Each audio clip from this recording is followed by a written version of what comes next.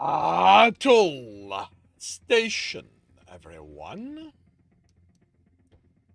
Battle Station. We have 23 allies. We're going up against 6 generators, so let's forget the numbers and just get it done. Shoehorn starts in the lead, Mono Bear's in second, Nyx is in third, and I forgot that, of course. Let's see. Shoehorn still in first. No, Spring takes over first. Crispy Prop is in third. Shoehorn takes over first again. Spring is in second. We have one generator left. Nope, no generator left. Just a bunch of snowmen that, wow, someone got through them. And we are done. We have won. Smiling Bandit UK is in first place with 8 kills. That was a very efficient Shinobi, I believe. Meow Meow is in second place, 3 kills, 2 assists. And Shoehorn is in third with 4 assists. We have Berserkers and Barbarians, which no one is currently claiming. So, Shoehorn and Meow Meow get Berserkers. Sigma OS gets the Barbarians. And we move on to a hard battle on the way to the gold chest. We should start on the Super Boss battle, on the Super Boss map today. I doubt we're going to finish it today, though. Alrighty, well, this might very well be a change of pace. Let's see, what can I?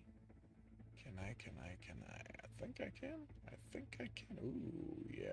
Yeah. No, not that direction. Damn it. Alright, that should work.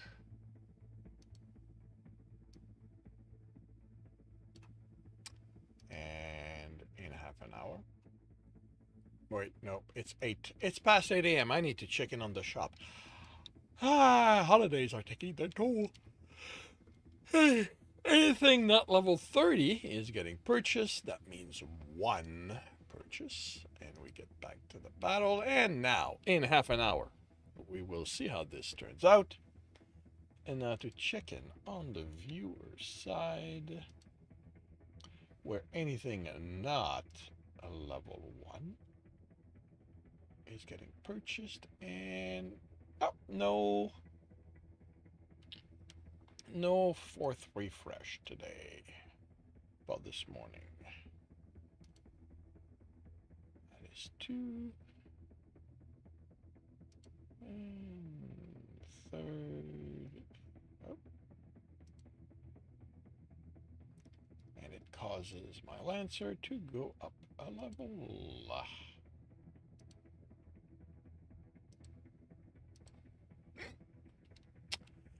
Alrighty, good morning, everyone. Good morning, and welcome to Tuesday of the holiday week, which means that it's basically impossible to know who is and isn't working. I hope your week is going well. I hope that those of you who work are energized, that those of you who are off are enjoying it. My Christmas was nice. A viewer sent me some money, and I used that to buy myself food that I normally would not. And amusingly, the hardest part for me when I went shopping was allowing myself to buy that kind of food, because I'm on a very tight budget. And I am very used to, I'm not going to say counting every penny, but most of my purchases are, I time most of my purchases with sales, with bonus points, because the two grocery stores I do business with have something like that, have a point system. And going in there and going, okay, I am buying, in this case, chicken pot pie.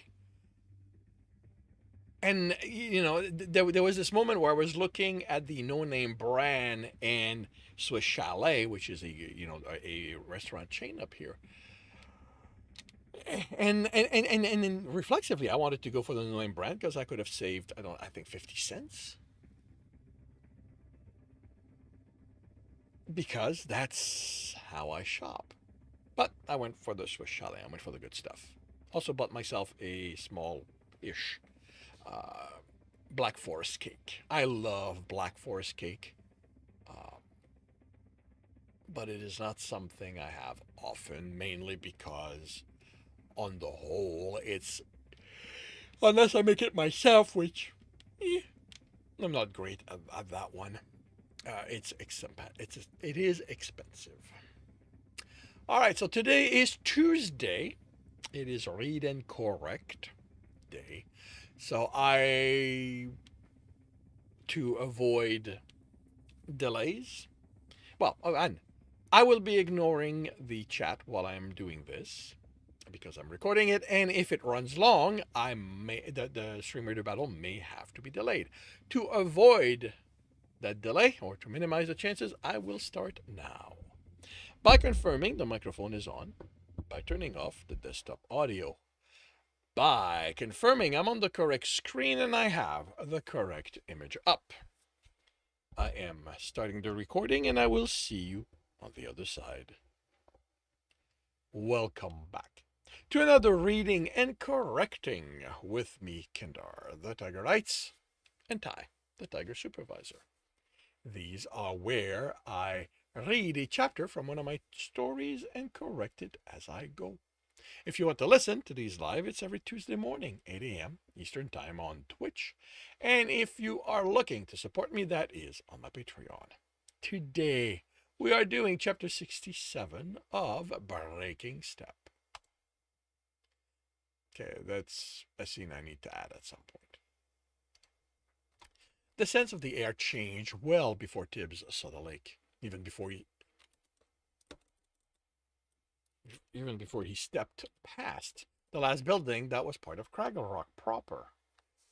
They had thinned until he walked on grass instead of packed earth, and looking on each side, the buildings were all a good 5 and 0 paces away, following the contour of the lake, as if the builders understood that there was something that couldn't be disturbed about the area, or someone was making sure the lake was protected. The guild, sorcerers who also had plans to buy it and build an academy over it. You should ask Daran if anyone owned it already. As with many things relating to the elements, Tibbs couldn't find a word that defined what the change felt like as he approached the people by the shore. The closest one he had was wet. The air wasn't wet. There was no more water essence in it than in the part of the town he'd walked out of. But this wetness he sensed increased as he stepped closer.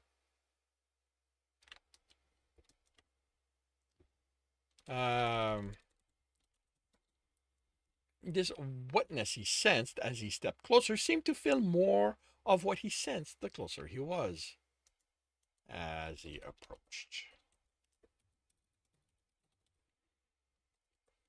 Only a few of the people standing or sitting by the shore were runners, or nobles with elements, or knights with the same. He still wasn't sure how to think of them.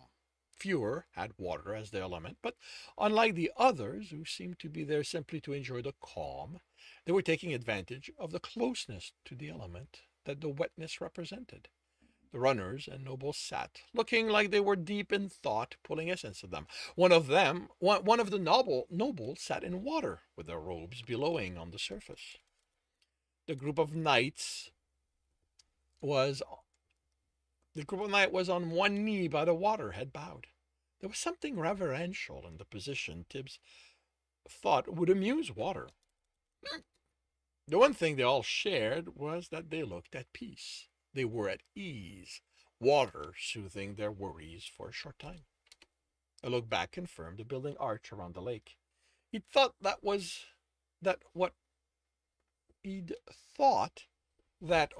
okay, this is going to be a different paragraph. He thought that what had kept merchants from taking up their shops around the corruption pool had been the smell. But Maybe there was something about the closeness of the element that pushed townsfolk not to establish themselves there. Um, he sat on the sandy shore next to a water knight who nodded in acknowledgement before closing her eyes again and let water quiet his worries. He could do with peace. The, incre-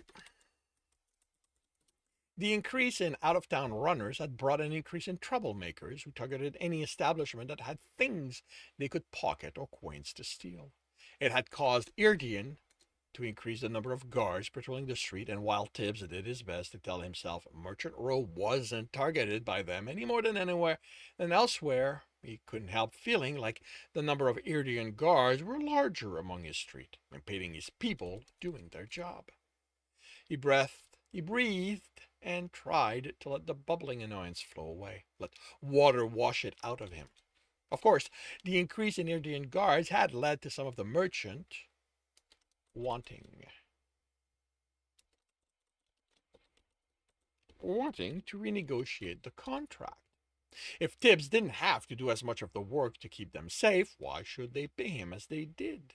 He considered tearing them up, letting them go back to depending on the guards for their protection, letting them be reminded how that had gone before. He breathed and attempted to let water douse his mounting anger. He couldn't tell if it was the oneness he practiced or how much of the essence he had in him, but water didn't seem to soothe him as much as he remembered her doing before. Tibbs stared at the sword through his chest that pinned him to the wall, then the self-satisfied smirk on the woman's face who held it. He'd had to bring in his sense of how many people there were. Wait, what? He'd had to bring in his sense because of how many people there were. So many with elements pushing and so many with elements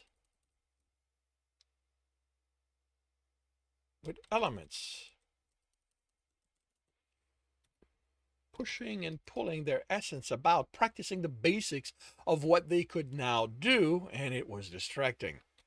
He hadn't pulled it in so much he no longer sensed anyone, and he had sensed her running, only he had dismissed her, someone's guard in a hurry to do their bidding, he'd decided by the sword at her hip. Even that she'd been heading in his direction hadn't fully registered until she had shoved him into the alley. Then the sword, when it was in through his heart, and he was pinned. If metal could still hurt him, he would be dead. What is your problem? He demanded in annoyance, forming a bubble around them to keep sounds from leaving. Brown hair, shorn short, amber eyes, worker's clothes. Nothing about her was familiar. She frowned at him, looked at the sword, and tried to twist it, but the wall held it as much as it held Tibbs. If he let go of the annoyance, her confusion could be amusing. I will get the bounty, she replied. Her accent was familiar, but Tibbs couldn't place it. What bounty? And will you stop shaking the sword? You're making the rip in my shirt larger. Do you have any idea how much time ending this is going to cost me? Like, I'm not busy enough already? He glanced at the wall, trying to see if the vest was also cut, then realized the absurdity of the motion. Maybe Dawn was right. He should pay a seamstress to do the work. Maybe buy more shirts and vests, so he wouldn't have to worry about how long it might take to get it back. He had coins, after all. He should spread them around. Someone is desperate for you to be dead. Her accent thickened as she snarled, I will get the fortune. She pulled a knife, but Tibbs caught her hand before she added a hole to his clothing. What fortune? Great. Who else could want him dead? He hadn't tried to piss off anyone, but nobles were known to go to extreme to avenge any perceived slight. The one held on your head. She pulled, but he had earth locking his grip in place. Why are you not dead? She yelled. Month watching and planning, watching other fail.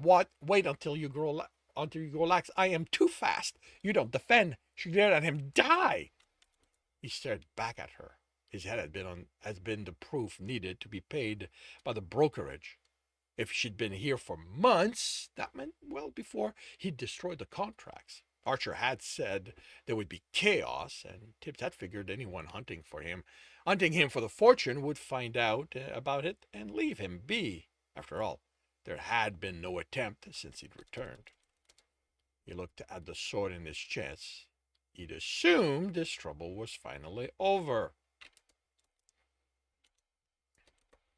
Tibbs pushed her away and she nearly fell as he pulled the sword out. I'm a runner. The dungeon is always trying to kill me.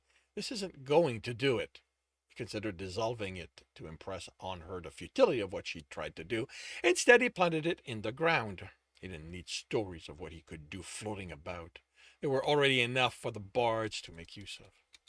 Don't, he told her as she stepped forward, knife pointed at him. I'm just annoyed right now, and I don't want you dead. Don't get me angry. I get you dead. She took another step, and the next was stopped by ice encasing her foot. Then, both of them. They won't be able to pay you, he stated, watching her struggle to free herself. She screamed and pulled until she was left panting. Did you get the bounty from the brokerage? No, she said, the word glowing as bright as the anger in her eyes.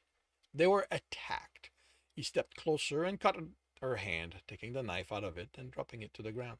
What I heard is that the thief managed to burn the contracts before they killed him. There are also rumors all those coins they were supposed to use to pay you have been stolen. Lies. You tried to save your skin. If that's all I cared about, there's a sword here I can shove through your chest, and we can find out if you'll survive that as easily as I did. He sighed. Look, I'm already busy enough. The ice is going to take a while to melt. When you're free, go to the brokerage and find out what happened to the contract. He turned and walked away. Or don't. But if you're planning on trying this again, remember what happened here and that I'm not going to be in this good of a mood if you get the drop on me a second time. Hello. Tibbs had a nice knife in his hand before he was done looking up from the vest he was mending. The shirt had been quicker, but his vest was leather. Clara smiled as she motioned to the knife and vest. Had a rough day? What are you doing here? He asked, letting the knife dissipate. He took a breath to calm himself and calmed himself. You weren't among the clerics when they arrived, so I thought they weren't going to let you come back as punishment for helping us when you were told to go hide. Okay, when you weren't as punishment when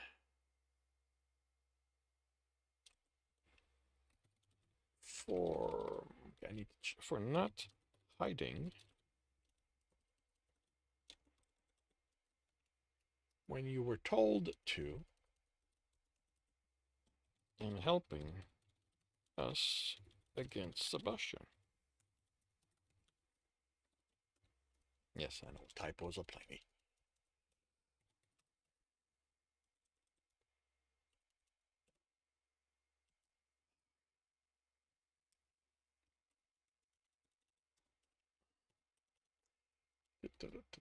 You weren't among the clerics. Where's my cursor? There you are.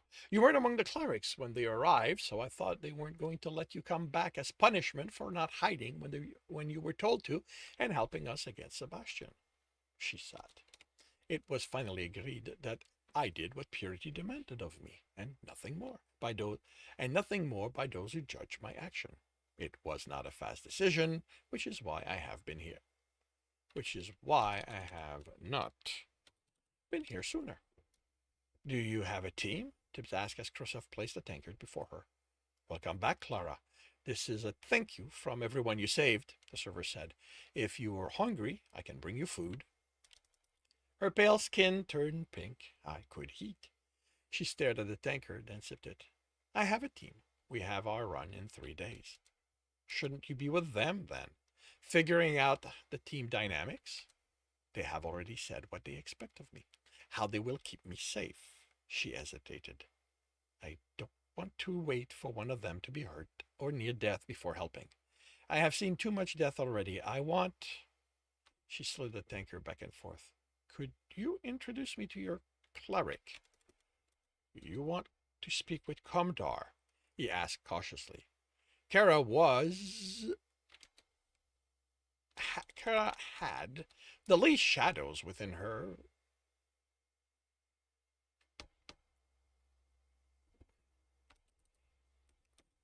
of anyone he'd seen. Clara had the least shadows within her of anyone he'd seen, but he was wary of anyone from Purity asking to speak with someone they loudly claimed was a charlatan and needed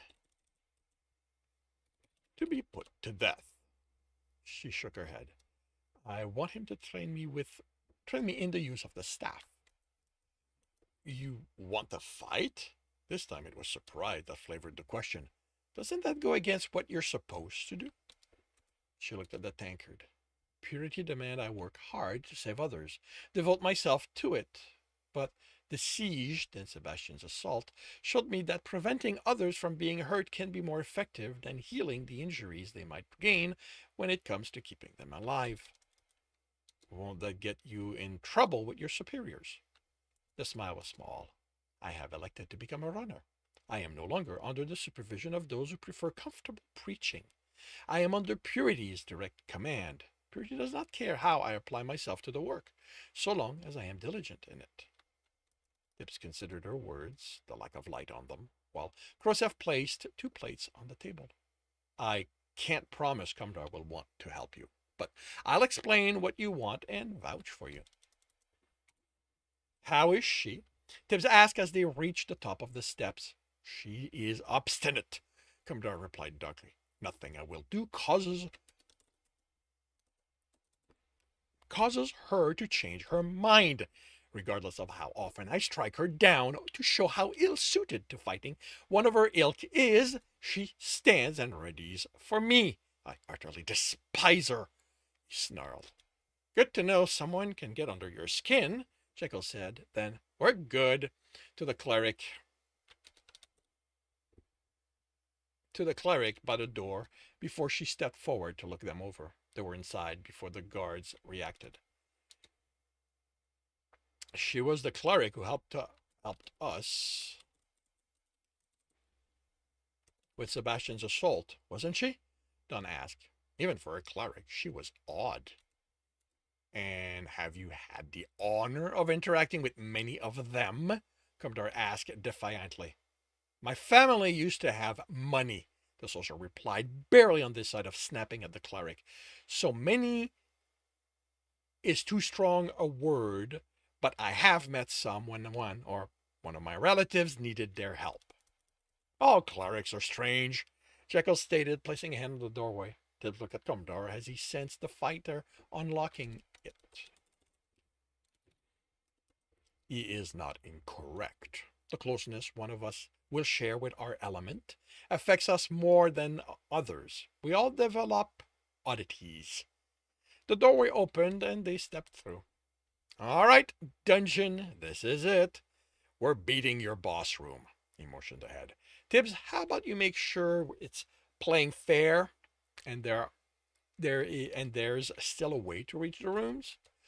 Oh, like I'm the cheater here, Ganny replied. You're the one always pulling one trick or another. You might as well be a rogue for all the ways. All the ways you're always cheating. No. For the ways you're always cheating. You got Ganny angry, Tibbs said, stepping to the edge of the hallway. Good. Ganny rubbed his hands together. I love going up against someone angry. And that concludes Chapter 67 of Breaking Step. If you are enjoying this, please leave a like. If you want to know when the next chapter is going to be up, subscribe and hit the bell. If you want to read the story, as well as the others in the series, they're up for free on Royal Road. If you want to read ahead of that and support me in the process, my Patreon is about 20 chapters ahead. And if you're looking to listen to these live, it's every Tuesday morning, 8 a.m. Eastern Time. The links are in the notes, and with that, I shall wish you a good day.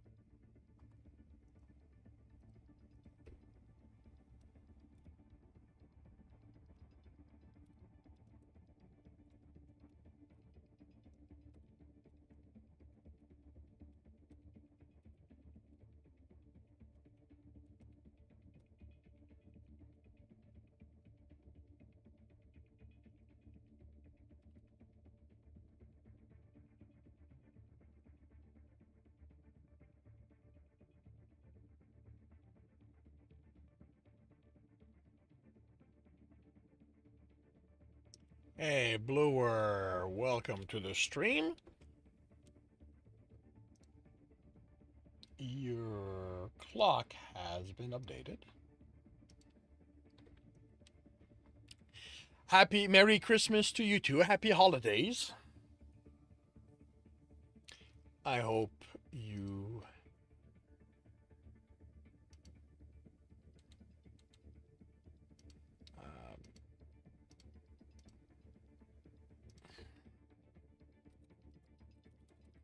I hope you got to relax. I hope you are enjoying your time.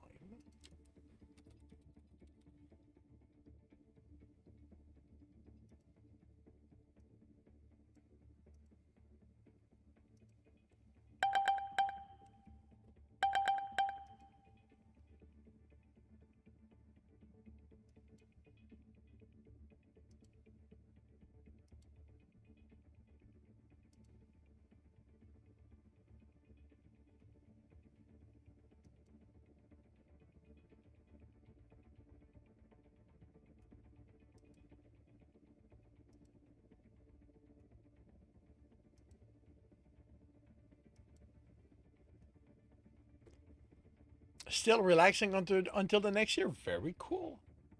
I had a nice Christmas. Uh, a a viewer gave me money, so I used it to buy myself a nice Christmas dinner, which might not be impressive to some people, but chicken pot pie, Black Forest cake, and it was quite good. Uh,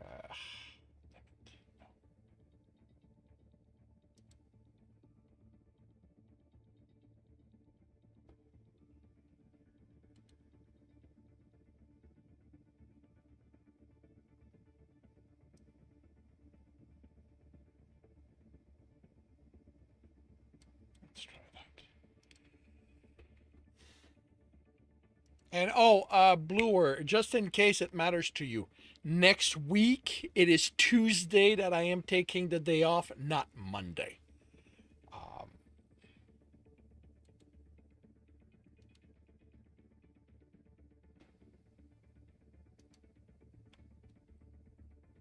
Slight miscalculation on my part.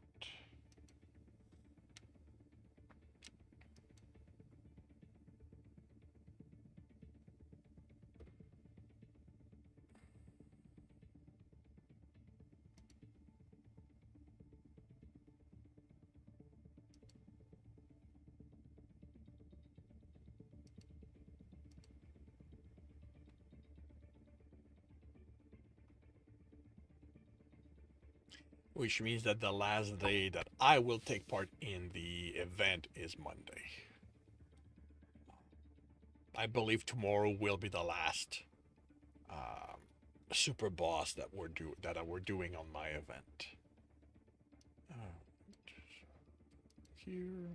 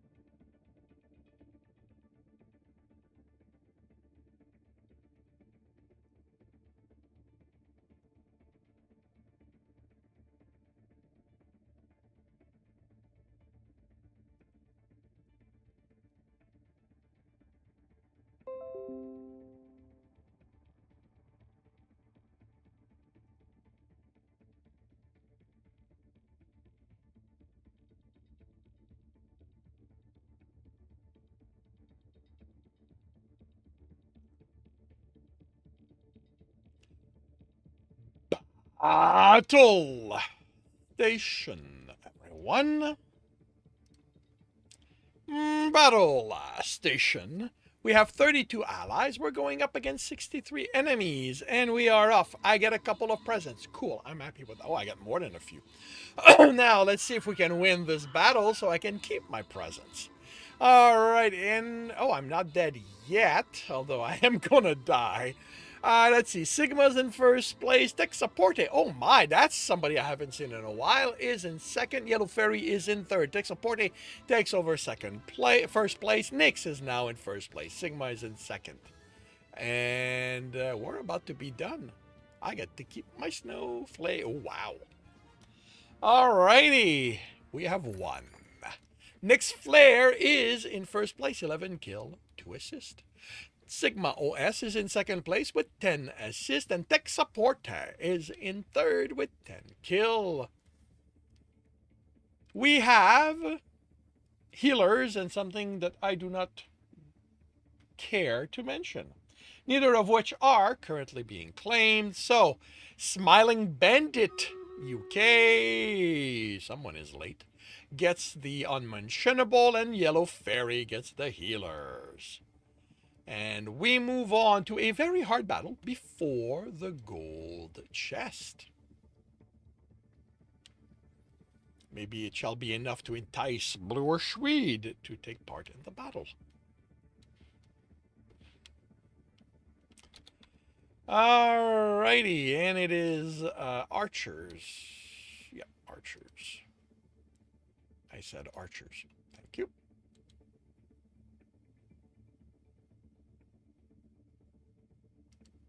And we will start here.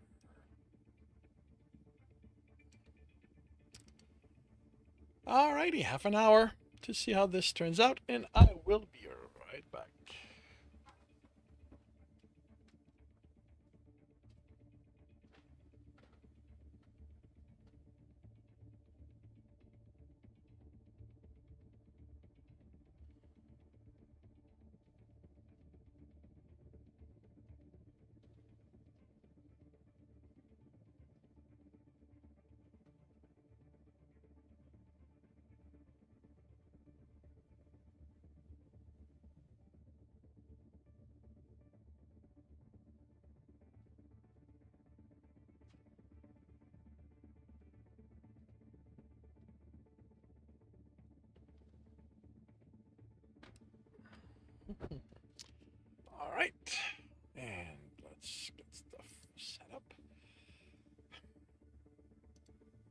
Alrighty, and I will start the next chapter by confirming the microphone is on, turning off desktop audio. I will confirm I'm on the correct screen. I have the correct image up.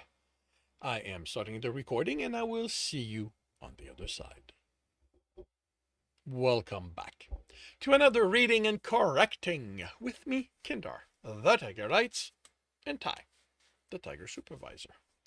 These are where I read a chapter from one of my stories and correct it as I go. If you want to listen to these live, it's every Tuesday morning, 8 a.m. Eastern Time on Twitch. And if you are looking to support me, that is, on my Patreon. Today we are doing chapter 68 of Breaking Step. Who needs to recharge? Jackal asked as Tibbs healed him. The first fight of the boss room had taken a toll again, but mostly on Jackals. The creatures had focused their attention on him almost to the almost complete exclusion of the others. Those who hadn't had done so to keep anyone from coming to the fighter's help. Maz and Don had been the most successful ones, but the attacks had also bled off onto Jackal, so that what Tibbs was healing was almost equally caused by his friends. I'm good, Maz replied. I will last this coming battle, Commodore said, and so long as we take the time for Tibbs to assist in recharging me afterward, I will continue to be fine. You need to carry amulets, Jekyll said. Should you follow that same advice? I'm a fighter. I don't have time for that sorcerer stuff. And I am a cleric. Darkness will provide me with what I need. Then why are you letting Tibbs here help you? Mez asked. Because as someone who has spoken with darkness, he too follows its will. Someone's becoming good at justifying, Jekyll said, carefully moving his newly healed arm. I have not become anything. Commodore replied smugly, and Tibbs chuckled at the admission. Don, Jekyll called. Don! What? The sorcerer looked away from the dragon, which had taken so much of his attention he hadn't participated in ribbing Commodore. I asked, how's your reserve? Oh, I'm fine, he replied distractedly, looking at the dragon again. I haven't seen Tibbs help you in this run. Jekyll sighed. Don, any chance you can stop your mind from wandering? It isn't wandering, the sorcerer replied. The path on it is well marked. Then how about you take the path that takes you back to us? Jekyll asked. The glance Don gave him was filled with annoyance, which vanished as he looked at the others watching him. I'm sorry. What are we discussing? Tibbs hasn't helped you recharge, Jekyll said. Of course not. The reserve in this herb can easily last me through this floor a dozen times. A dozen times over. Don't give Ganny a challenge, Tibbs warned. She snorted. I don't care about Dawn. It's Jackal who's getting all my attention this time. I think we've noticed, Tibbs replied darkly. Jackal chuckled. Dawn is safe, isn't he? Angering the dungeon might be among the least wise thing you have done, Commodore stated. I'm not angry with it at him, Stowe replied. Ganny is. Is Don sure he doesn't want me to change the color of his robe? He just has to put in the cash by the entrance. Stowe wants to make sure you're okay with the robe as it is. Don chuckled. As I said when he changed it so I could sense the essence it contained, I am fine with it. It's going to be simple to have a seamstress add highlights when I decide on them. I checked, and the robe sealing enchantment won't undo that.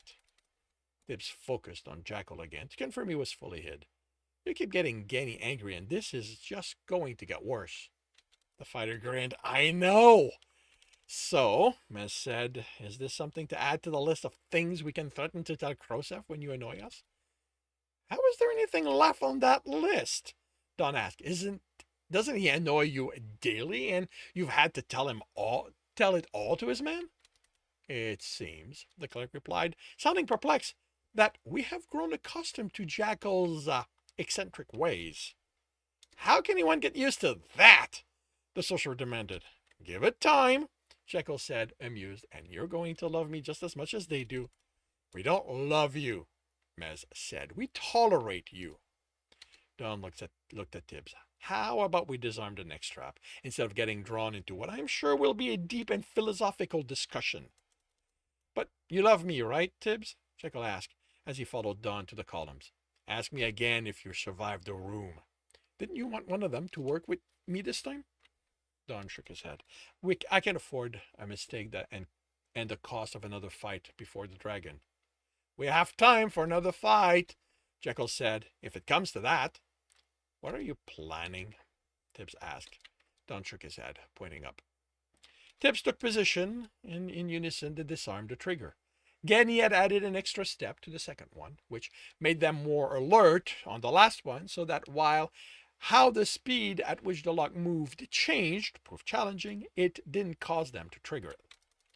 You run off to punch it, Tibbs warned Jekyll, and I'm letting you hit the wall each time it knocks you into it.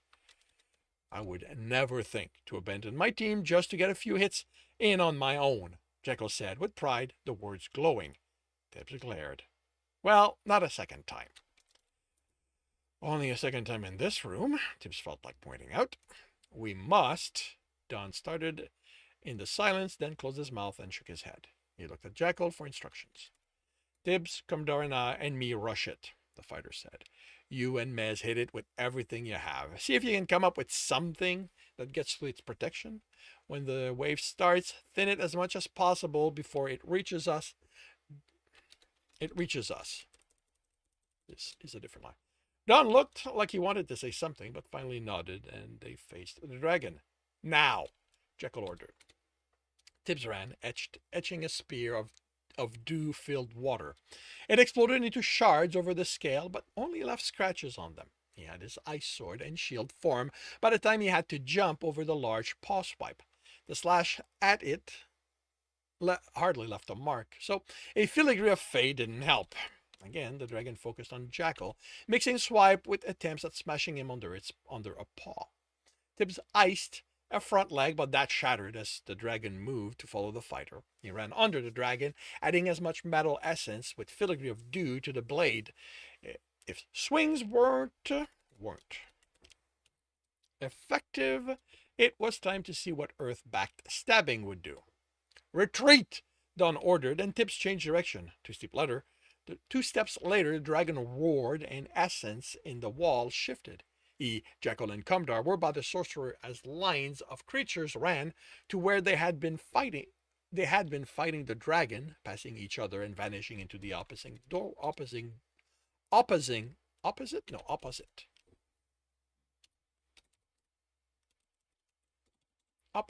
doorway. What was Jekyll started as the doorways disappeared. Attack! Don ordered. Tibbs spared the sorcerer a look before running at the dragon, dodging the paw that he ineffectually swung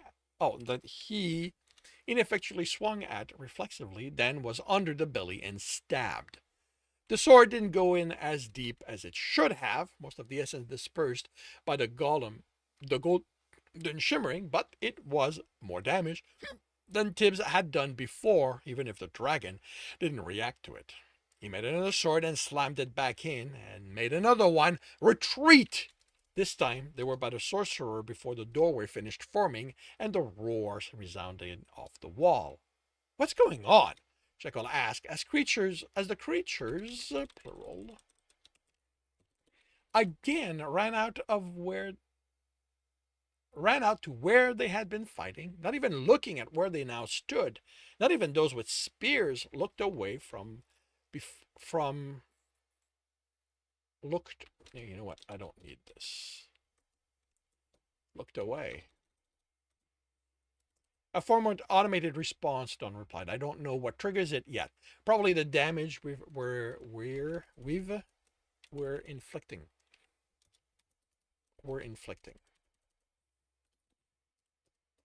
But its eyes will glow red, and it roars regardless of what else it's doing.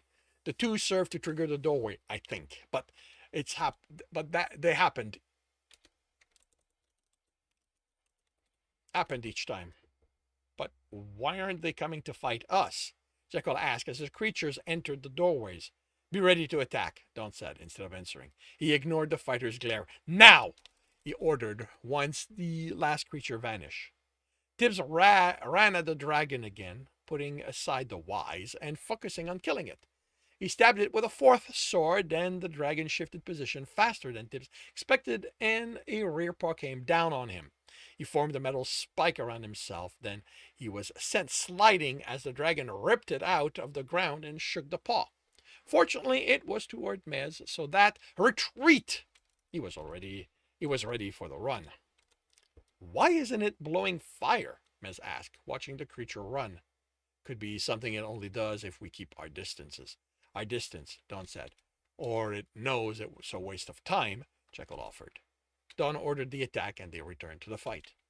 Tibbs added the etching that spread ice to his sword, and it took him 3 stabs, each time adding to the essence to it. Before enough survived the shimmering, it ate away at the dragon's life essence. It also took enough from Tibbs. He could now sense the dip in his unending reserve. As he let go of the 7th sword, the scales glowed red, and the essence within the dragon changed. Retreat! He yelled, running out from under it, just before Don yelled the same. This is going to be different. The light flashed as he reached Don and had them rubbing their eyes. He turned and watched in awe as the glowing dragon expanded, broke into 8 balls of essence, and reformed into 8 smaller dragons, each without injuries.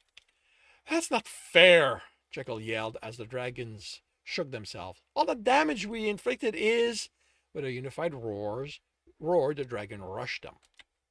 Tim set an etching of an etched ice spear as he moved away from his team, and the dragon he targeted launched itself into the air, spreading its wing. Others were taking off in response to being attacked. It flew around a column and came out of the other side, maw open and essence pooling there. Tibbs exerted his will over the essence and accomplished nothing as it ignited and the fireball came at him. He threw himself aside and the fireball splashed on the floor as if it was water. He cursed that some fell on him and burned. Light shot out of a dragon's mouth as Tibbs doused the fire, sticking with it to him with far more water than it should have needed. His thoughts of coming to Mez's help were interrupted as the fire-breathing dragon dove at him. He dodged it, then slammed it down with a column of air as it started to go up. He threw the stone, or he grew the stone around. I don't need that. He grew stone around its leg to hold it in place and form an ice sword. Then had to jump aside as it spat a ball of fire at him. He had to jump again, its long neck letting it keep targeting him as he moved about, approaching. When he was in reach, he swung as hard as he could, adding earth to his arm, then nearly fell as it cut through the neck with far more ease than Tibbs expected. The head rolled away as he regained his footing, then it and the body crumbled into rubble. Tibbs, Don called, I need help. You know what? He ran to the sorcerer, doing a count. 6 dragon remained, each airborne. One spewed corruption at Kumdar, who... I'm really tired of that flip happening. Who made a wall of darkness that survived long enough for him to no longer be in the way when it failed. He sensed Don trying to wrench the corruption away, but with the same result Tibbs had achieved with the fire. The sorcerer is pointing to a dragon flying above all the others as it opened its maw and blasted one of its compatriots with purity, healing it. We have to kill that one, Don said. They're vulnerable to their opposed element, but that one, he pointed to the dragon attacking Kumdar with corruption, will break off to intercept my attacks each time. They're immune to their own elements? Just about. If we attack from multiple directions, one of us will get a hit through. Tibbs hurried through the room, blasting the dragon breathing earth on Jackal apart with a whirlwind. Then he turned. When he turned, the corruption dragon was nimbly catching each blast Don sent at the purity one. Tibbs blasted it with raw corruption essence, counting on strength to make up for the lack of form to it. The impact sent it against the wall, and Tibbs kept it going until it had melted to nothing. Then he switched to purity and needed a few tries to hit the corruption dragon as it darted around. Then its rubble fell to the floor. The ground shook, and Tibbs turned in time to watch slabs of stone fly at the dragon diving at Jackal on his knee, hand on the floor. Below that, Light and darkness flashed, and the darkness swallowed it. The dragon crashing next to the fighter was the last sound in the room. Jackal downed a healing potion before Tibbs reached him. "Is everyone alive?" he asked. "Only those on our team," Maz replied. "Good enough for me." The fighter let himself fall on it to his side. "I'm taking a nap." A click and a rumble felt through the ground had him on his feet. The back wall split open, revealing a chest, and behind it the top of a stairwell. "Right," Jekyll said tiredly. "We won." "I'll take the fact that he isn't jumping with joy at it as a victory," Kenny said. Jekyll looked around. "Tibbs, check the chest. The rest of us gather the coin or whatever the dragons left behind. Then we're going down. I want to see that 4th floor before heading out." "Are you okay?" Tibbs asked. "I'm fine," the fighter said, the words glowing. "Really, I am."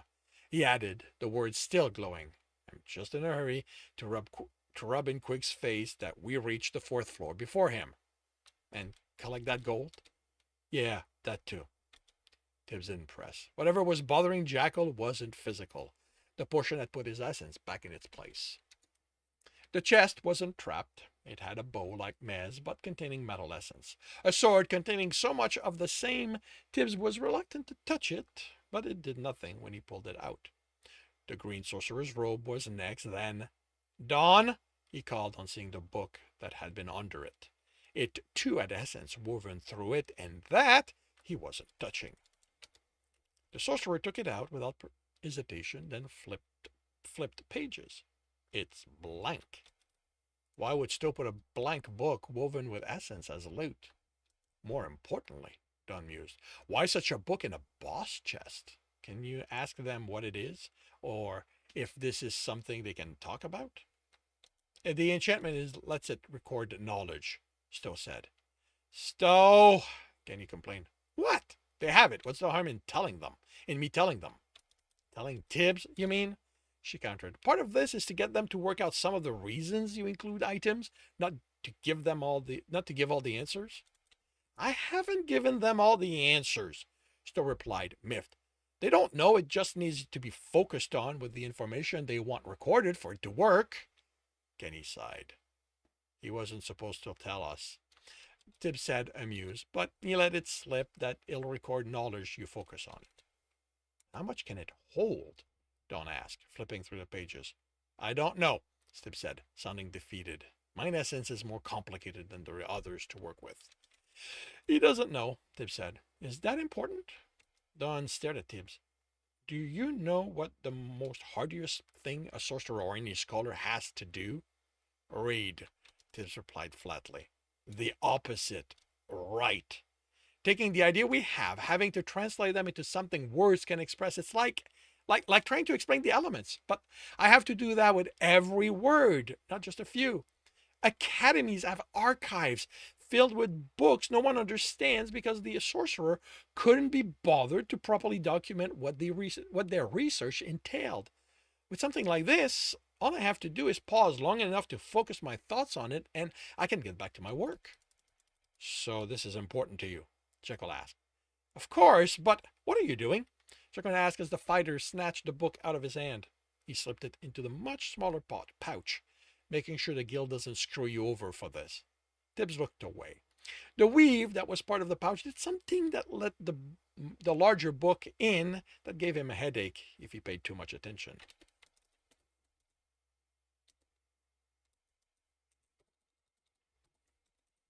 Dawn rubbed his temple. "That will never look right." Tibbs confirmed there was no hidden compartment at the bottom of the chest, then headed for the stairs and froze in place on reaching the bottom and seeing the vista. "Wow," Jekyll whispered. "That is an understatement," Dawn said, awed. Tibbs didn't understand what he saw. Where he'd expected a room or a hall, it was open. Open as in he was looking outside at a city's rooftop with light coming from a pale sun that was most of the way through the afternoon. Then how far the roofs were registered, as well as the stairs going down the side of the opening in the cliff. How is a city done here? Mez asked. He looked at Tibbs, who only had one reaction. Stow? Remember when I said we found something while working on the fourth floor? It was when I made all the items for you and for your team. Tibbs nodded. This is it. I made the stairs first, and as I pushed them down, suddenly I became aware of all this.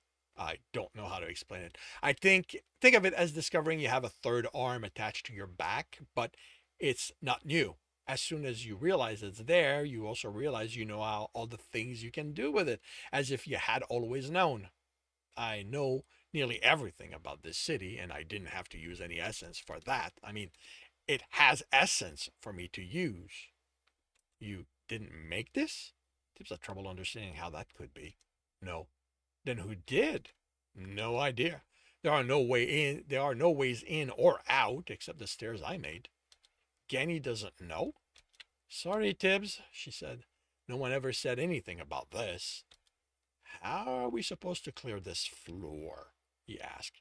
How could they go through every building in half a day? Even a full day couldn't be enough. Here, Stowe said, clearing the floor isn't so much doing each room, but finding the boss room. Ganny has clues all over the place to help, but even without them, you'll eventually find it, since you don't have to go over the rooms you already checked on your next run. And this is where things get interesting. Did you notice how I said I know nearly everything about this floor? There are rooms here I have no idea what they are. How can you not know what they are? This is all you, isn't it? Again, I can't explain it. There's there.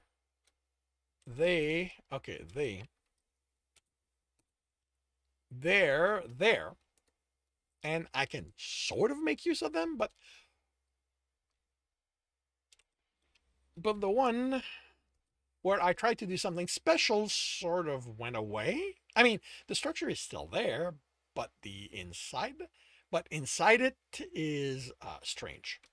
Tibbs looked at his friends, watching him expectantly. Behind them was the alcove where the doorway waited to be activated. I'll tell you what he said once we're at the inn. He rubbed his temple. I need a drink.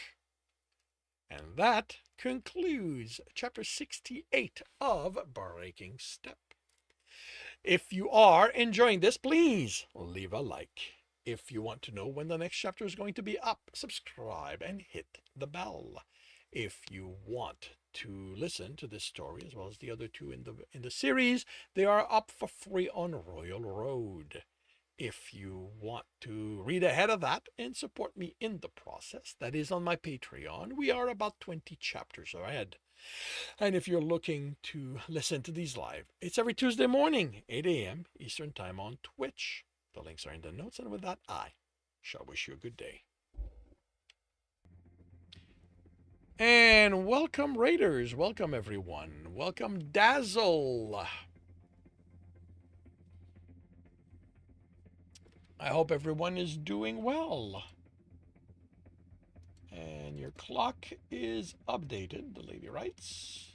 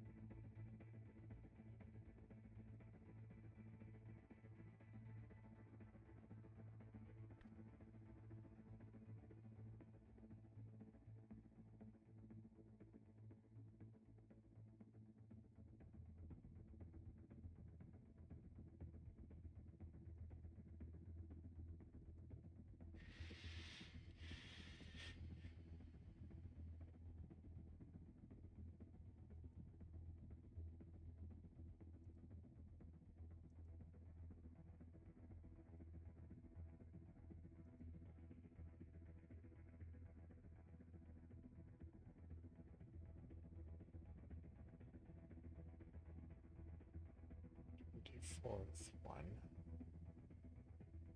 Why did you not post?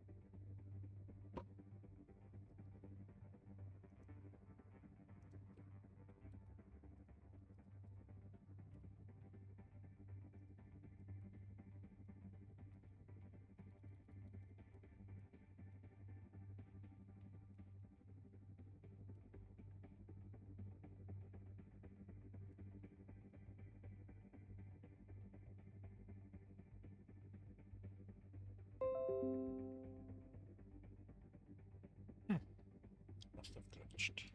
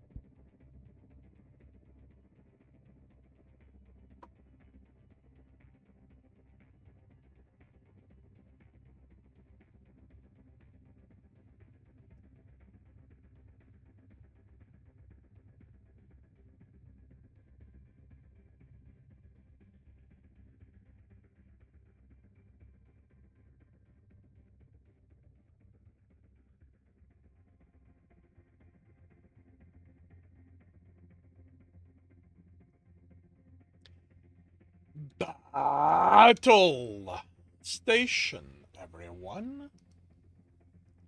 Battle station. We have 43 allies. We're going up against generators, so I'm not going to care about numbers. King James is in first place. Sergeant K Dog is in second. Bex is in third. Spring takes over third. Bex takes it back. Let's see. King James is in first. The Sergeant is in second. Bex is in third. Generators are mostly gone. Two left. What a bunch of snowmen. Oh, that's okay. We will get through them. And the lady takes care of the generators for us.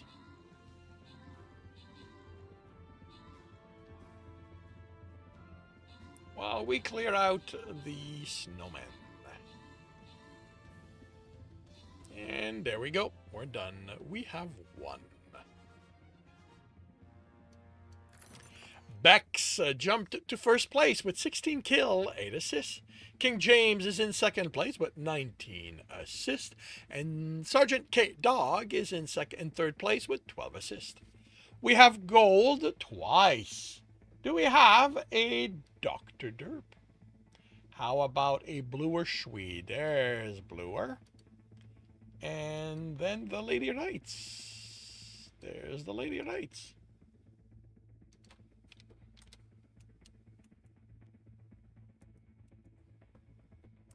And then there's a Lancer, which no one is currently claiming. So Genimon gets the Lancer. And we move on to the gold chest.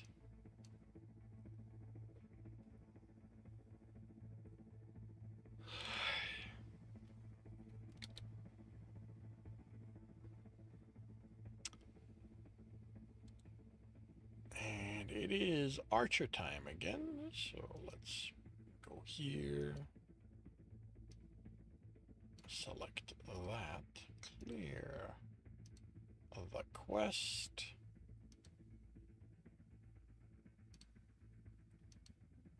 And in half an hour, we will see how this turns out.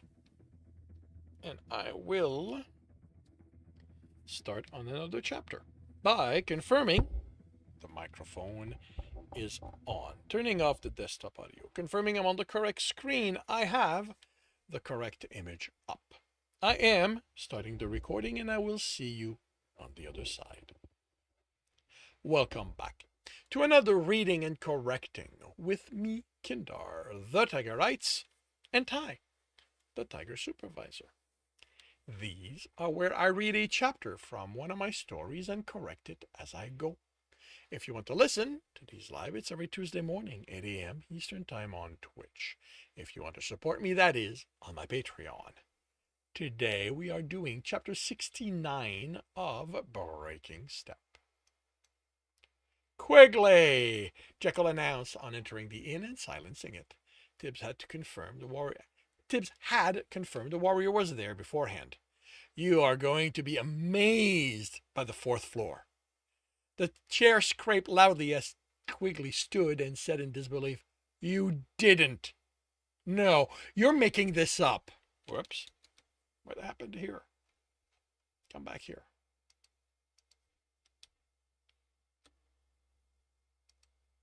There we go. You're making this up. Me? Jekyll said, sounding hurt. Make up something like that? I would never. You would, Mez replied. Mez replied without the usual amusement. But this time he isn't. He trailed off. Impressive, Commodore said. Does not do the sight justice. He headed for the table. Tibbs hurried after him, wanting to be out of the knight's sight. The pride in their eyes as they raised their tankard to him was disconcerting. So, pay up, Jekyll said. If I remember correctly, it was 1 gold coin, wasn't it? Quigley snorted. Not without proof. Tell me what's there. Can't talk about the floor outside the dungeon. You know that. You'll get your proof on your next run, Dunn said. The guard will let you know the fourth floor has been breached. You can resolve your bet then. Jekyll was the last to sit down, still straight from the struggle, from strutting to their table. Quigley's glare at the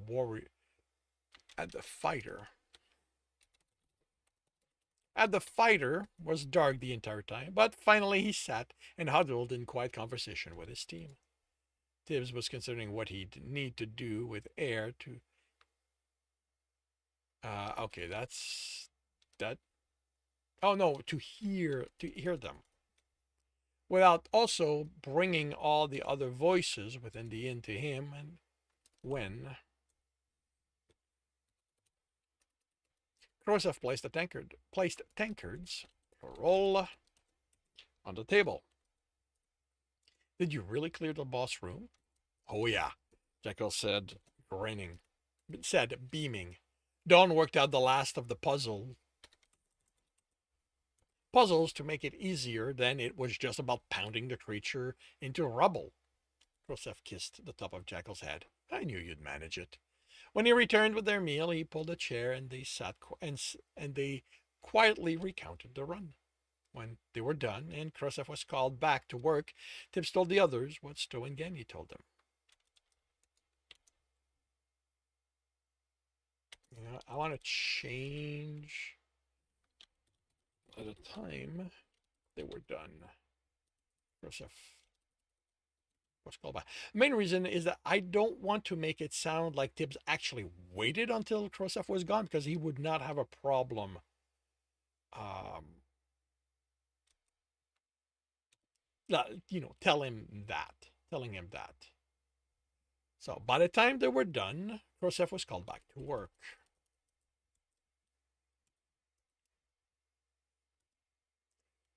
Tibbs told the others what Stow and Gainey had told them. Do you believe them? Don asked. They don't lie. He replied, if they don't want me to know something, they say that. But they're a dungeon. Shouldn't they try to trick you? Maybe they aren't there to kill us, but just telling you things, just telling you things as they are sounds like it's too easy.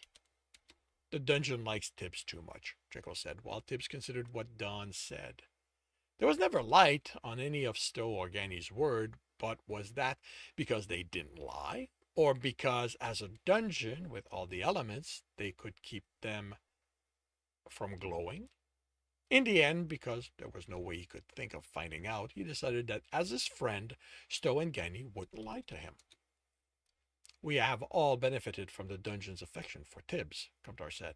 After something from Mez about Jekyll from the fighter's smirk that Tibbs missed, that it be our intent or not. What do you think it is? Tibbs asked after forming a bubble around them to keep their words from reaching others. A city, Don replied confidently. Inside a mountain? Tibbs asked in disbelief. Why not?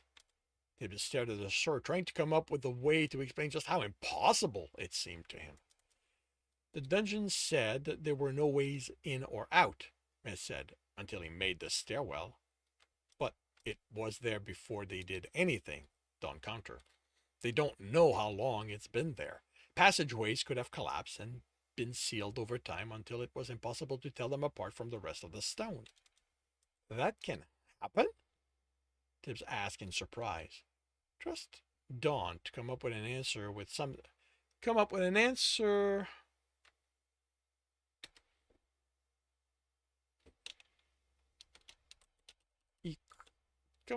he couldn't understand any more than the previous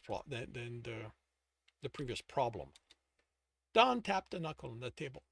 While this is solid and fixed to you and me, the essence it's made of isn't.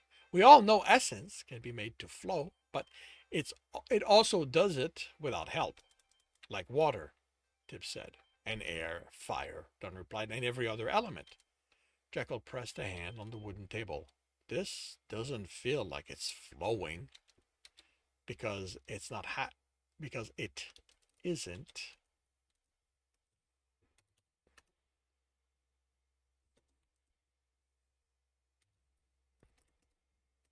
Happening at a speed we can understand. You more than anyone else should understand that Earth is slow, but it can still crack mountains and continents. Tibbs almost asked what that last word was, but decided he wanted to resolve this. He wanted this resolved before he tackled something he was sure would result in a bigger headache. But there was no one in the world before the dungeons, was there? Mez asked. Aren't they how everyone was created? That's highly debated, Don said. There are books that claim that and bring forth evidence to support the claim, while others claim that we, as in people, made the first dungeon and that it then went wild and caused the others to happen, and they provide evidence to support that theory. Purity clerics, Condor said, is Stone almost forcefully dispassionate, will tell that Purity created everything, that it made us so we would stand between it and the other elements, which exist only to corrupt and destroy its creation. Clerics claim a lot of things, Don replies dismissively, and don't offer evidence to support their claims. There's a reason there are no cleric academies. I expect that even if they allowed other academies access to all the books they claim to have written, proving all they say, not one of them would be accepted as being anything more than unsubstantiated imagination. Tibbs caught the twitch from Kumdar at the mention of Cleric Academy, but the cleric immediately made his face impartial again. Hasn't someone with Void written anything? Mez asked. Karina said at one point how their element let them know things out of orders. They fell silent, and Tibbs listened to his breathing. There was regret she wasn't with them, and some pain that he was the reason Sebastian had targeted her, but it was manageable. There have been experiments, Dawn said once Tibbs drank. I read mention of them, but no, not the details of the result. When we're allowed to travel again, I'll see about locating books mentioned. That's going to be a while. Jekyll said with a chuckle, We need to clear the 4th floor first. Dawn nodded. One thing I have read about regarding Void and your question, Mez, is that one problem the users encounter is that they don't gain a frame of reference for what time they know. The note didn't mention any times when the reference came with the knowledge. I don't see how that means anything, the archer said. All right. Keep in mind this is a supposition on my part built from what I read. Imagine that a void sorcerer uses their essence to see another time, and they see buildings around them, a road and people working it. How do they tell what time they are seeing, or that they aren't now but far away, or maybe they are in a later time? But it's essence, Tibbs said. It can be woven and etched to do what they want, but they need to know what it is they want and come up with a way to make it happen. Maybe there are books documenting what happened, documenting that happening. I'll have to look for those too. But the mention I have come across in my reading indicates that Void isn't as simple to control through weaving and etching as the other elements. Maybe it's because those who have Void go strange, Miss offered. Possibly, or it's the attempt that have made them so. Nothing I read spec to that. What about that thing about the dungeon saying there are rooms it doesn't understand? Jekyll asked. Dawn shrugged. I have no idea. What I read is based on dungeon being, at best, animals. Nothing I've come across suggests they are capable of more than animalistic cunning. Even things like rooms and camps are explained as something it could sense around it. Although exactly how dungeons can do that, none of them seem to agree on. That's how far they can influence, Tibbs said. Yes, you and I know that because they told you, but they aren't changing more than the stairs. If they are simply an animal, why stop there? Unless that is the limit of what they are capable of doing. The scholars studying them are missing information that is vital to their understanding and filling that with theories and supposition they try to support through evidence. Well, you have the information, Jekyll said. How do you explain it? Dawn laughed. I don't. I thought that the tunnels and halls were part of the dungeon's body, so they should... He tapped a finger on the table as the silence stretched, then nodded. Actually, that might still be true. It's not like I know everything that goes on inside my body. Tibbs knows, Jekyll said. No, I don't. Your essence lets you see in our bodies. Lets you see in our bodies. The fighter insisted. That isn't what it does. Tibbs replied, annoyed. I sense it inside you. It reacts to what happens to you, and that way I know if you're injured. But it doesn't let me know what happens to the food we eat or why it comes out looking the way it does on the other end. He raised a hand to stop Dawn. I don't want to know. The sorcerer chuckled. No, I suppose you don't. Any idea on how we'll find the boss room? Jekyll asked. Going house to house, House to house, Mez replied unhappily. The dungeon said there were going to be clues, so until Dawn or Tibbs figured those out, we don't have a choice. He looked at the others. Do we? Will each house be like a dungeon room? Jekyll asked. Is he going to showing with something to fight and loot as reward? It's doubtful that every room will be made like that, Dawn said. Everything a dungeon makes is an expenditure of the essence it has accumulated. That is still true here. Now, now, the dungeon didn't have to make this floor, but anything they change is something they have to make. What I saw of the cityscape makes it vast. So too vast for a dungeon to have enough essence to redo entirely. Yes, I am making a supposition with less than ideal information since I don't know exactly how much changes cost the dungeon, but going by the first three floors, I think my supposition is sound. They've said the floor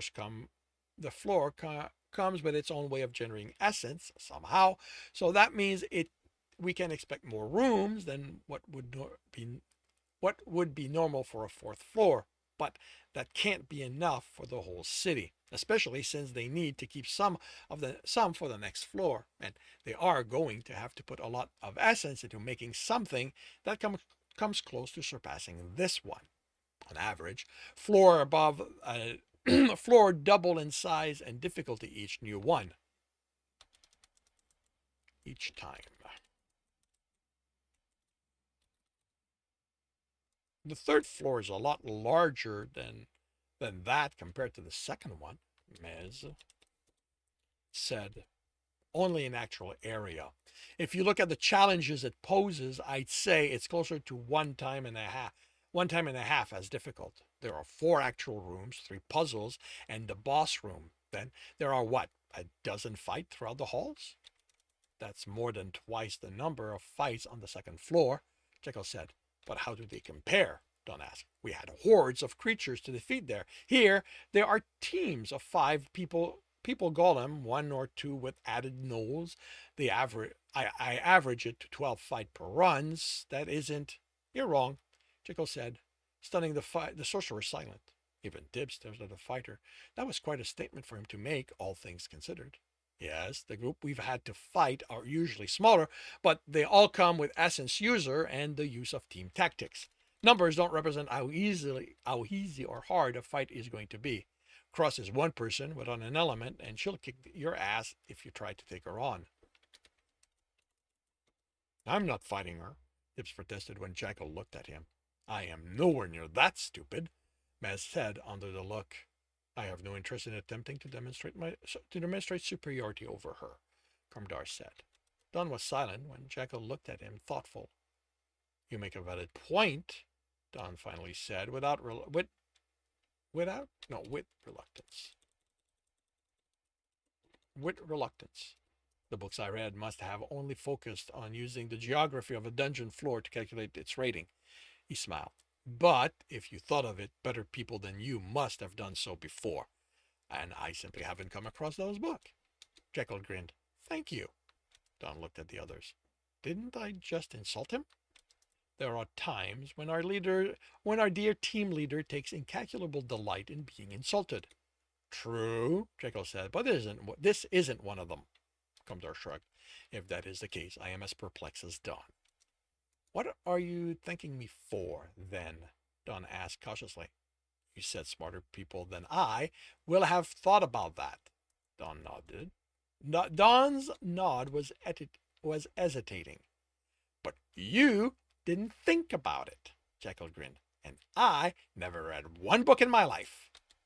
Tibbs snorted in his ale and glared at the fighter. Don stared, mouth agape.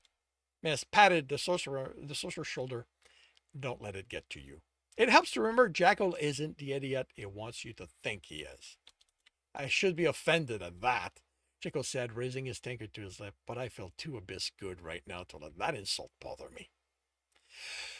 And that concludes chapter 69 of Breaking Step. If you are enjoying this, please leave a like. If you want to know when the next chapter is going to be up, subscribe and hit the bell. If you want to read this book and the other one in the series, they are up on Royal Road. If you want to read ahead of Royal Road and support me at the same time, that is on my Patreon, where we are about 20 chapters ahead. And if you want to listen to these live, it's every Tuesday morning, 8 a.m. Eastern Time on Twitch. The links are in the notes, and with that, I shall wish you a good day. And back, did not miss anything.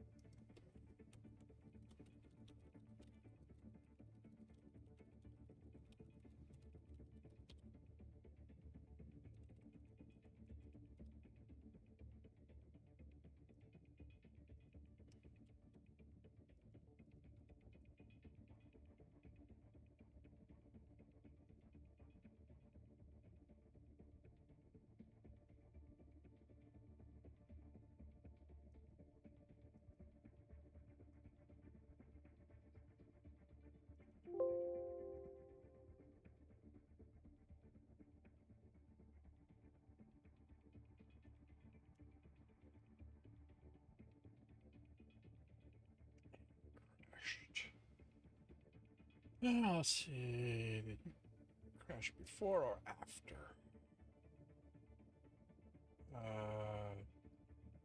After. Good.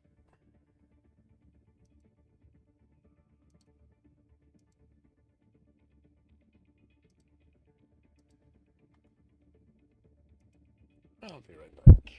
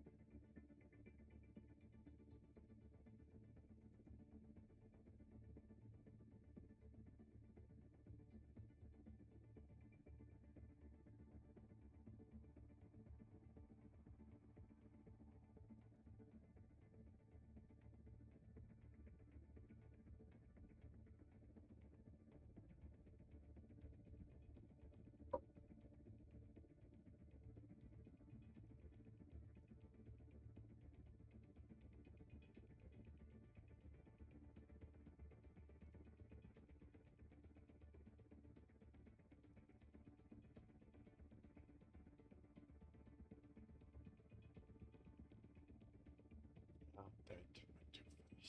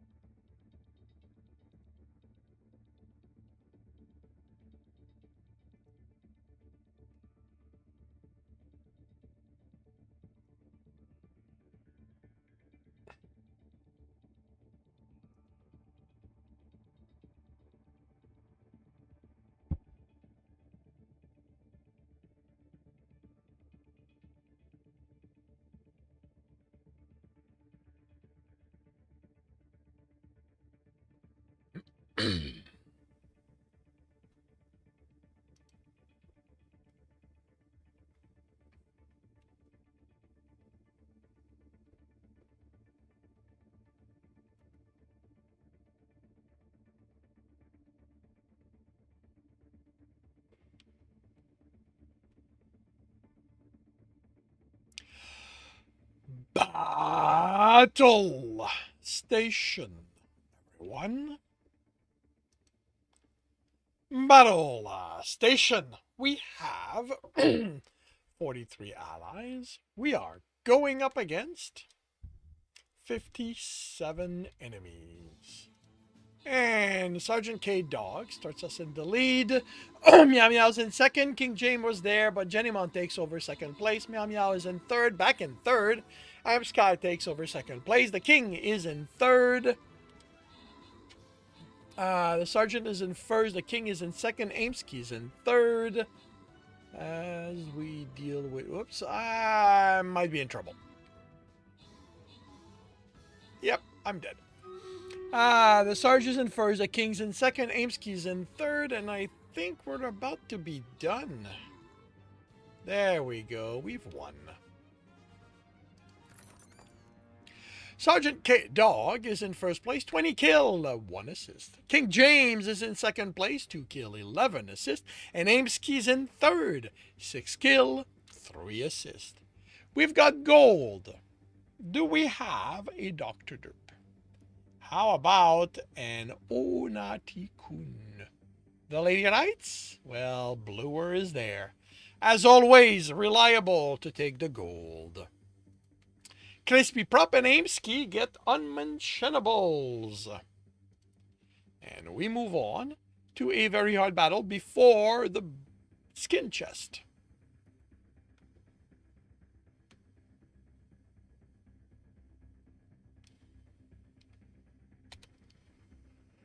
And I move on to placing tanks.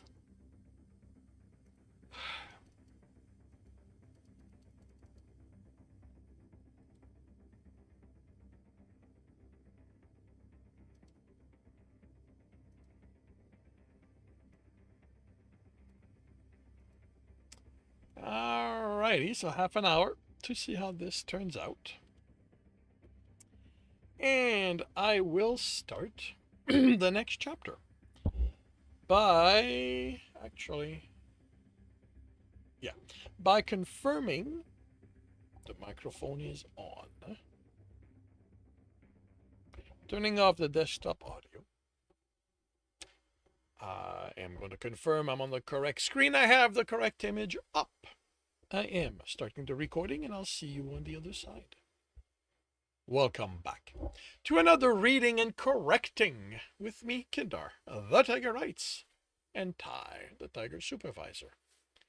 These are where I read a chapter from one of my stories and correct it as I go. If you want to listen to these live, it's every Tuesday morning, 8 a.m. Eastern Time on Twitch. And if you are looking to support me, that is, on my Patreon. Today, we are doing Chapter 33 of The World Which Is.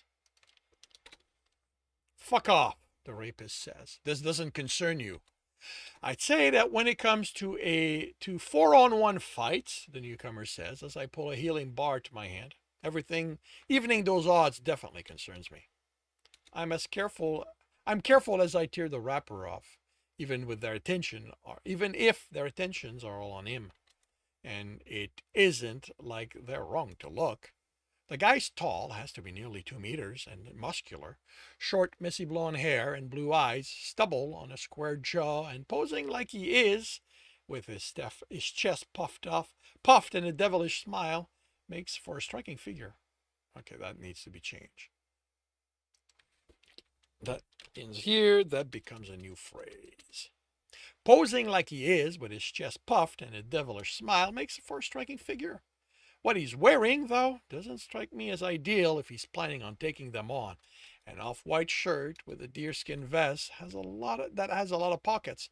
Definitely not a lot of protection, unless it's magical. His pants are gray jeans. His boots look to be hard leather, at least, and the backpack next to him makes me realize he doesn't have a sword or any weapons. Then we get to kill 2 morons today instead of 1. I bite into a healing bar and make a face. It tastes worse than I remember. Murder is illegal in Toronto, the guy replies, looking serious finally. My health crawls up. It wasn't that slow before, was it? What are you going to do? Turn us over to the police? The woman says mockingly.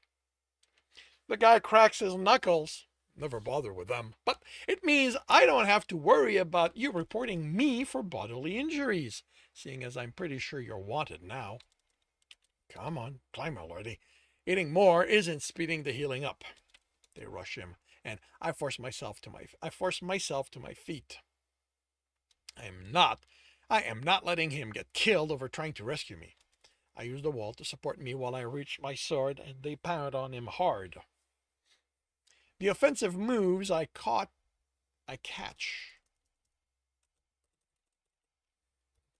I catch him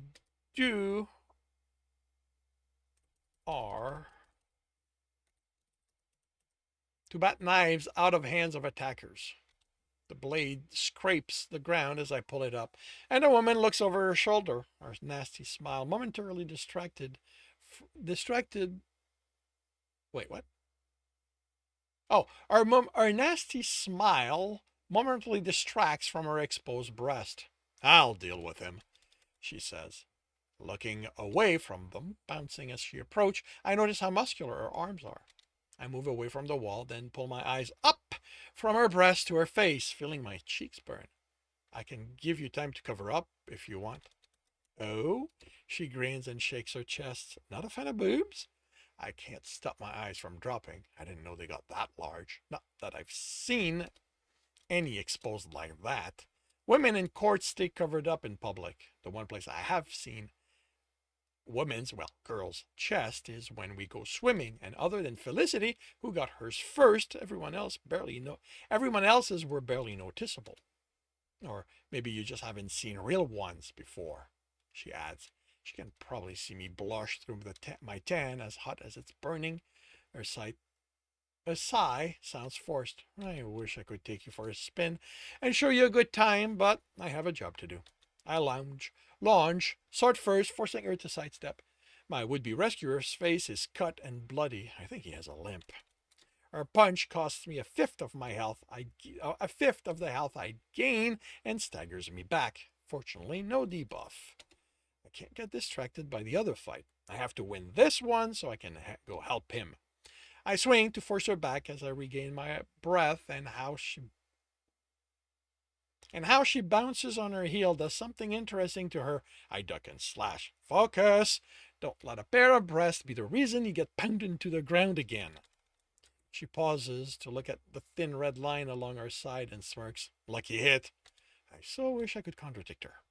I focus on her movement, not her movement.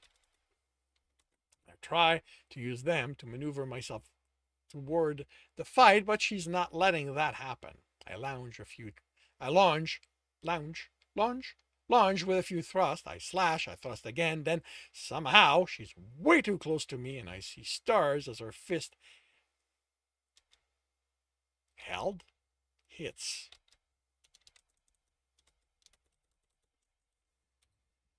Hits my head. It's my face. I push myself off the ground, pleased that I'm still holding my sword, and she helps. Wow, what the? She kicks.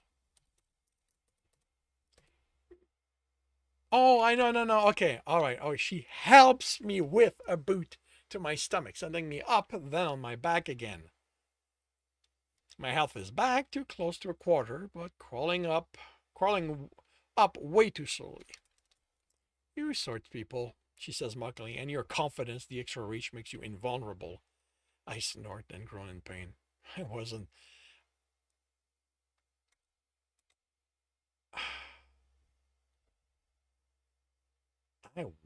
What the hell? I wasn't thought to be overconfident? What happened to my writing here? I didn't think.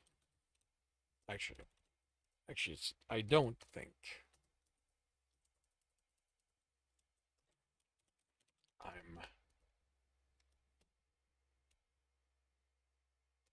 No, that can't be right. Oh, okay. All right, got it. I wasn't taught to be overconfident. That's what I meant to type. I roll on my side and watch her, not her. Will you stop that? I push myself to my feet. So this is what? You not being good? I shrug and groan. I'm just 16. I split blood. Only got my class a couple of weeks ago. I think I'm managing okay, all things considered. The look she gives me isn't mocking, more surprise than worried. More surprised and worried. Okay, my would-be rescuer says, now we're going to have fun. Sorry, kid, she says, stepping in my direction, but I have a job to do. And I have to stop your friends from killing him. I straighten, wincing at the sharp pain in my side. Kid, he looks way older than you, and he's about to get his ass handed to him. Our statement is punctuated by the sound of a fist hitting flesh hard. You can't even stand up to me. They're going to... The rapist hits the wall next to me.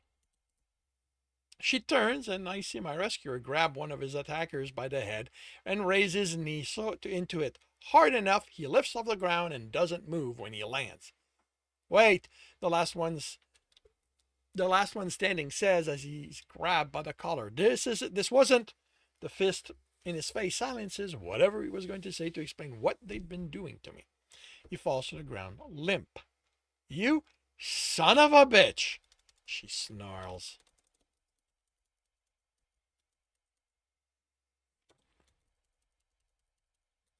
Snarls at him. Now, no need to insult my mother.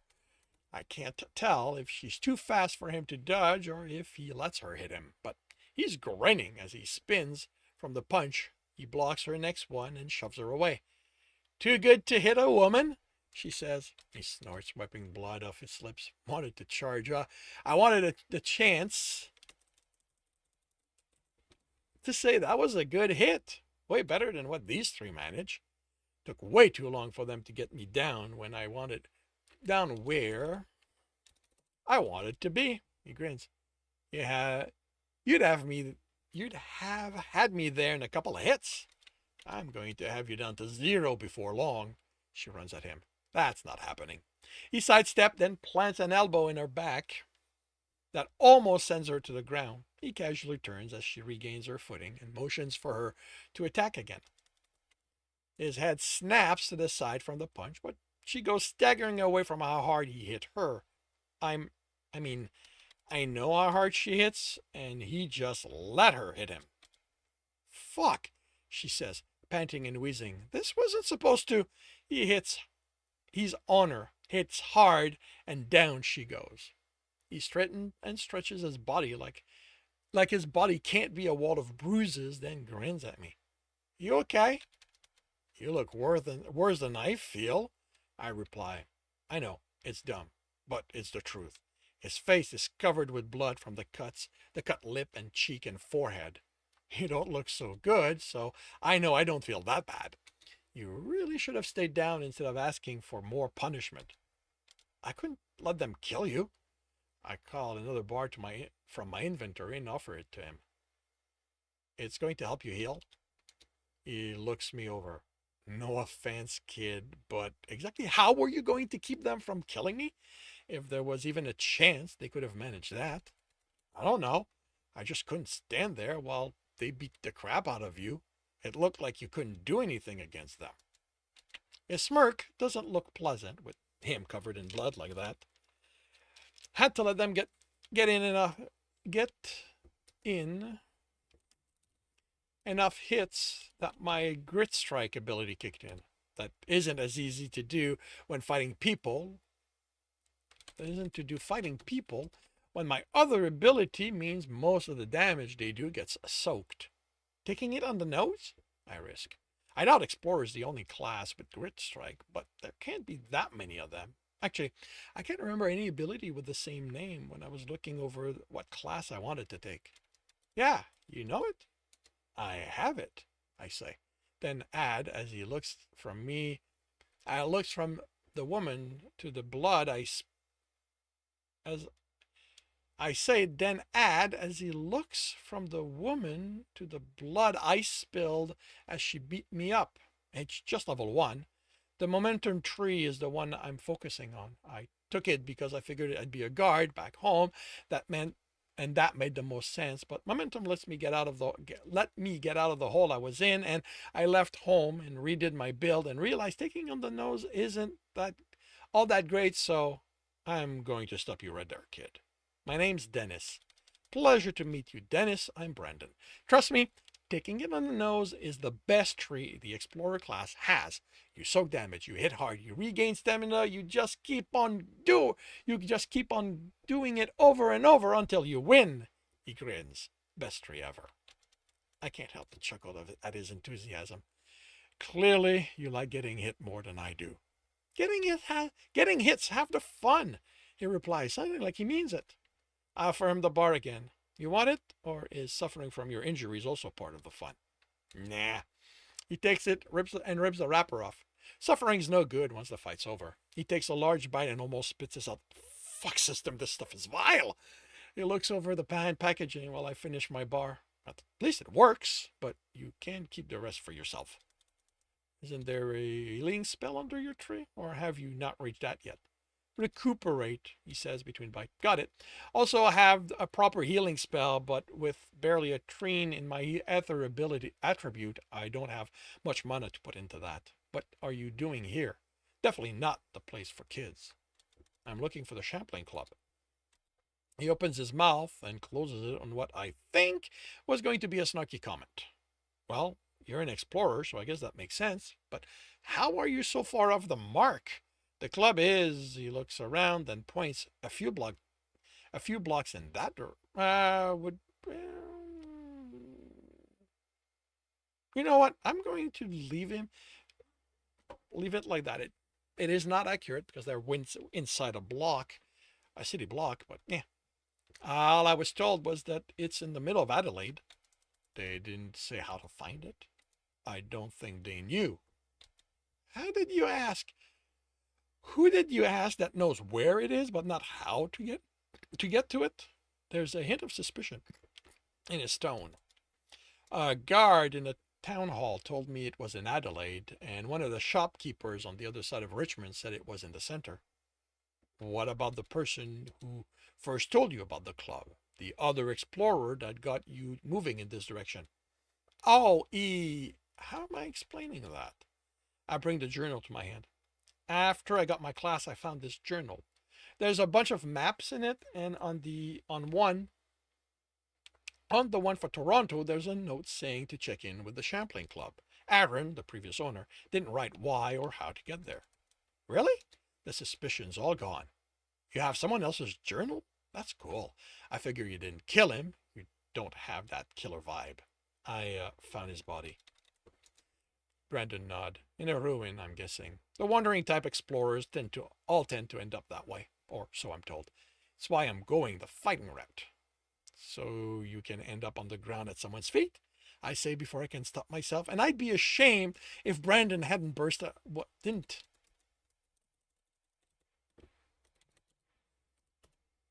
didn't burst out laughing. As if I'm the best there is. He crumples the wrapper and tosses it aside. Come on, let me show you how to get to the club. I'm heading there myself. I grab his discarded wrapper and inventory it, then follow him. He makes what feels like blind turns to me before stopping at an intersection and indicates something scratched in the wall.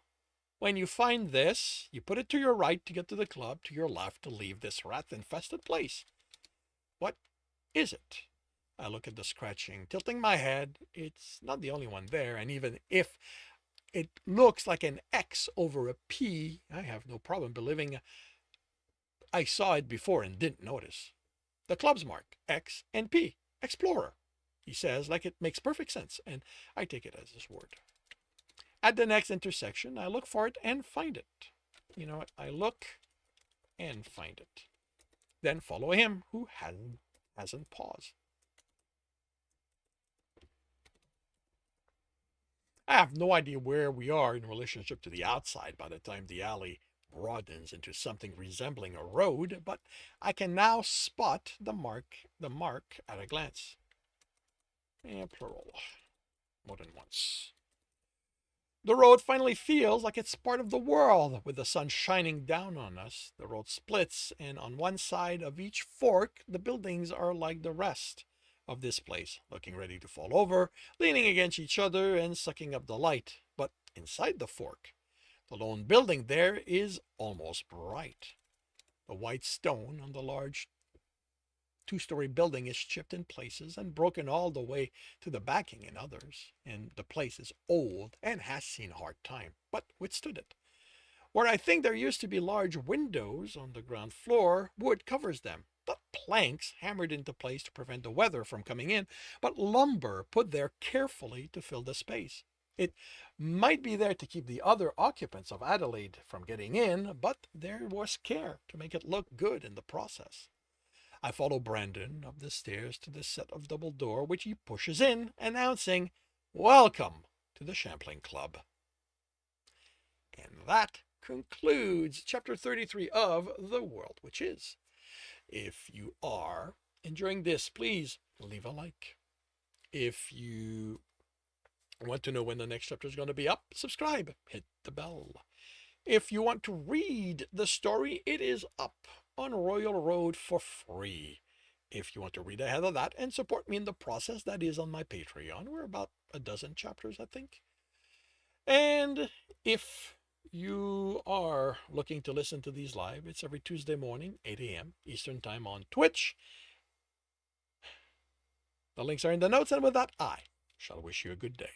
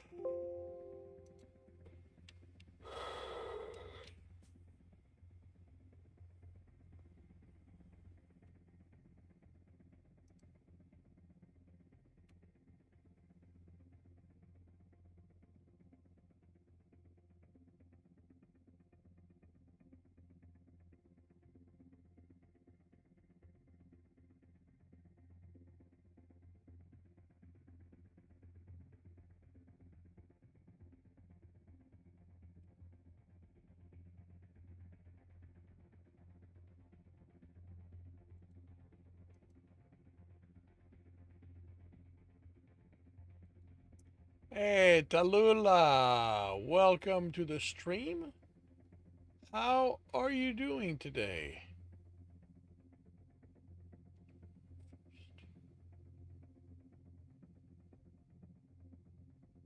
Wait, what?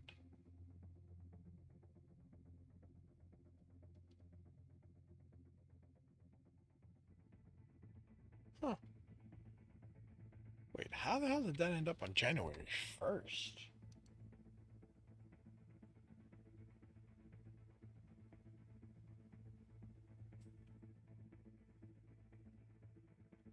Oh, right, because that's where it starts. Okay, I've got it in the wrong order. Right, right, right. Good, ready to get your sprint shift sprint. Cool. I hope it goes well.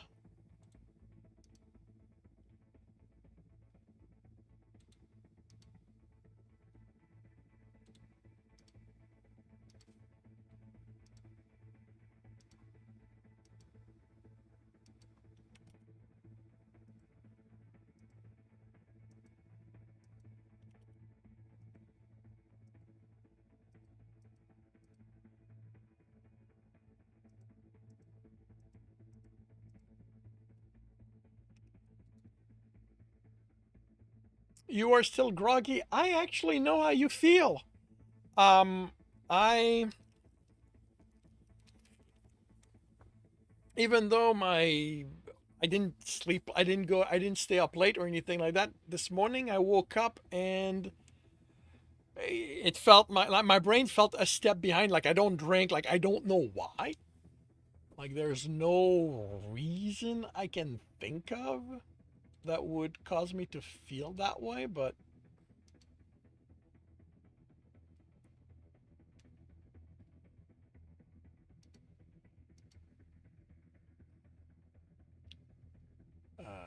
back here, took your ADHD meds. Cool. I hope that they help.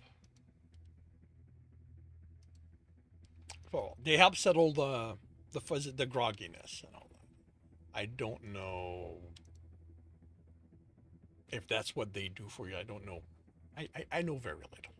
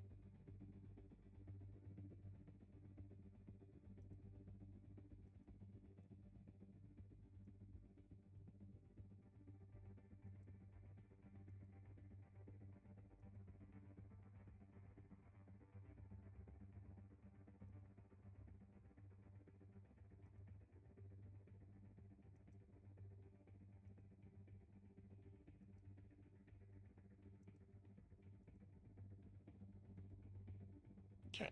Oh, so while that's happening, this is done.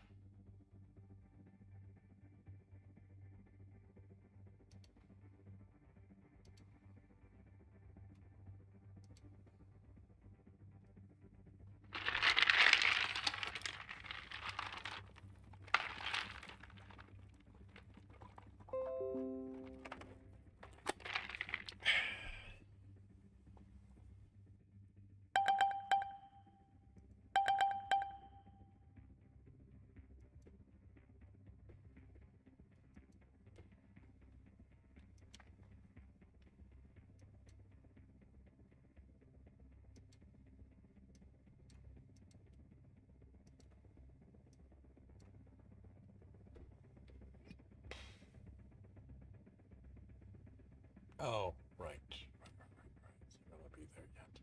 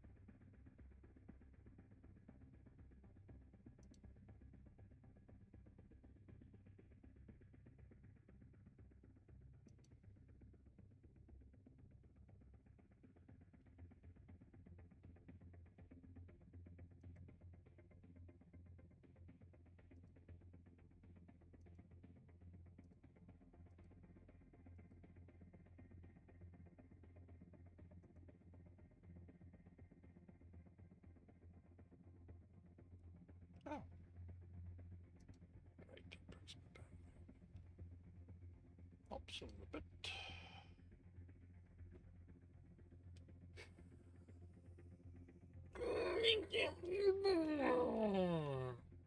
Oi.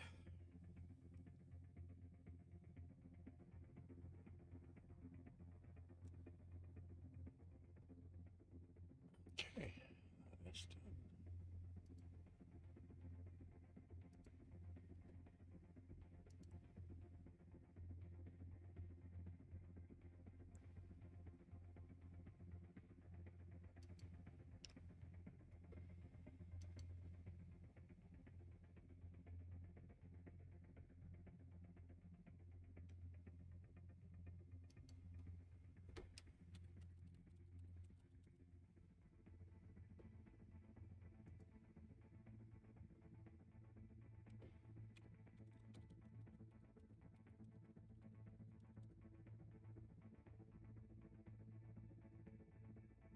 Oh, right.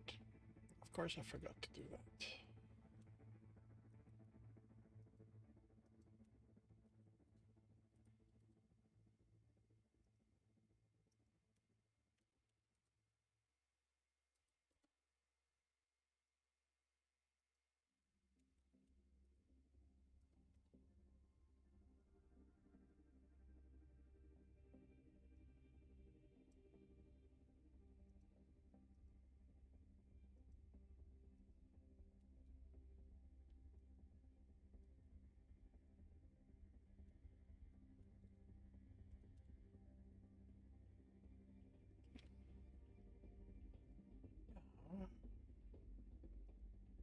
To bring it back up because I'm not done with it. I keep doing closing them down too quickly.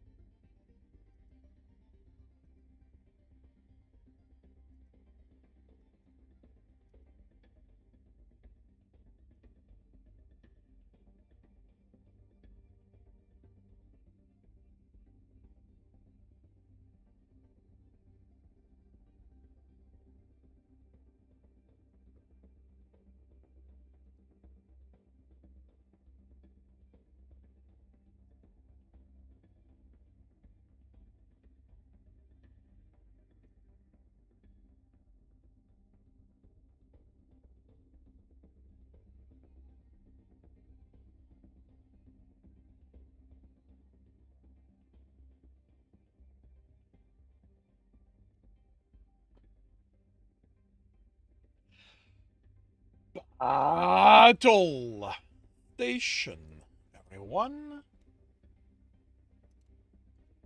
Battle station. We have 37 allies. We're going up against who cares because there's generators. Sigma starts in the lead. Sergeant is in second. Jessica is in third. Ninu. Nope, not quite yet. Sigma's in first. Sergeant is in second. Jesse's still in third as we destroy generators.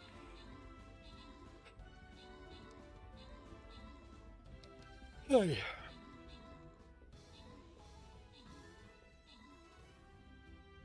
Got a few flying rogues dealing with that.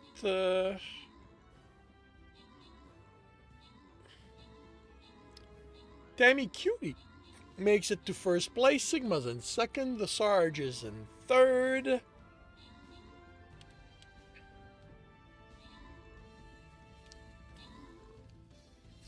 This is going to be a very slow and very entertaining battle as we have to travel the map.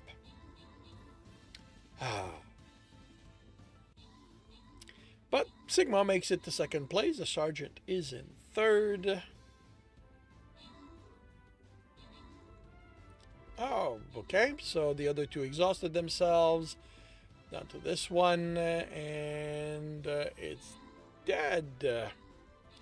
So now we just have to deal with the ones at the bottom, and I don't think they'll need our help. Down to one, and we are done. We have won. Sigma OS retakes first position with 41 assists. Demi Cutie is in second place with 38 kill, and Sergeant K Dog is in third, 32 assists. We have fairies. Do we have the Lady Rights? That is their backup. We do not.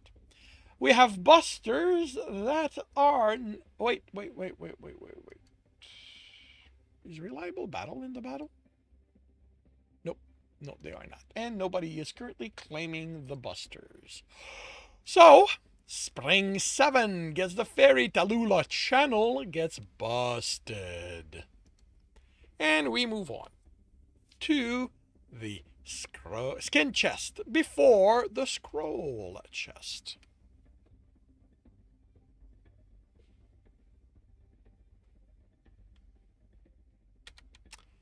And it's tanks for me again. So let's just go here.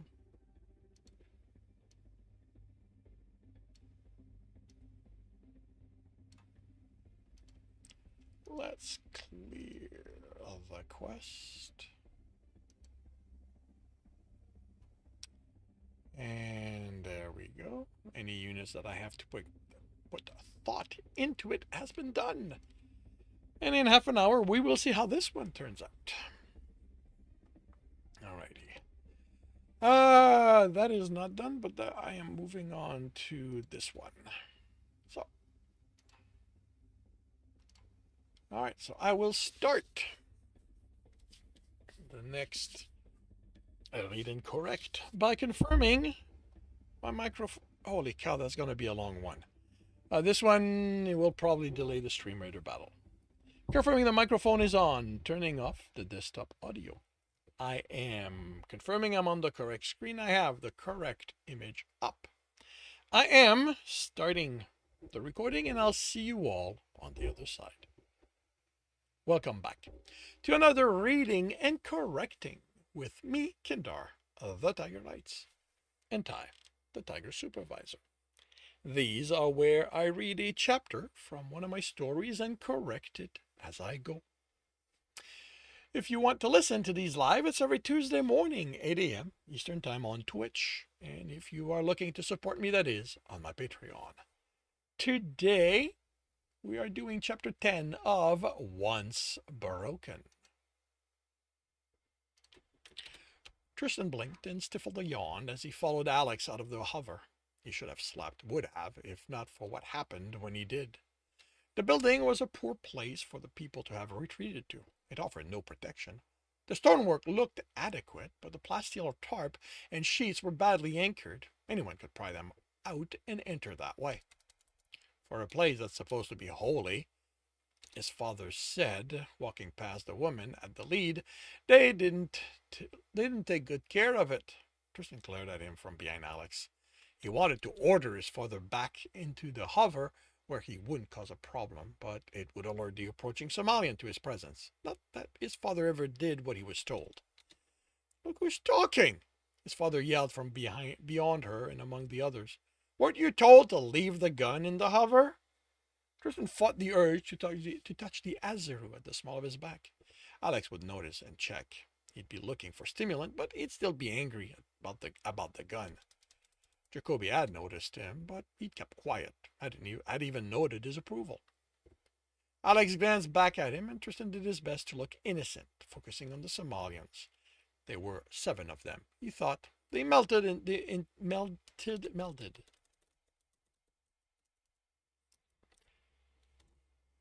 They melded into one another as close as they were. He yawned again, and wished he had smuggled stims like Alex believed he'd done. He should have.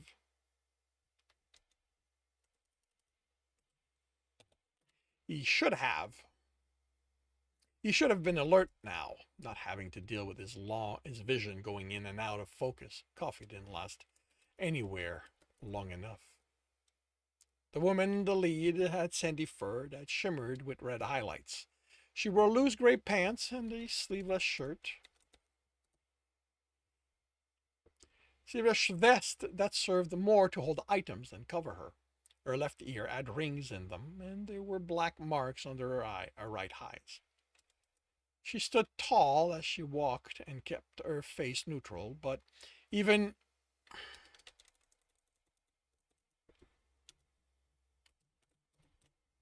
even in his current state, Tristan could tell it was a mask she'd built to cover up how worried she was.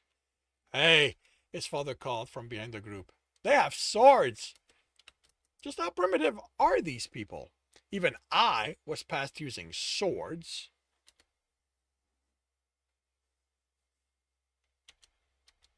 Right, because you thought claws were all we needed, Tristan thought, but his father was right. They were armed.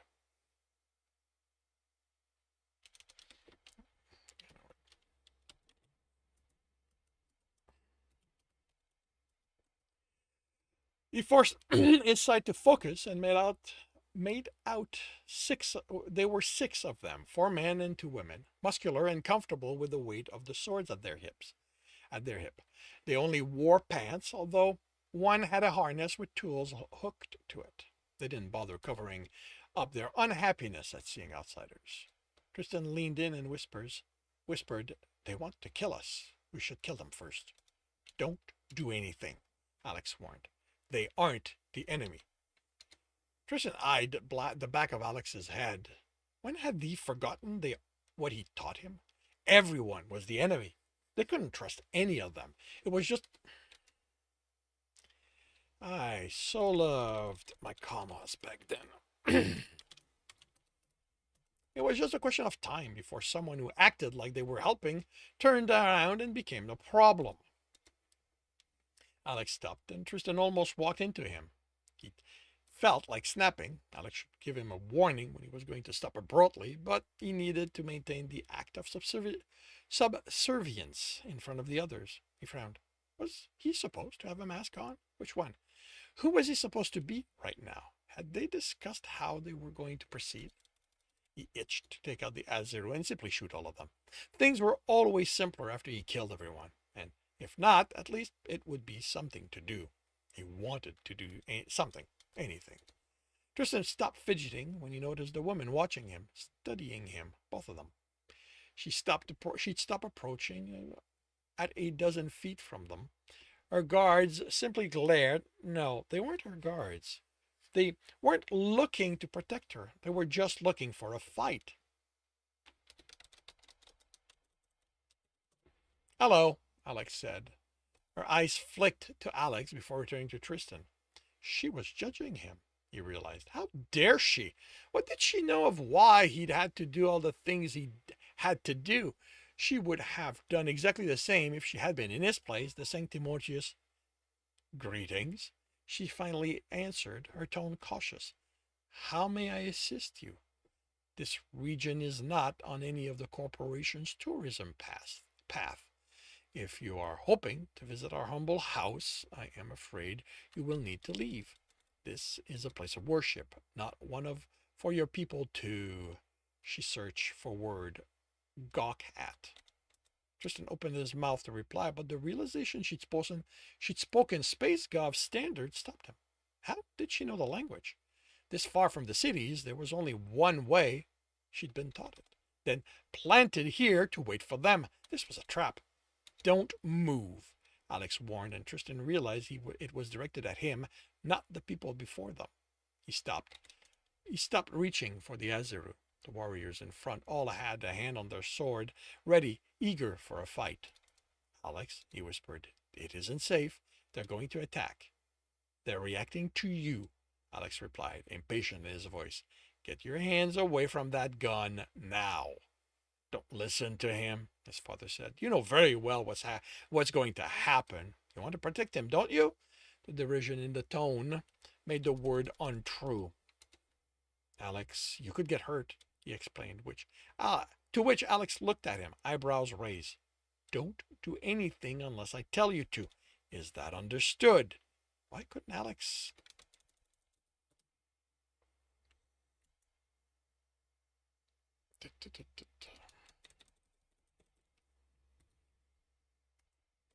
Why couldn't Alex see the danger they were in? He's human. What do you expect? His father snickered. His father was right. Alex was only human.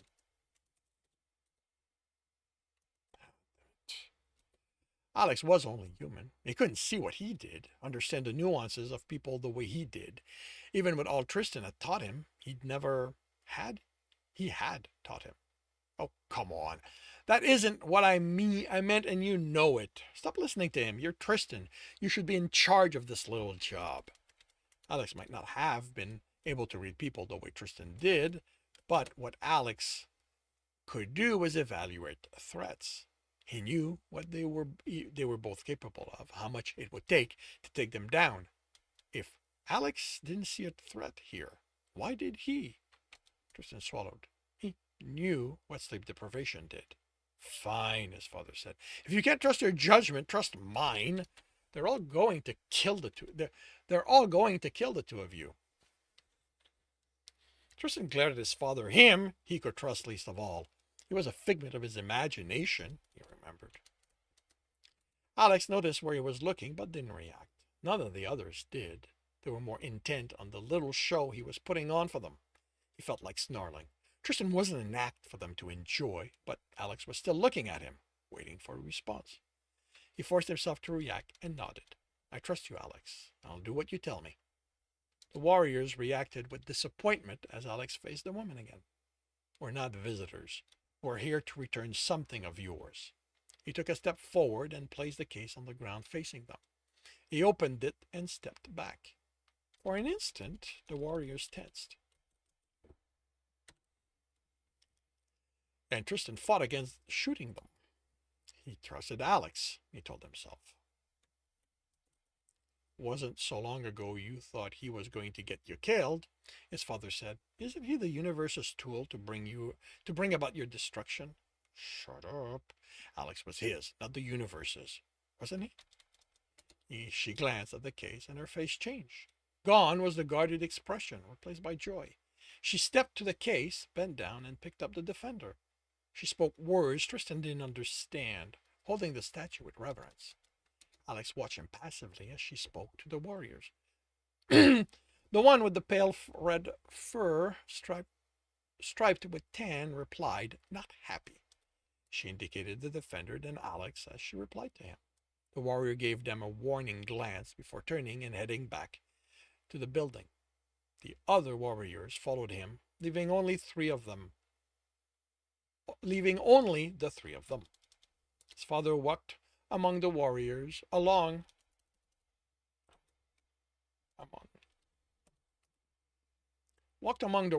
mischievous grin on his muzzle. What was he planning now?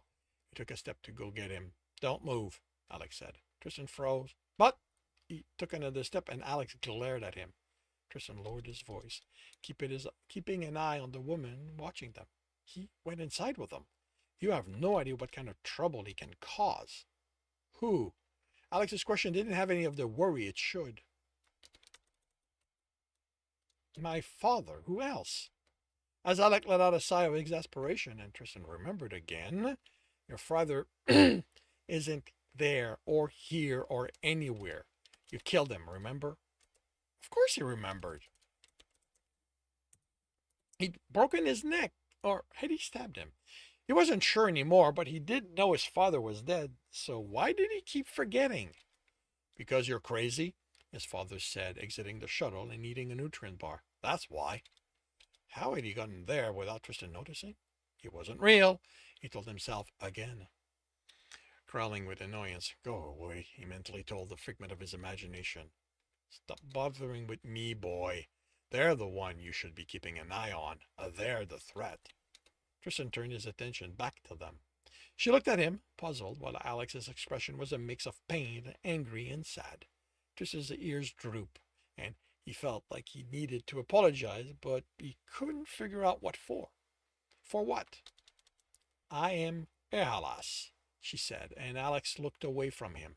I tend to this house and those who come to it. May I ask where you found our wayward defender? On Delaron 4, in a market there, Alex answered. Then I thank you for bringing him home. She turned to leave. I want a boon, Alex said, his tone making it clear this wasn't a request. She stopped, turned, and glared at him. A boon? Your people come and take from us, and you think you are entitled to a boon? The last word came out a barely understandable hiss. Alex tensed, and Tristan readied himself for a fight. Alex would kill her. That would draw out the warriors, and the fight would be fun. Instead, Alex let out a breath, and Tristan almost let out a sigh of disappointment as the tension left him. I'm sorry you were robbed. If I could do something to keep that from happening again, I would. But this is all I'm able to do. The boon isn't for me, it's for him. He made a promise over the Defender years ago, and it's destroying him. I just want him released from it. What did he promise? Alex hesitated. To love me? The surprise was clear on her face. How would that? He doesn't love. Alex snapped, losing what control he had over his anger. He doesn't care for anyone other than himself. Being forced to love me is tearing him apart. You heard him. He thinks his dead father's here. And that's the least of what it's doing to him. Hey! His father objected, taking a step toward Alex. Show some respect, human. Tristan growled a warning at him. She looked at Tristan, fear flashing there, until she saw where he was looking, then concern replaced it as she instead looked at Alex. And you? Did you promise to return the same? Will you be released from it too? Alex shook his head. I'll continue to love him. I did before the promise, I will after. She searched his face. If he is released, won't he stop? I don't care. Alex's words were pained. I'd rather have him abandon me rather than be alone.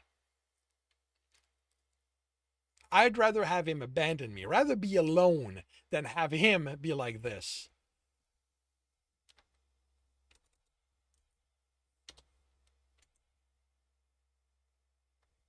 He motioned to Tristan, and the next word took his attention away from his father.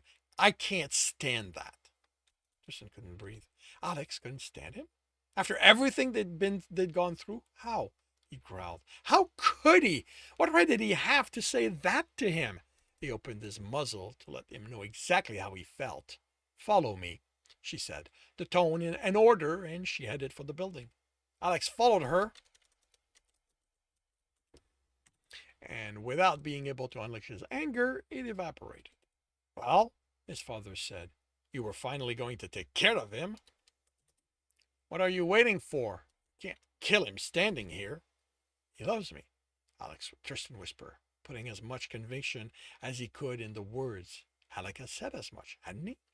He might not have promised it over a hunk of stone, but he had meant it.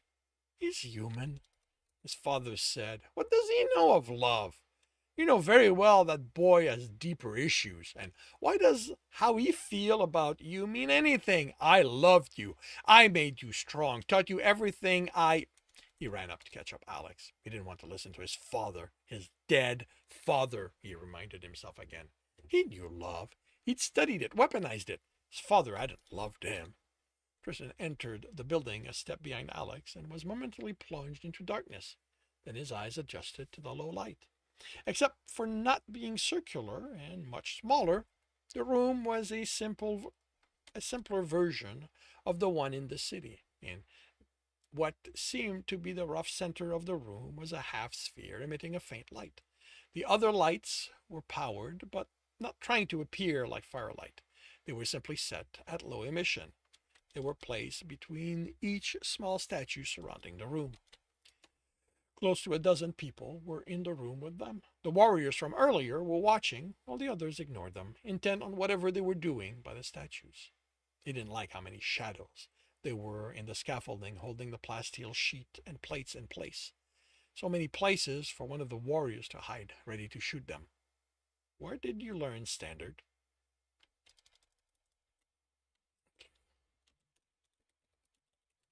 Alex asked. You mean the human language? In the city? I wouldn't expect someone to want to learn it, not considering the way the corporation treats your people. I was young, naive. She gave them a sad smile. And the corporation here, back then, wasn't as aggressive. Hmm. Okay. Okay. There's been a change of corporations. Hmm, it's dialogue, and hers are a little broken. And the corporation here, back then, wasn't as aggressive in making us like you. She indicated the Hasphere. I loved telling stories, and your people were avid listeners, if not apt to believe. She indicated a statue of two Somalians of indeterminate sex in an embrace. These are the lovers. They represent the love we can feel for one another, the power that makes us willing to sacrifice much for someone else. The statues were the size of the defender, with their paint just as faded. They looked nothing like people in love. They looked like they were acting at being in love, showing a dream version of what love meant. He started. Where was the pain of the betrayal? The desperation to be with the other, the annoyance at never being left alone. Whoever made these had never been in love.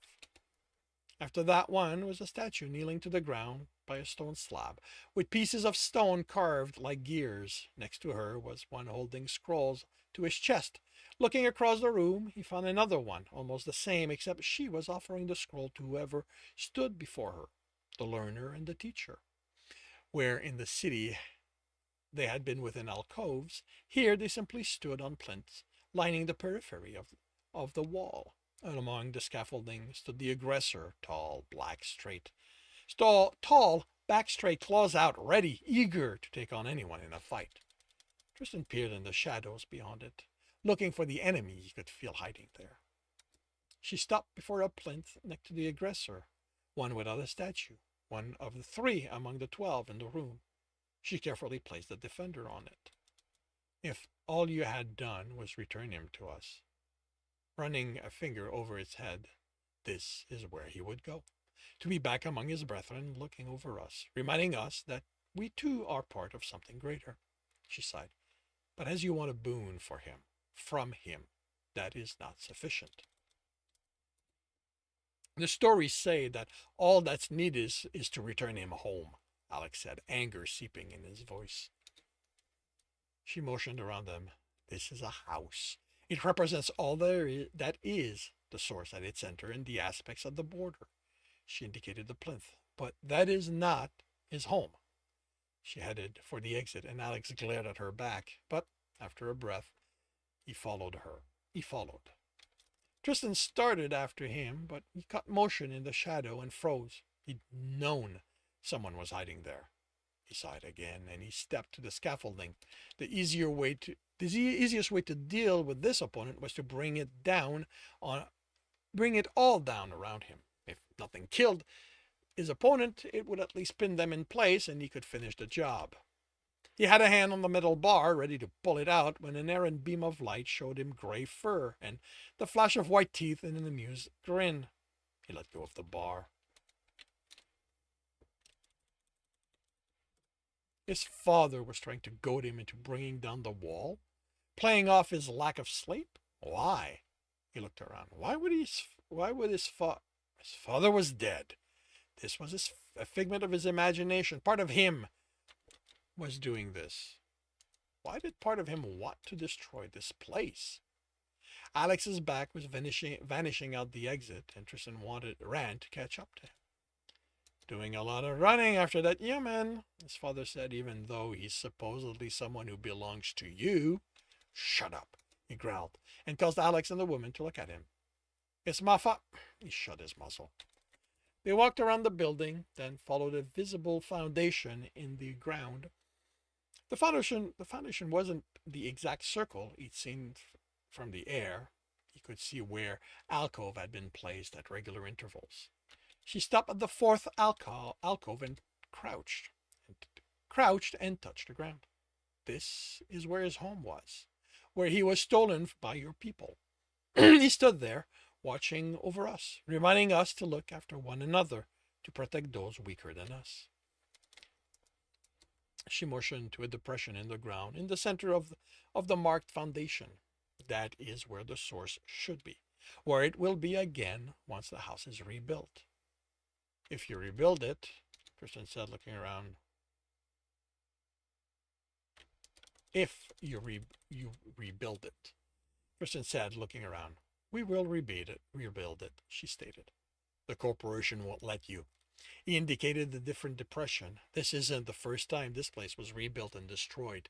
The fourth, I think, and that was before the corporations were involved. So it was caused by humans just looking to steal and destroy.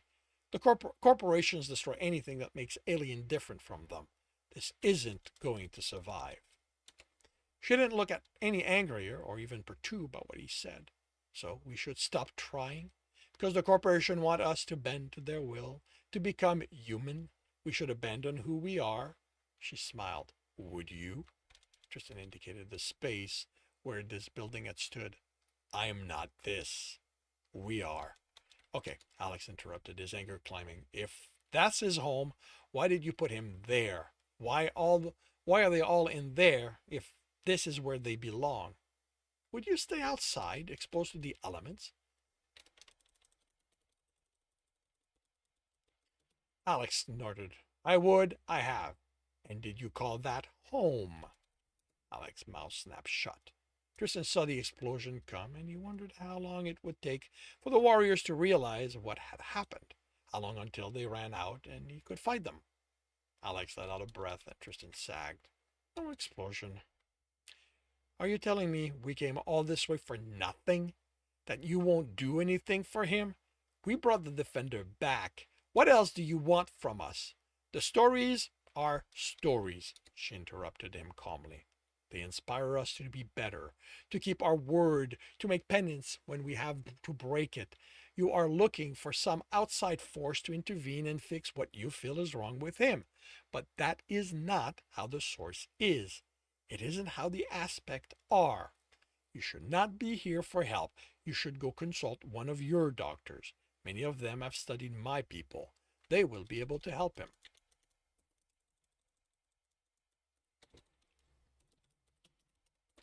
Oops. Actually. Finally, his father exclaimed. Let's get out of here. I can't believe I'm saying this about one of these idiots, but she's talking sense. Alex? He called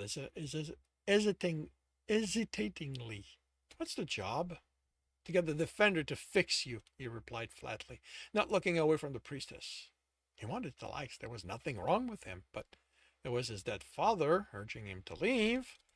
If his father wanted it away from here so badly, if part of him wanted to leave, should he just run? Would Alex run? Alex thought the answers were here, that the defender had them. A home is a structure that offers protection, he whispered, studying what he could see of the foundation, walls, ceiling, and access. A way to see outside is optional. He noticed Alex and the priestess staring at him. What? You're talking like her. A different dialect, one I am not familiar with. I was speaking standard. No, you weren't. I said that a home is a house that has emotional connotation. Alex looked at him, still confused. He knew he'd spoken standard this time, hadn't he? You are correct, priestess said. I guess, Alex agreed. Oh, good, he'd been right. He pointed to the building. That is a house, because you worship there. That is all that is required is to build a home here. That's simple enough. She considered his word, while Alex still looked confused. She nodded. You could build something that would be a home here, but for it to be the defender's home, it needs to be connected to the house. It cannot exist apart from the whole. Tristan shrugged. Then all I need to do is make sure that it's connected to the rest of the structure. Build a wall from here to... He trailed off as he looked. Where he stood to the building. He ran the numbers without meaning to. 3 feet high to qualify as a wall. 300, 400 feet long.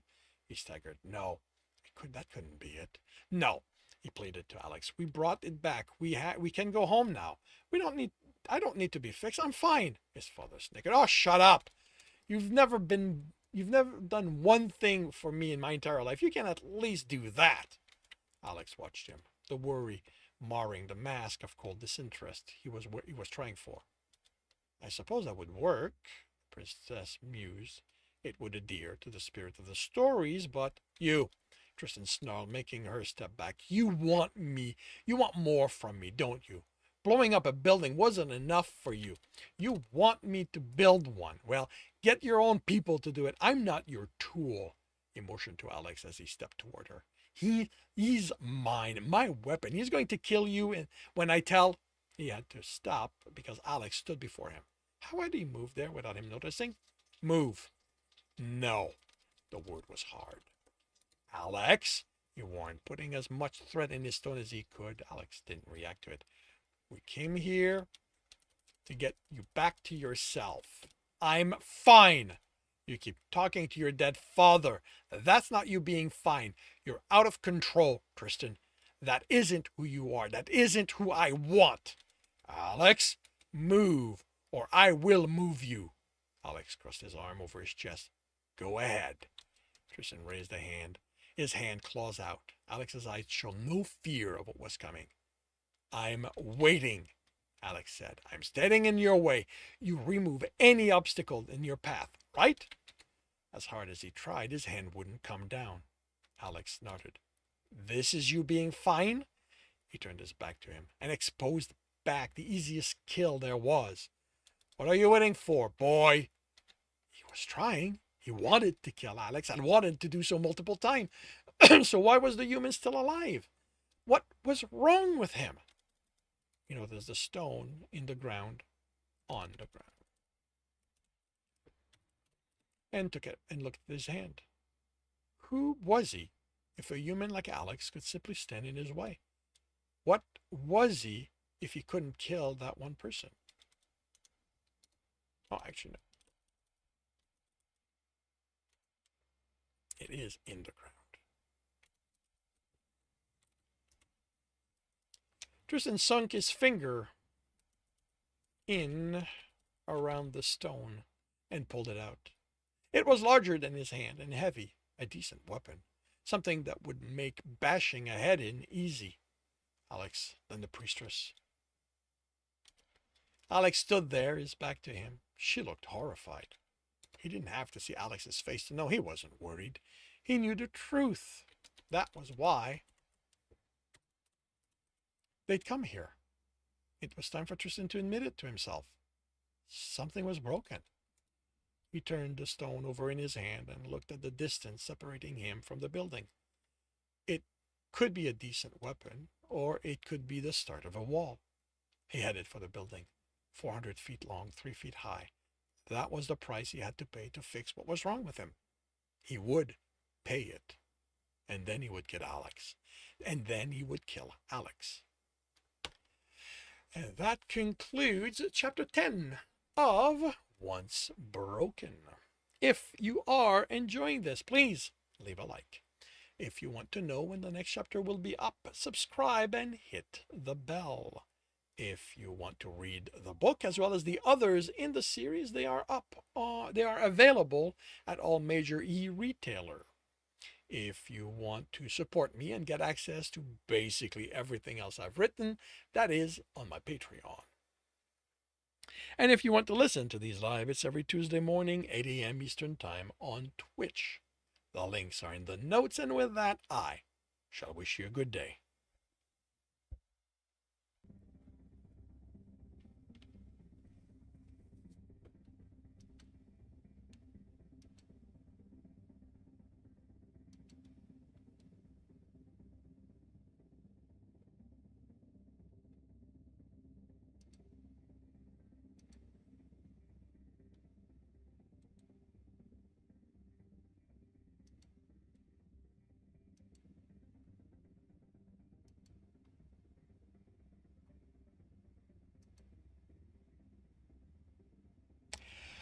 Battle Station, everyone.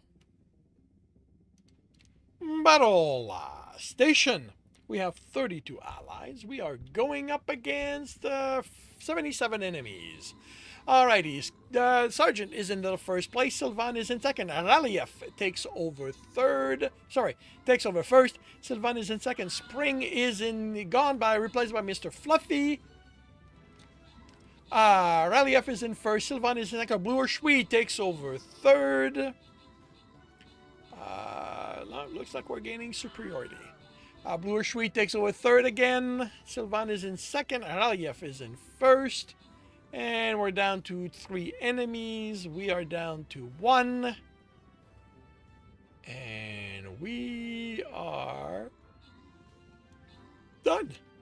We have won. Raliev is in first place, 1 kill, 53 assists. Sylvan is in second place with 45 assists. And Blue or Sweet is in third with 26 kills. We have gold. Do we have the doctor? The Onatikun, the lady? Well, we're going to depend on Bluer to take the gold. Then we have a berserker and a musketeer that are not currently claimed. So, Minu, you get the musketeer. Salazar, the berserkers. And we move on to the scroll chest before the boss.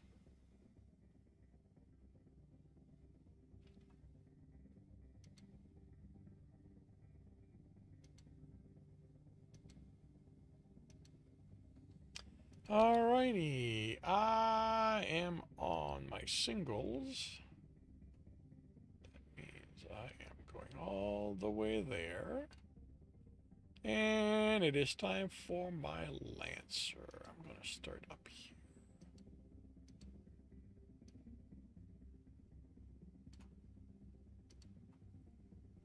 Alrighty, half an hour to see how this is going to turn out. Another big chapter. That book seems to be like I don't remember, but that book seems to be filled with big chapters.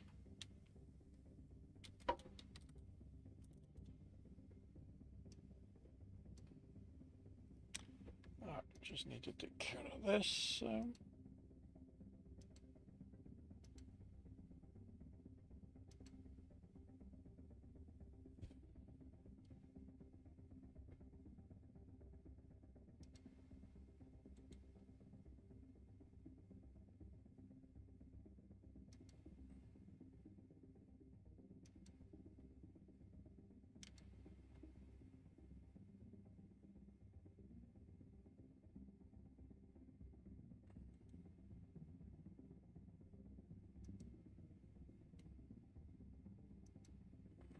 And I will be right back.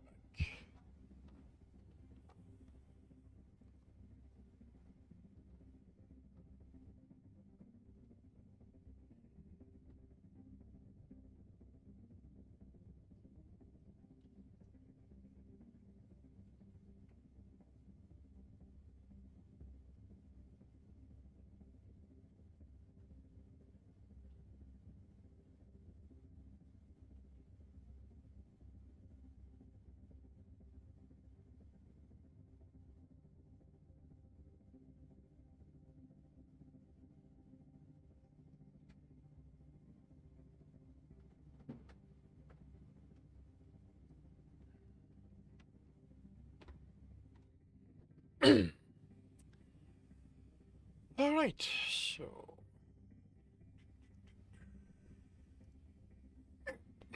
all right, I will start the next chapter, and by confirming the microphone is on, turning off the desktop audio. I will confirm I'm on the correct screen. I have the correct image up. I'm going to take a drink.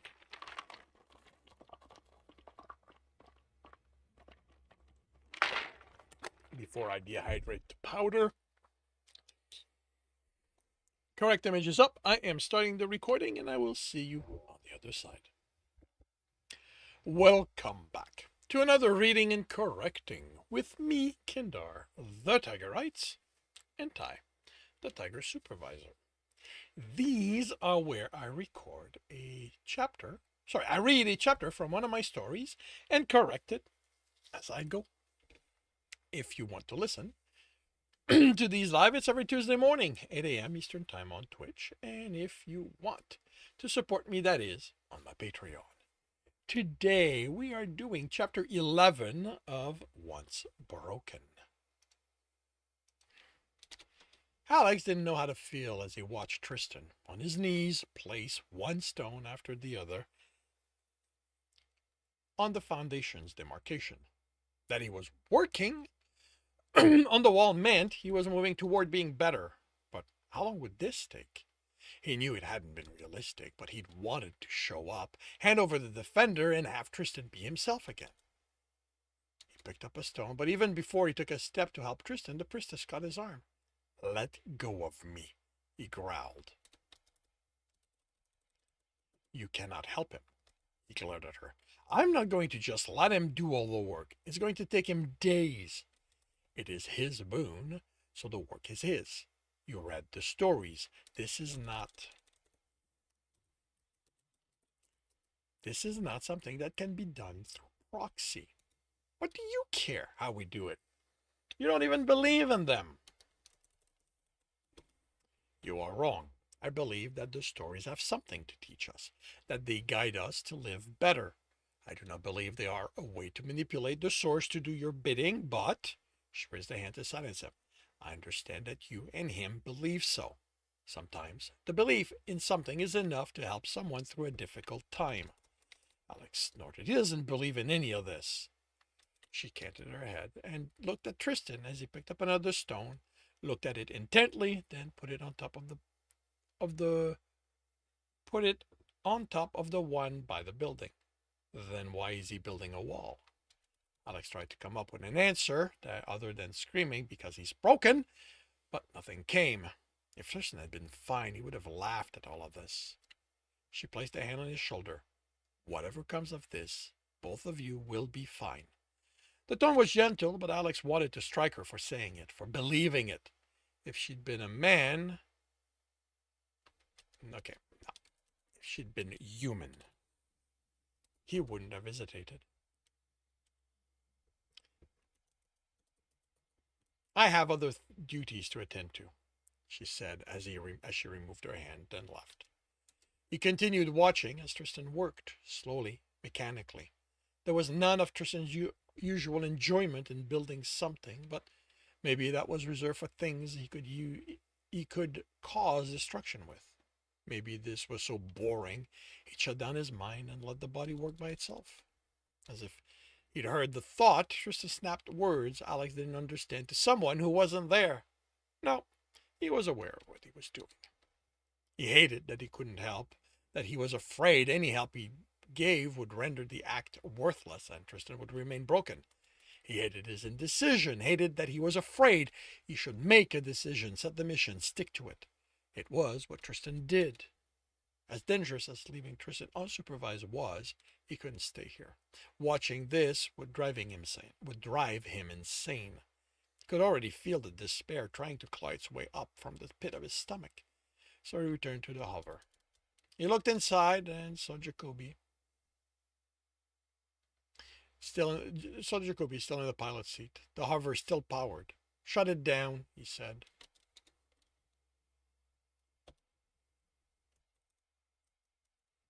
"I thought we were heading right back out." Alex shook his head. His voice cut in his throat, "this is going to take longer." He gave him the rundown. "So you might as well power it down, take a nap, do something, anything to pass the time." "Sounds more and more like a con," Jacoby said, initiating the hover's shutdown sequence. "Getting him to do the work without having to pay him. I wouldn't be surprised if you found that priestess from the city, let them know we were on our way." Alex laughed. The seriousness with which Jacoby said it was too much. "It's just stone stacked on top of another. Not something you expect to last, and it was Tristan's idea.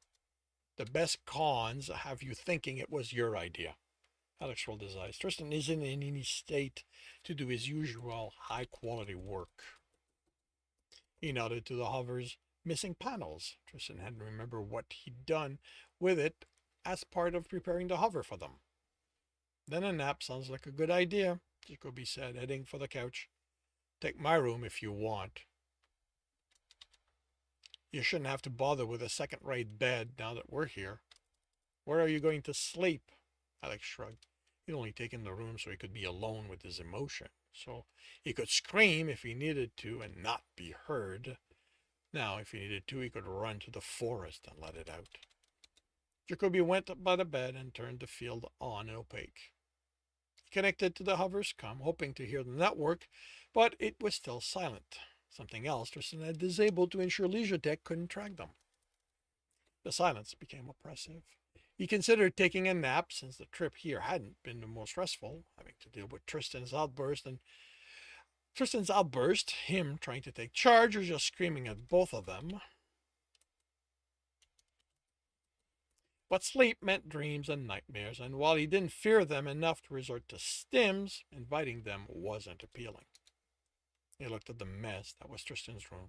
The mattress was upturned, the sheets strewn across the floor. There was something to do. He had the mattress back in place and was folding the covers when he brought it to his nose and breathed in the smell embedded in them. Tristan's smell. He was sitting on the floor, clutching the blanket to his chest, crying. He might never get his Tristan back. If this didn't work, he didn't know what he could try. Did he really want a human doctor to poke and prod at him? What would happen if a doctor managed to get Tristan to open up, to tell all the things he'd done? Then they'd have to deal with the law again, and in his current state, would Tristan be able to do anything? He shoved the idea of Tristan back in prison down as deep as he could. He wouldn't think about that. It focused on the here and now. Just a few days, and Tristan would be back to himself, and Alex would be... He shoved those thoughts down too. It would be over one way or another. That was the only thing that mattered. All he had to do was keep it together until then. He woke up to darkness. He navigated the hover without light and looked outside. The darkness was almost absolute.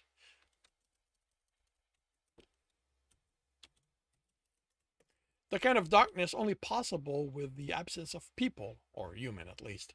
Somalians didn't need much light. Starlight was enough for Tristan to do a job, while Alex needed light enhancing goggles. It suggested getting his eyes replaced, but Tristan hadn't allowed it. Tristan wasn't in the hover. Alex wouldn't have woken up on the floor by the bed if he'd returned. Tristan would have screamed at him for being in his room, his space. Was he still at the house, working on the wall?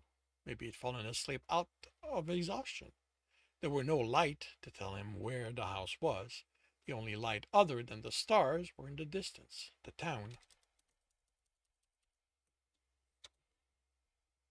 It had to be, and Somalia's satellite coming up over the tree line. Beyond the town, it had a name, both Somalian one and one assigned by the corporation, which had first come here, but he didn't know either. He'd come across the Somalian one researching the myths, something about an exiled son, he thought. He could take the data chip out of his pack and find it again, but he didn't see a point. He could use the sensors on the hover to confirm Tristan was still by the house, working or sleeping. But he didn't want to discover Tristan wasn't there, that he'd left, gone inside a forest outside of the hover's sensor range. Even in his current state, Alex had no doubt Tristan could lose himself there and never need to come back. Alex needed to believe he wouldn't end up alone for a while longer. He had to keep it together until his Tristan was back. Then none of what happened would be his responsibility. He went back to the room before he gave in to the urge to check on Tristan and wrapped himself in his smell. A few days, and he wouldn't have to worry about anything ever again. Voices woke him. Many voices, distance. He'd forgotten to close the hover or turn on the field that made the room. He was up and had a knife in hand. Stupid. Anyone could have come in and attacked him while he slept. He rushed to the hover's access and looked out. People were entering the house, a lot of people, more than Alex thought should be able to fit. Tristan was walking the field, wandering aimlessly, Alex thought, until he bent down to pick up something and returned to the wall. The stone would be further and further. The stones would be further and further as the wall progressed. How much time would that add to the construction? Would gathering the stone close to the wall be considered interfering? The only way he could find out was to try it and see what happened, but that could result in Tristan not being fixed. With nothing else to do, Alex got out of his clothes went for a run, only keeping the sheathed knife on his forearm and ankle. He followed the tree line as it took him close to the town, which seemed deserted, then around the field where animals were wandering. A handful of Somalians watched them.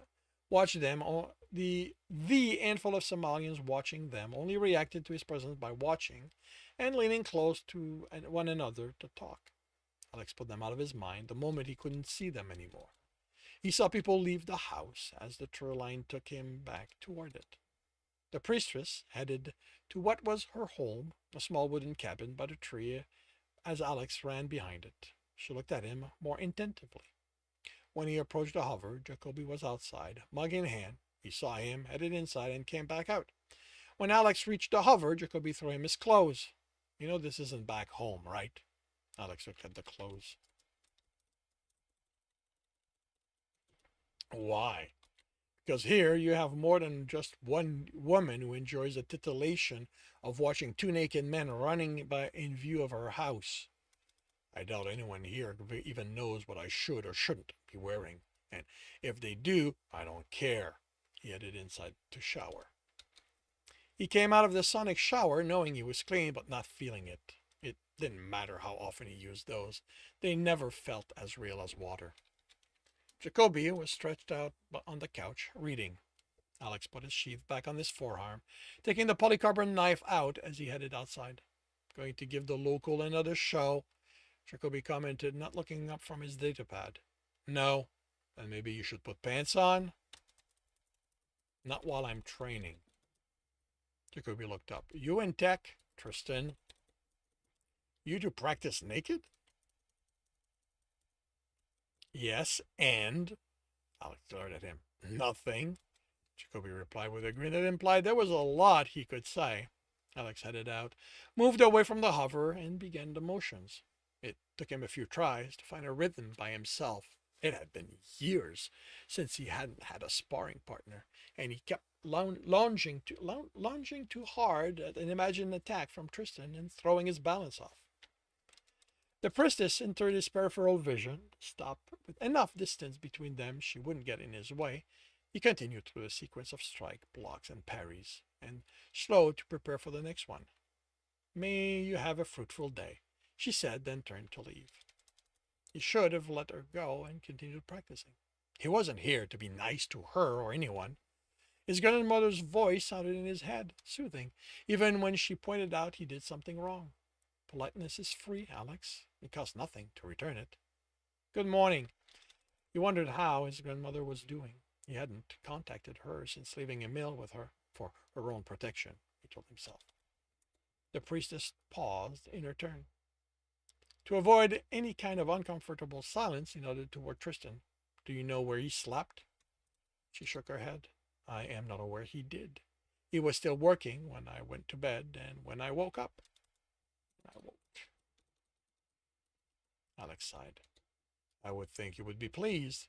If he works hard, the wall will be finished sooner and you will know if the defender is pleased. He wondered if she was mocking him, but he had more pressing concerns. He gets unstable if he doesn't sleep enough. She smiled, showing teeth the way Tristan did to intimidate.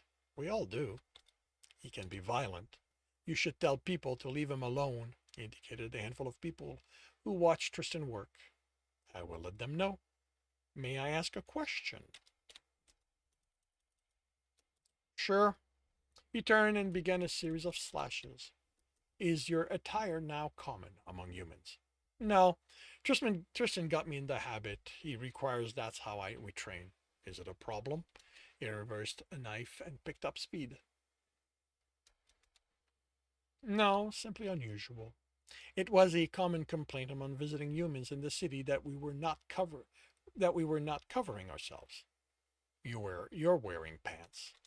A leftover from that time. The pockets are practical. She sounded amused. You'll find that other than for protection, we don't need them. Jacoby is going to be overjoyed, he replied dryly. Why? He enjoys watching nude Somalians? No, I was being sarcastic. A thrust, and he yanked the knife up, ripping an imaginary stomach open. Do you have a service every day? She canted her head. Ah, you mean the gathering. No, today is gathering day. We gather to thank the source for all the good it graced us with, the chance to improve ourselves and help it sent. And the help it sent. She paused. If you wish to give thanks, the house is open to you. The source is here for all. That's okay. I don't believe in stuff like this. Truly.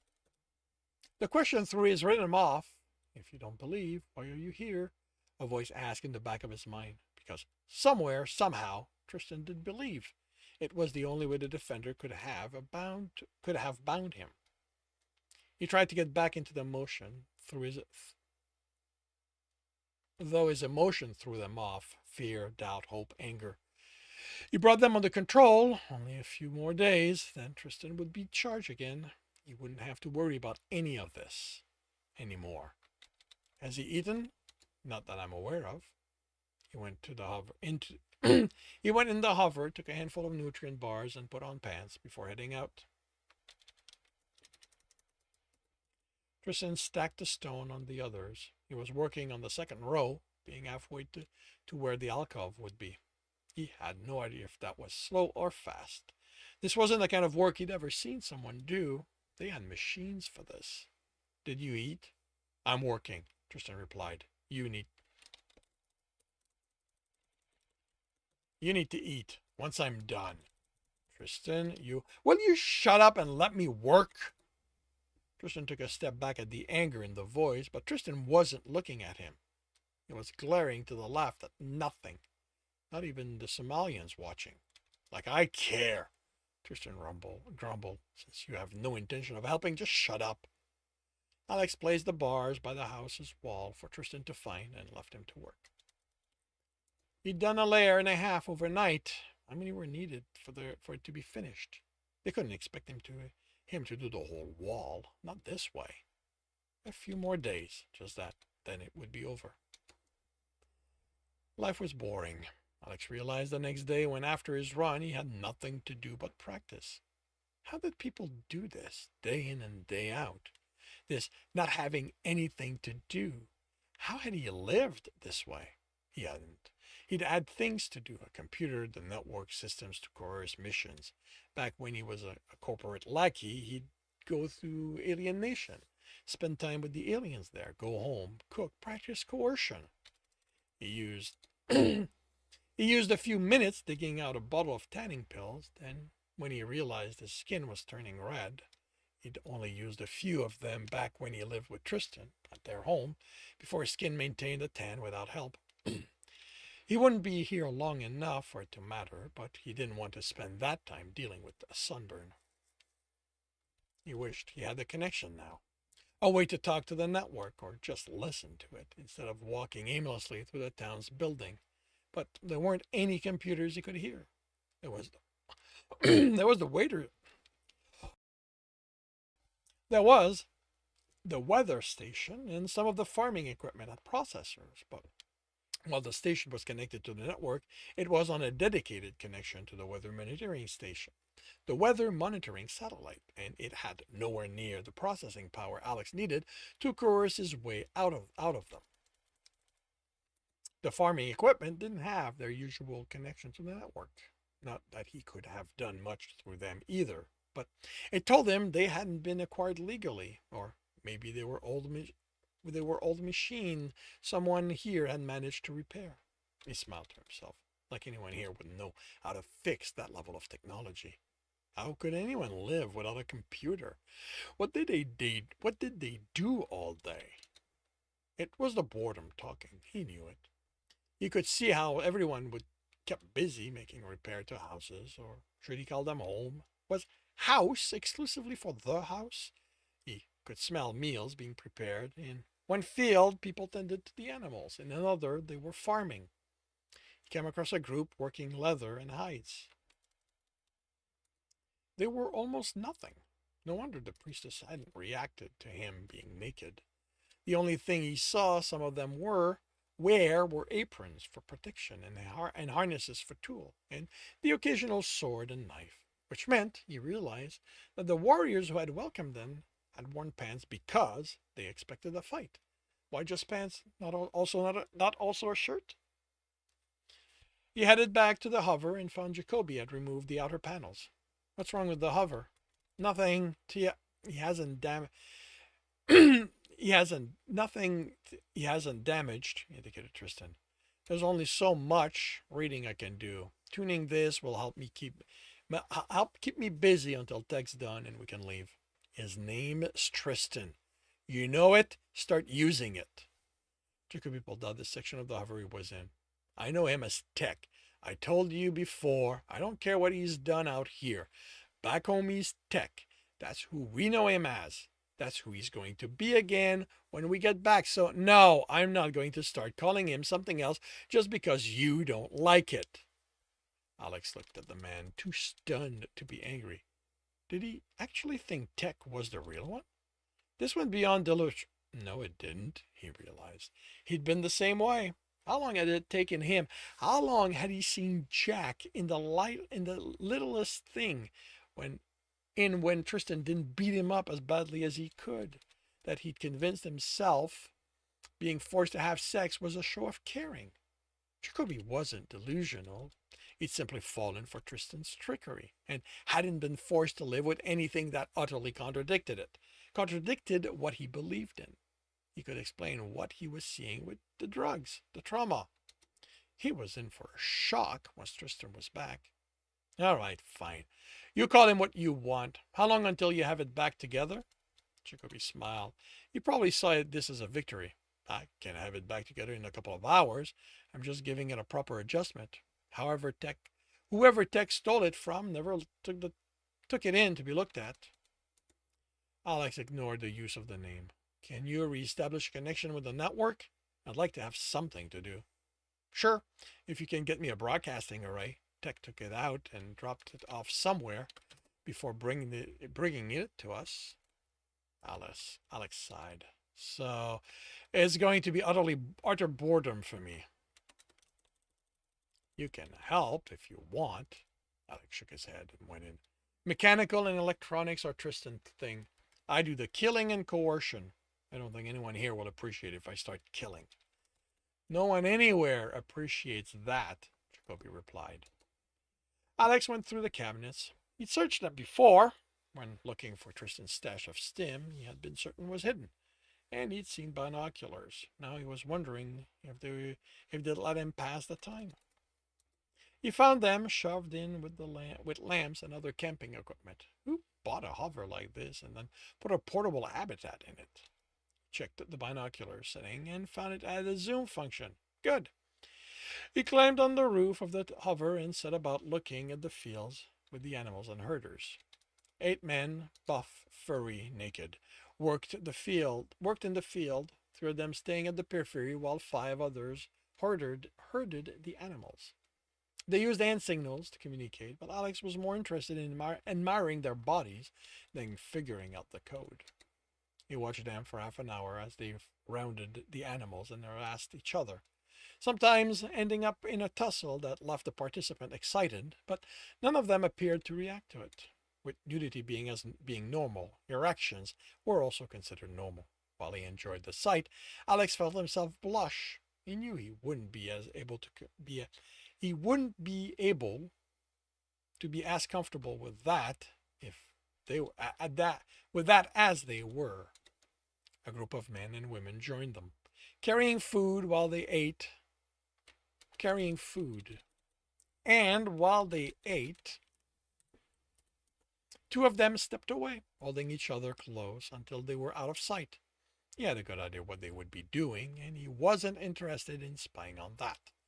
He didn't need the reminder of what he wasn't getting at the moment.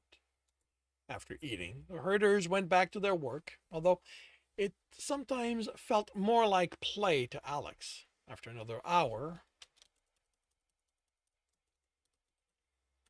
he was considering heading out inside and making personal use of the sight he'd gathered when the mood among the herders shifted.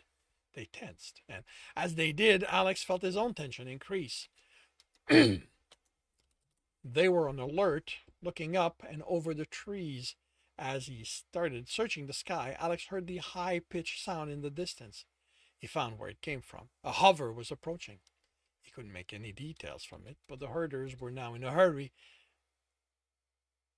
Were now hurrying the nervous animals toward the barn. If they didn't like the approaching hover, Alex didn't like it either. And that concludes chapter 11 of Once Broken. If you are enjoying this, please leave a like. If you want to know when the next chapter is going to be up, subscribe and hit the bell. If you want to read the book as well as the other in the series, they are available at all major e-retailers. If you want to support me and get access to just about everything else I've written, that is on my Patreon. And if you want to listen to these live, it's every Tuesday morning, 8 a.m. Eastern Time on Twitch. The links are in the notes, and with that, I shall wish you a good day.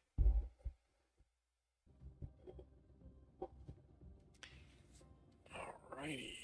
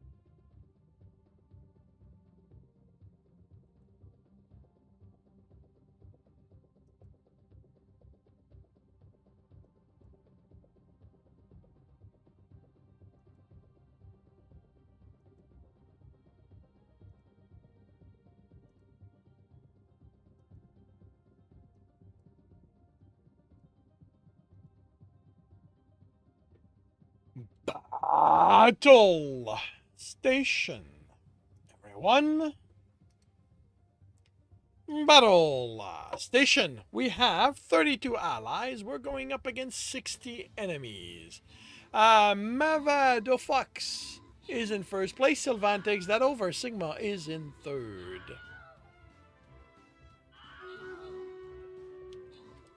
Sylvan maintains the first.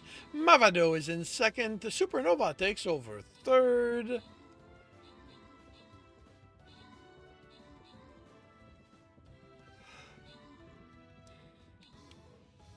And now we have to go deal with the group at the bottom.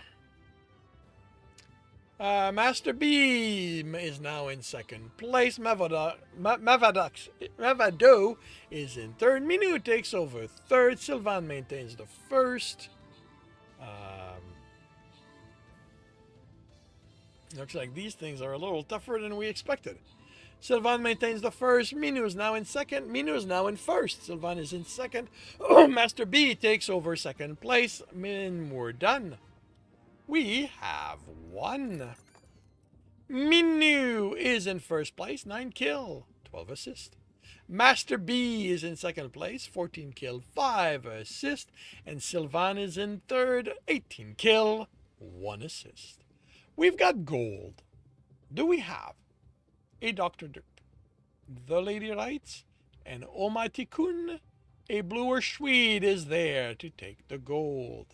Then we've got Monks and Centurion that no one is currently claiming. So that I think this is bull. Maybe not. Well, person with kanji as a name is getting Centurion, and Sylvain is getting Monked. It doesn't quite feel right for bull. And we move on to the boss fight.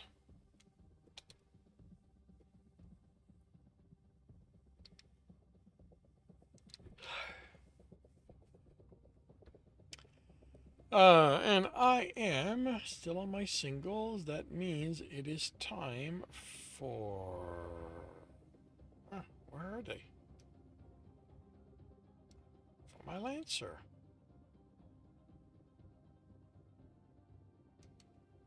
Sorry, not my Lancer, my Lego head. Alrighty, half an hour to see how this turns out. Okay, so these are done.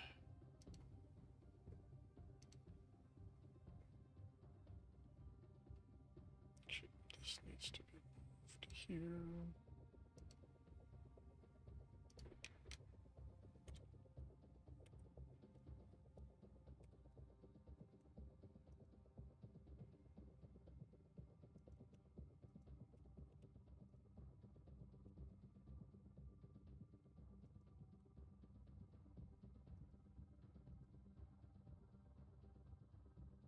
Okay.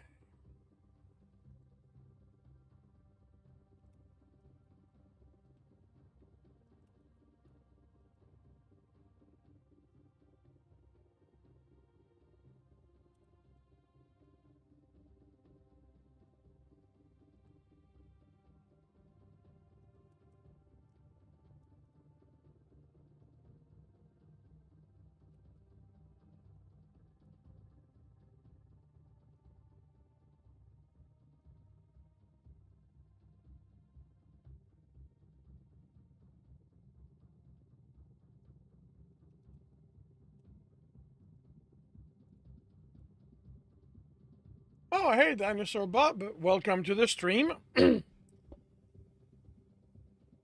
hope your stream was good and that the rest of your day goes according to your plan. Welcome, Raiders. I hope everyone is doing well.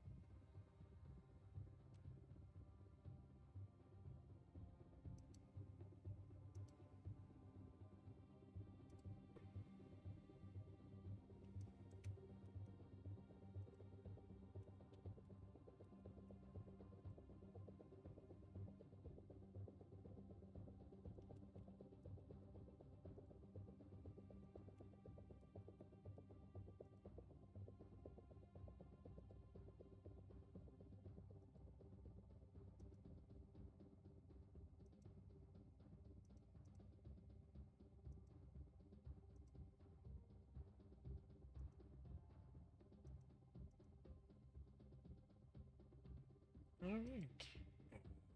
Barring we made a mistake, all of this is up to date.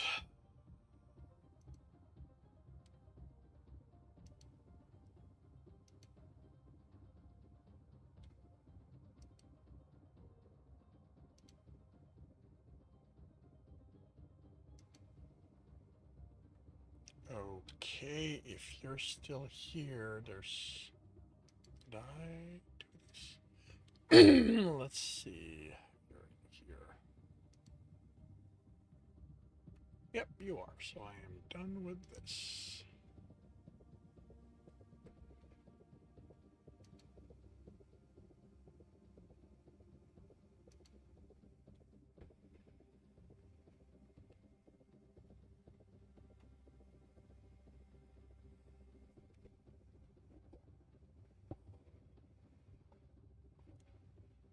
And I will go on lunch. I will do my best to return in time to run the battle. Otherwise, I will see you all when I get back from lunch.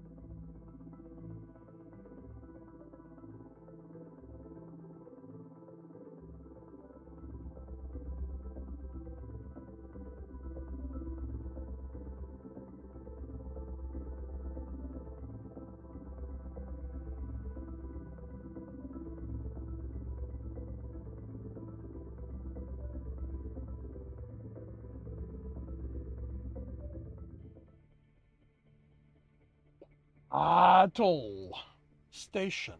Everyone. Battle Station. We have 37 allies. We're going up against 35 enemies. And we are... Oh, wait, never mind. We've got generators. It's not 35. It's however that many that's going to give us. Oh, that... Okay, so that was not Tiger. That was not Bull. That's...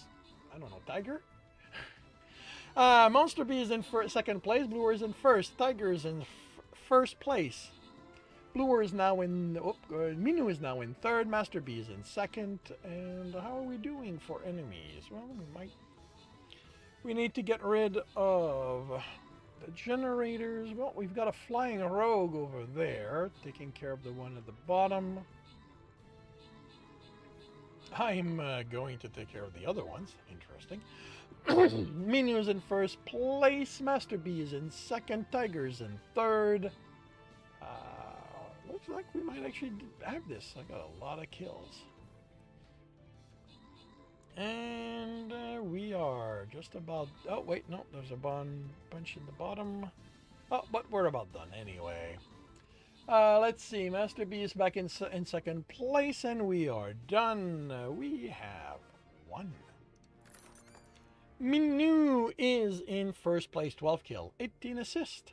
Master Bee is in second place, 11 kill, 18 assist. And Tiger is in third with 26 assist. We have Berserkers, and I'm not mentioning the other one, but neither one are being claimed at this time. So, Mavadofox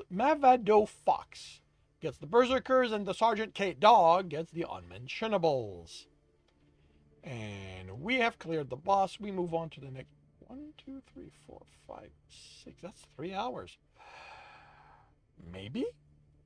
And we start with a moderate battle on the way to the token chest.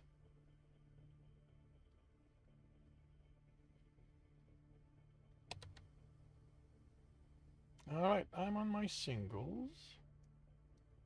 Means time for my Lancer, and we will go here. And of course, I'm realizing I forgot to do something, but we'll see how this goes.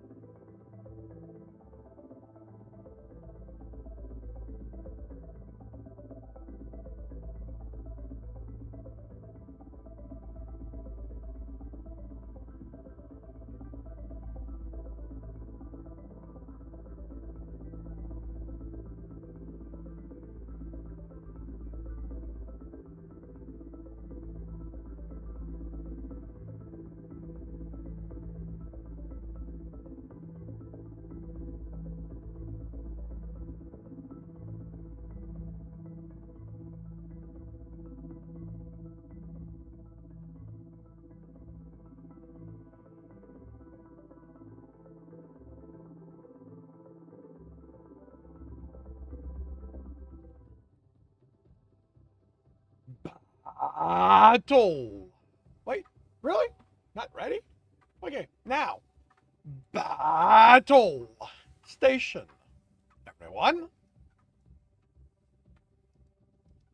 Battle station.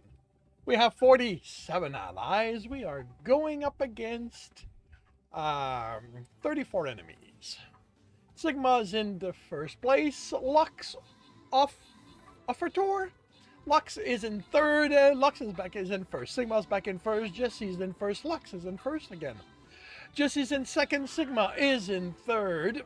Sigma's now in third. Sorry, Sigma's now in second. Jesse's in third. And I think we're done. We have won.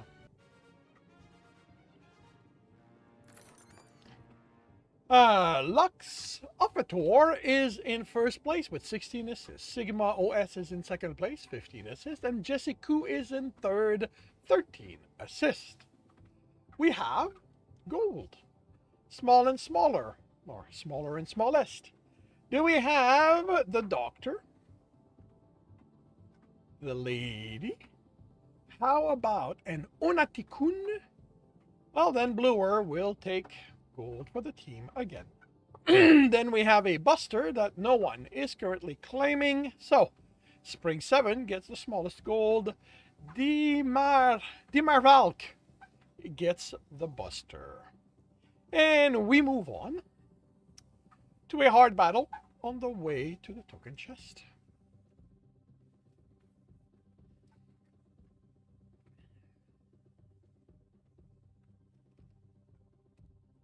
Alrighty, we have presents. Can I reach them? Not really. Not really. Not really.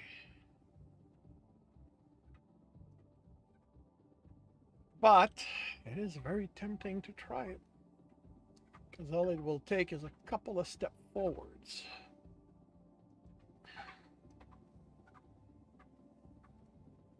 Alrighty.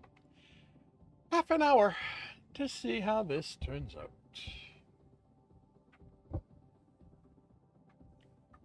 And this afternoon, it is rapid.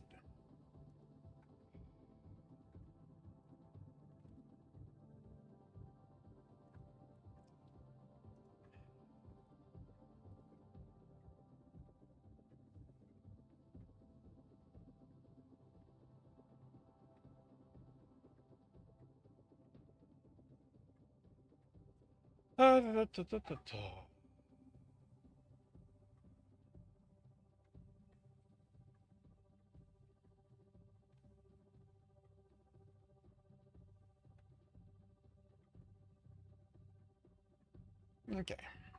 This is a Tristan chapter, which fortunately is again an Alex exposition.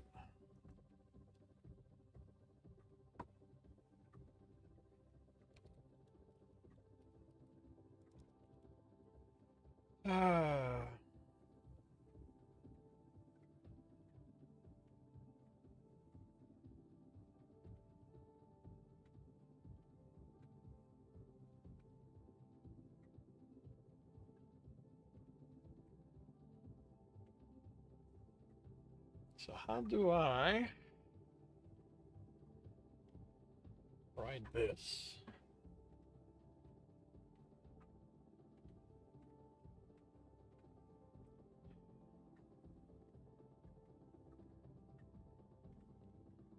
Just not make it Tristan listens to Alex talk.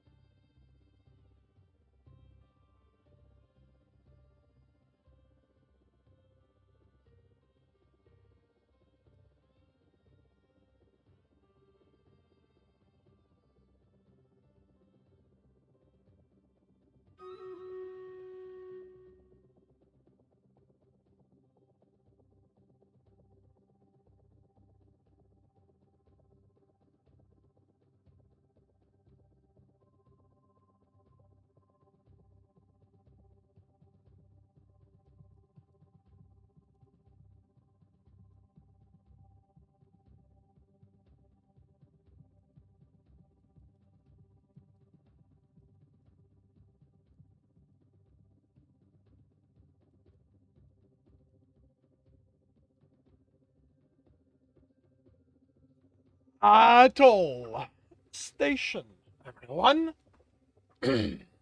Battle Station.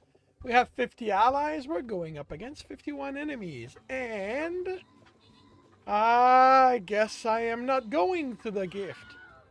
Oh well. Quinn is in first place. Sigma's in second. Spring is in third. Sigma takes over first. Quinn is now in second. Spring is in third.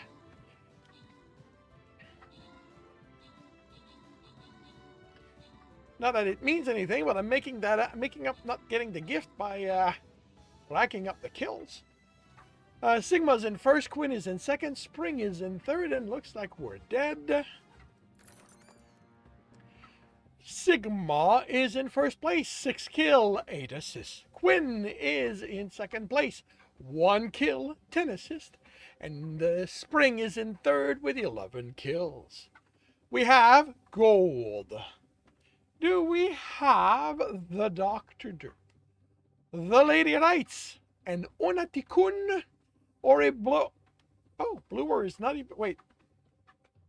Oh, right. Yeah, Bluer is right here. Woof. For a moment there, you hid too well. And then we have a Saint, which no one is currently claiming.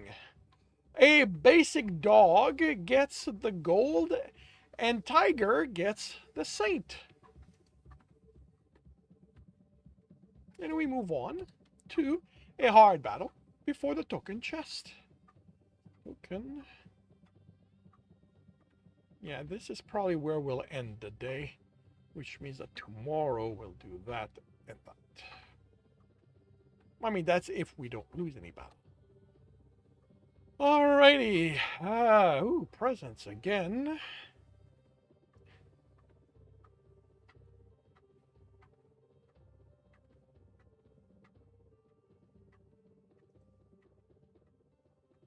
Yes, yes, yes.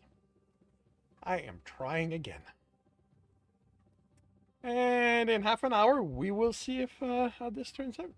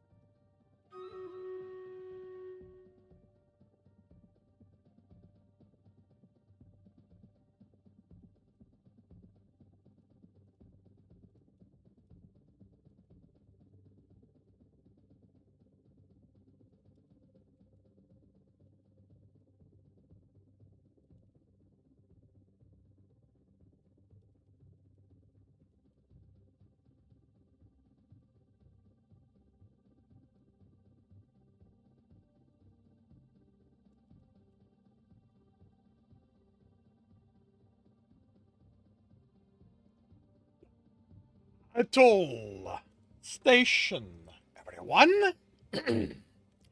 Battle Station. We have 30 allies. We're going up against too many people to count, and I get 1. Good. I get 2. Sigma's in first place. Genimon is in second. Lux is now in second place. Genimon is in third. Oh, I see. Master B copied my idea and is following me around a lot. Sigma's in first place, but we do make a good team, it seems. Oh, wait. Wait, they died. But we're done. We won. Sigma OS is in first place with 20 kills. Genimon is in second place with 9 kills. Lux Offertor is in third with 8 assists.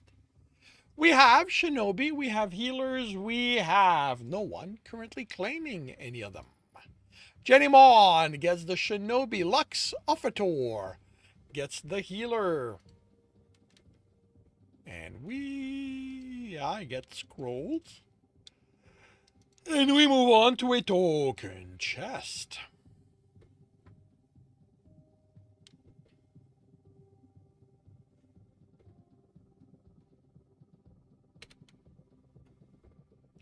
Alrighty, back to my singles. It means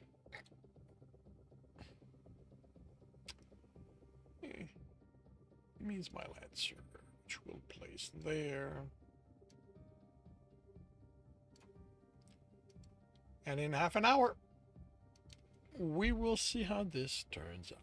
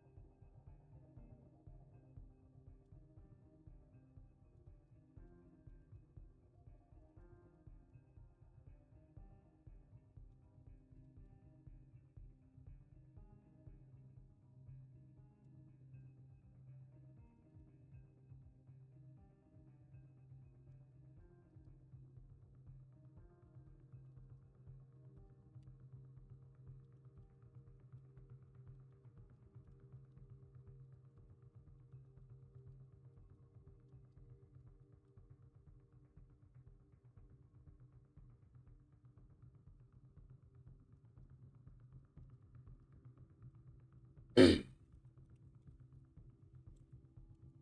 right.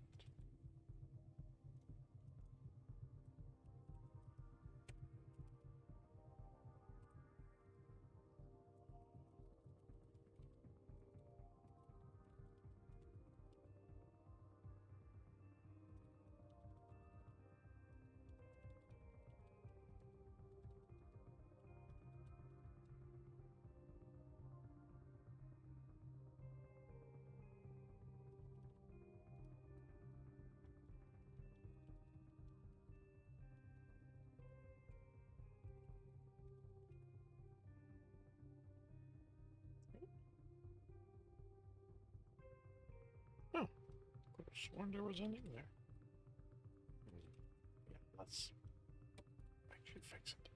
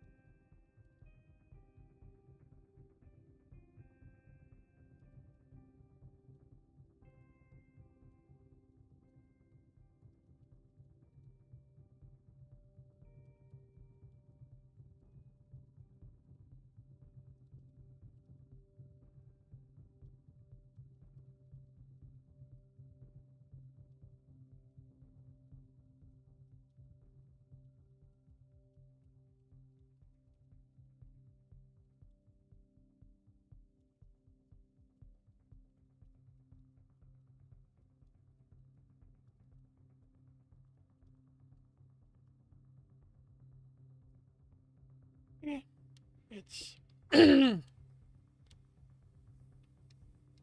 is short.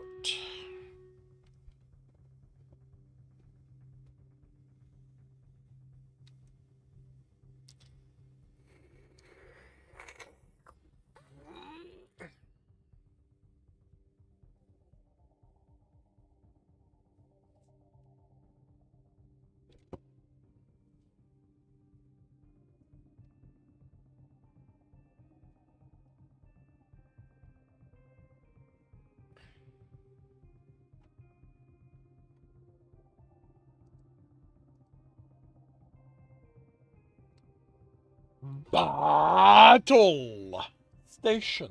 Everyone? Battle station. We have 36 allies. We're going up against generators. Who cares about the numbers? Sigma's in first place. Ditch Wolf is in third as Sergeant takes over second place. Sylvan takes over third. The Ditch Wolf is back in second place. Sergeant is in first. Sigma is now in third. As we had for the generators. Do we not? Yeah, we do not. Okay, we've got, okay, Lux has a flying rogue, which means that we at least have that. Then it's just a question of dealing with the rest.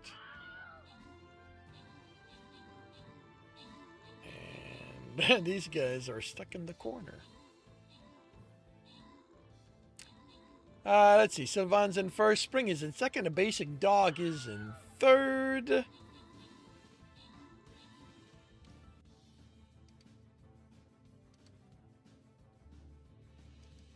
And you guys are dealing with the last batch. Probably managed to do that. Oh well, actually, you guys may not survive. Wow, there's a lot of them there.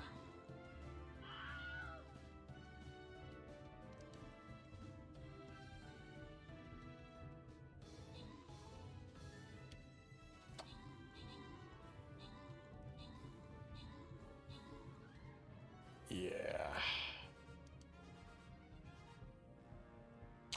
And we have one. Minu makes it to first place. 22 killed, 3 assists. Sylvan is in second place, 7 kill, 9 assists. And Spring is in third, 12 kill, 2 assists. We have gold 3 times. Do we have the Dr. Derp, the Lady Wrights, and Onati-kun? How about Bluer Shwee? There's Bluer to take the gold. And the rest will go to Ditch Wolf and Sylvan. And we move on to a skin chest on the way to the gold.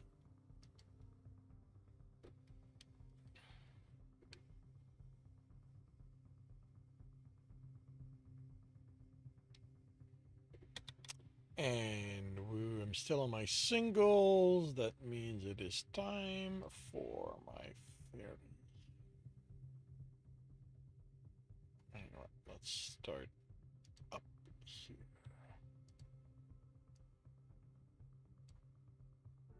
It is past 2 p.m.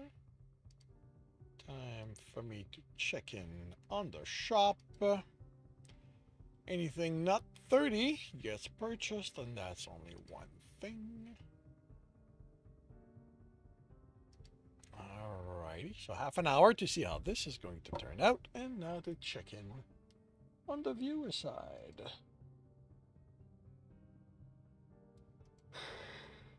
Where anything not level 1 is getting purchased, and I only have 3 refresh.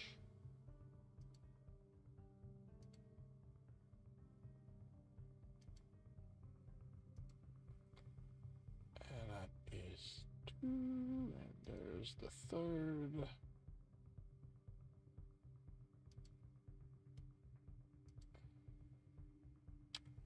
Alrighty.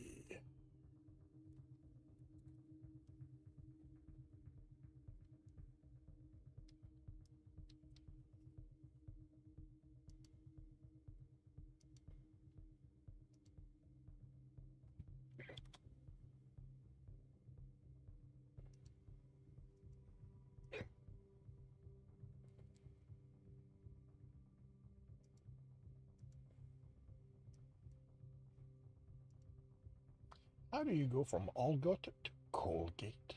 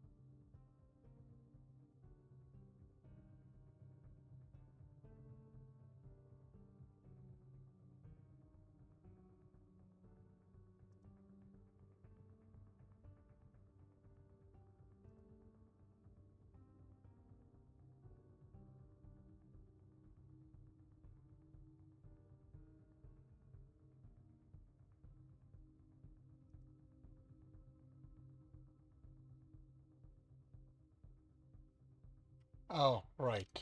Because, wait, what? Oh, no, you were successful. So where are you?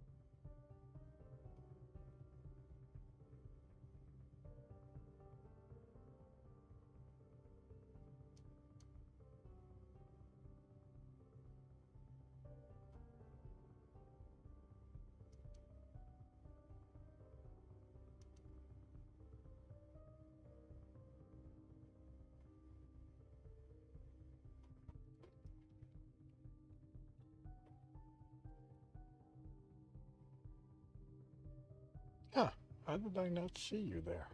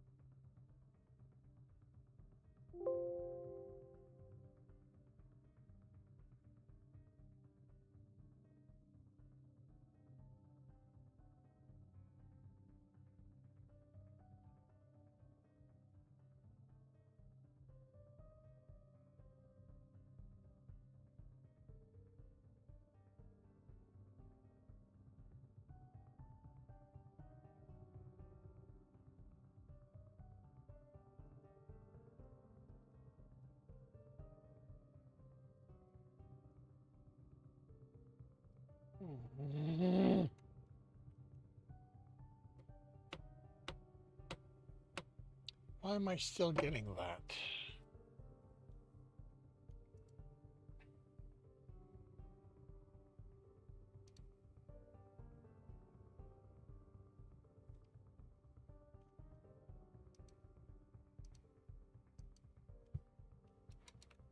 There is absolutely nothing here showing me that I should be getting that. Why do you do this?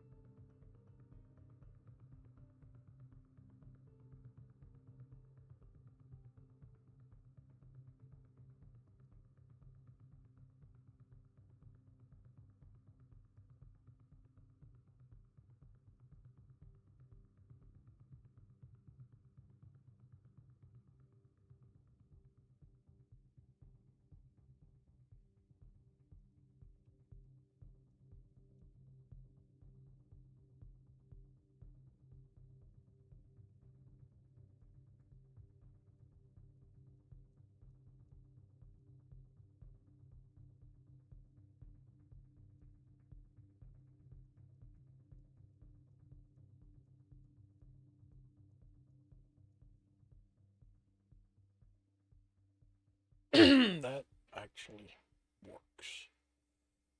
This is not ideal, but it works.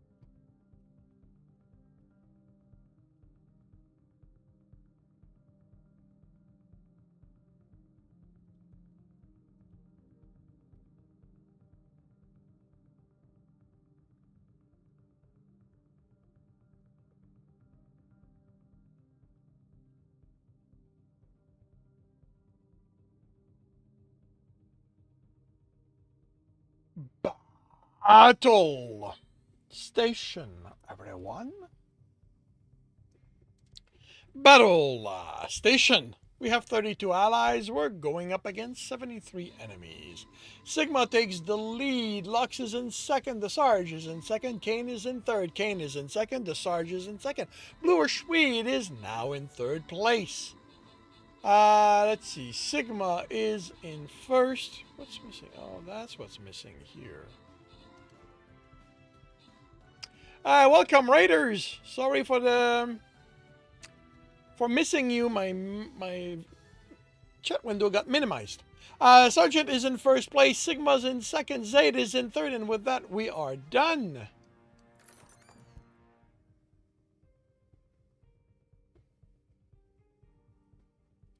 We have gold, big and very small. Do we have a Dr. Derp? The Lady Right. And Onati-kun or a Bluer Swede. There's Bluer. And nobody claims the monk at this time. So, Bookish Spider gets the gold. Ditcher Woof gets the monks. And we move on to the gold chest. This is probably the one we'll start tomorrow with if we win this one.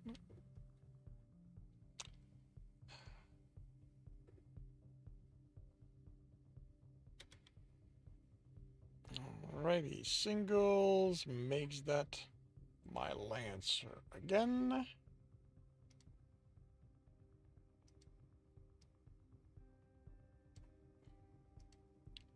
And in half an hour, we will see how this turns out.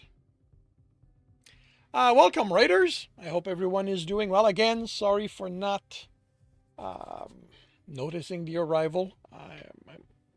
My chat window got minimized. I am going over ebook layout right now.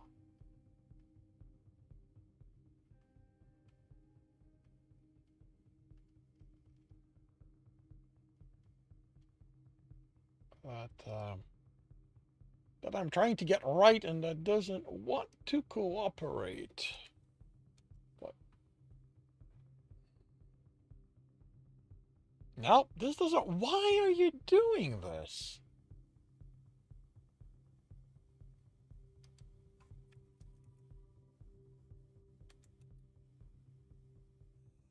Oh, okay. I see why. That's going to be annoying, but I see why. I think. I hope.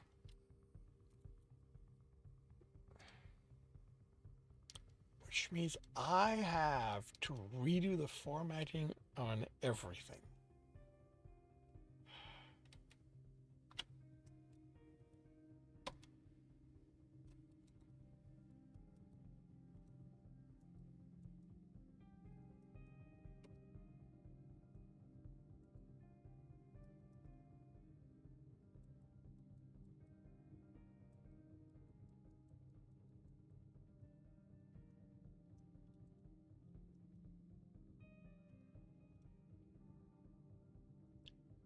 I am going to test that.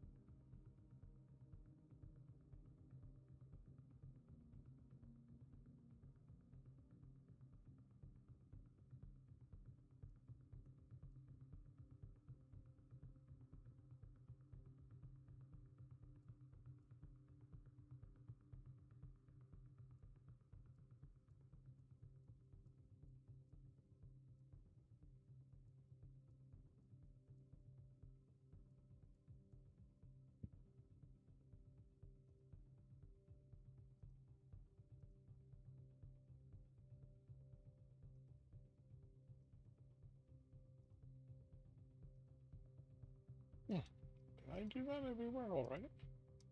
Was that the only one that I had missed? Hey, Flower Heart, welcome to the stream. How are you doing today?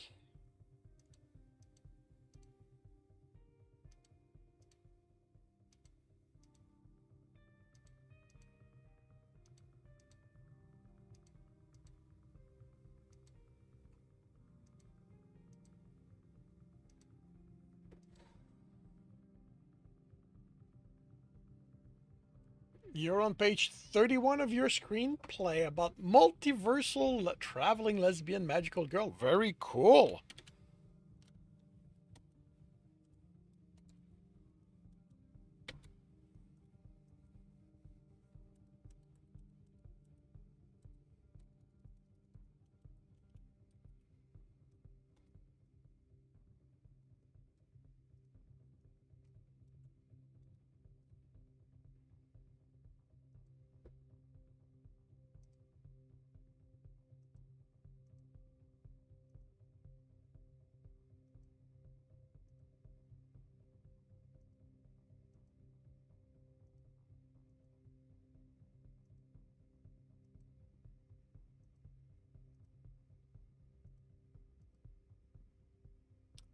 right.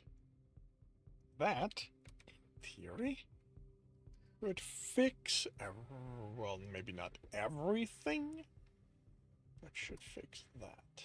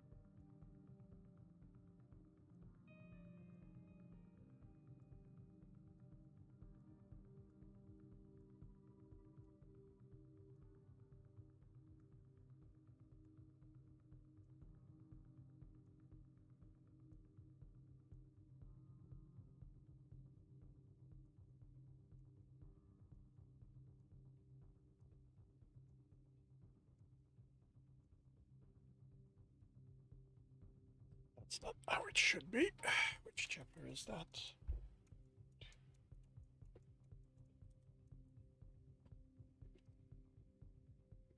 Let's go like this then.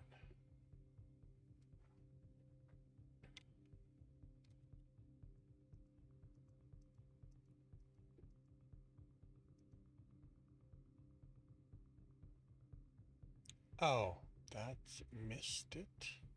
Cause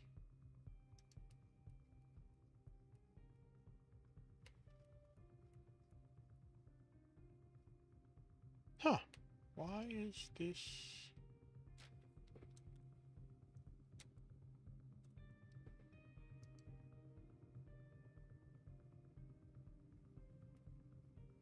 Okay, so I guess that's what I need to should confirm then.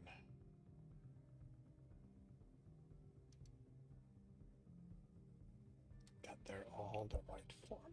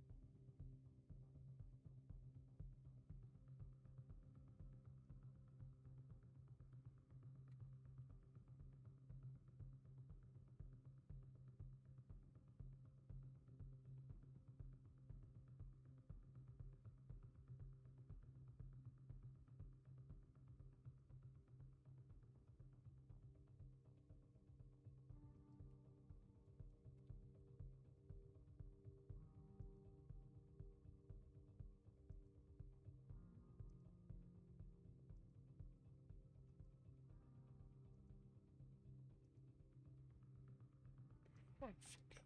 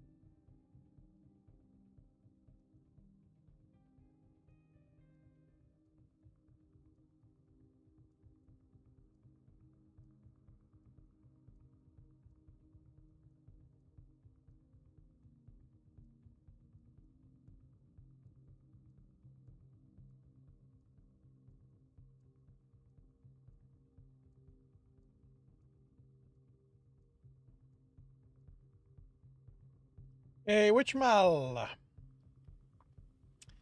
you are debating whether or not to stream your book. You mean writing your book or something else relating to your book?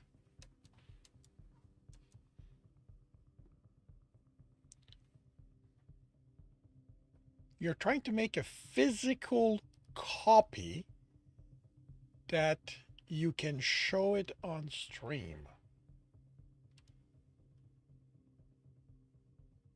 If nothing else, that sounds intriguing. Like assembling a book on camera while.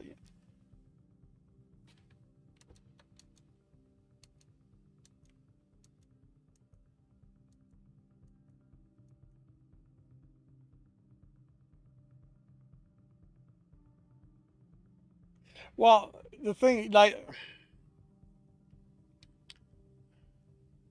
but are you talking book binding or something else here? Because what does he? Well, a physical copy of a book. I know what it is. It's the you making one that I'm or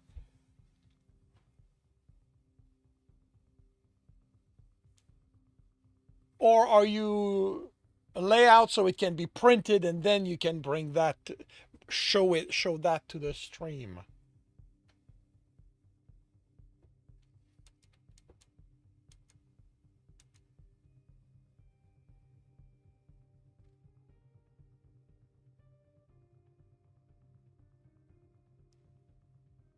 You were going okay, so it's book binding of a form. Okay. Um how big is it?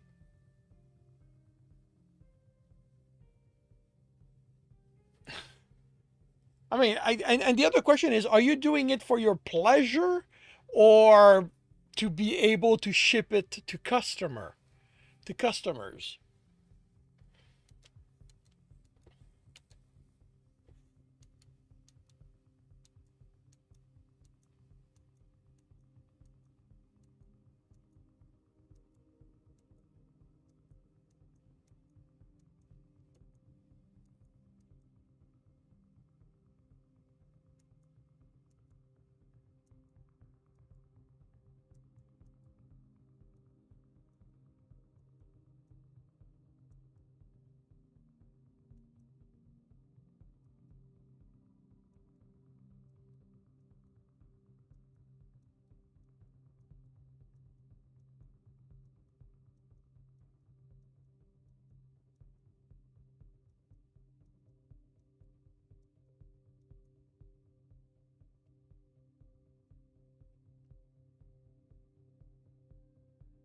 And have someone properly bind it for you.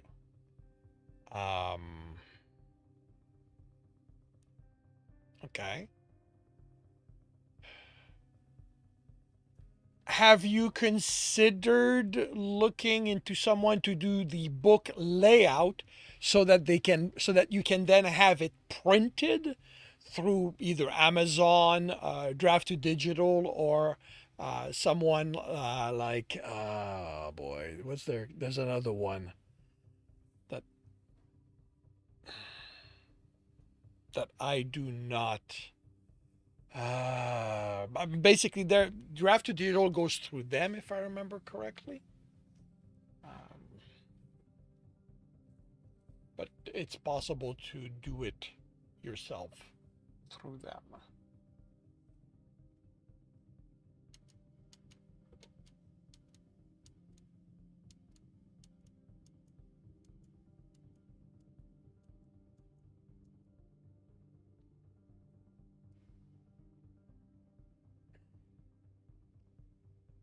Um, 7 high by 304. Well, I mean,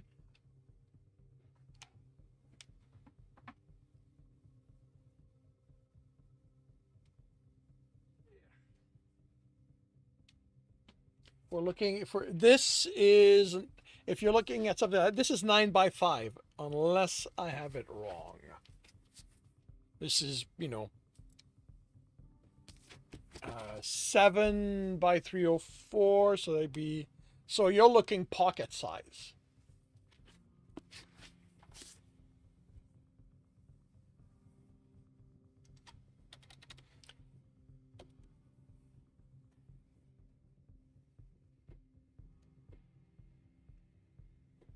Well, the thing to remember, the size you have for the cover, that can be adjusted because it's just a question about, of stretching it if you go for a different size. But, it's kind of why you want, when you can control it, to have your book larger, your cover larger, because it's a lot easier to compress than it is to expand.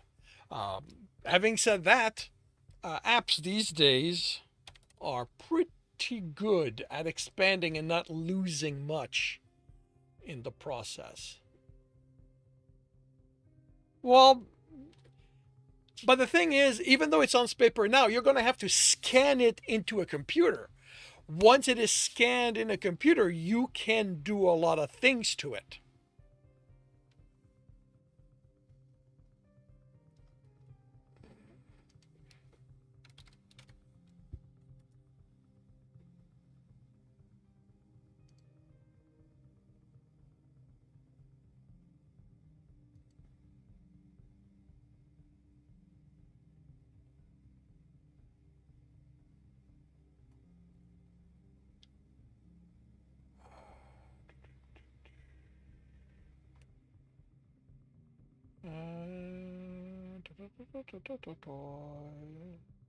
Let's upload reviewer.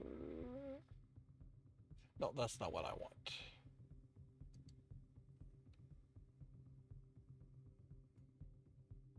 Yes, but what I mean is that while your cover was made on paper, when it's going to come time to print the book, that cover, that image will be digitized. And once that is in a computer, it can be adjusted.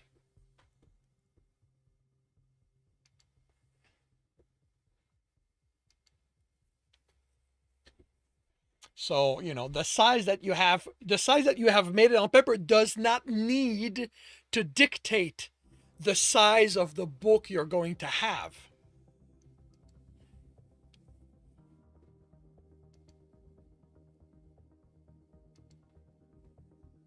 So that, even though your image is smaller than this, if you want to go with this format, once it's in a computer, you can stretch it so that it will fit in a format like that.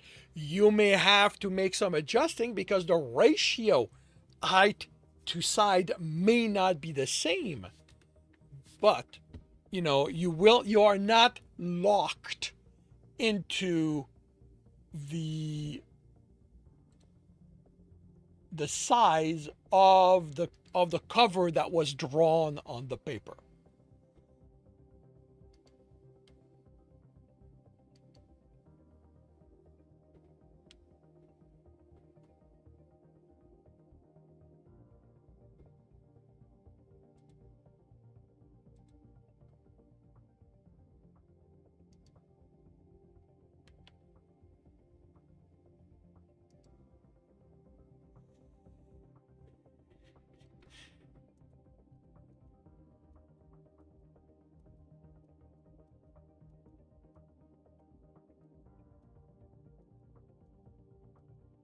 And there are,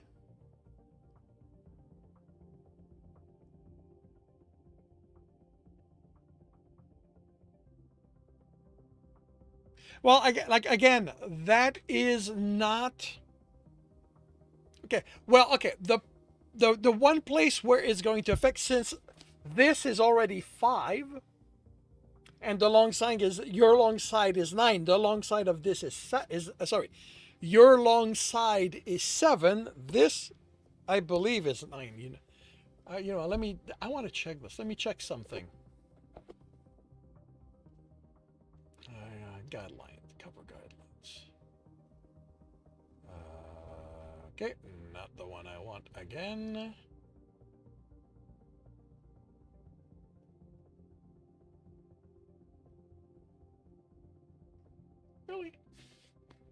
Where are you?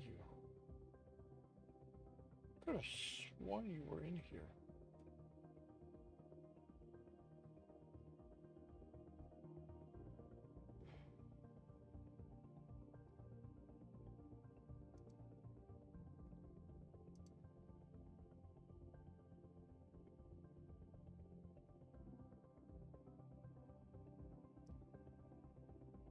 Oh, right. This is ebook. Of course, this is not going to be the right place.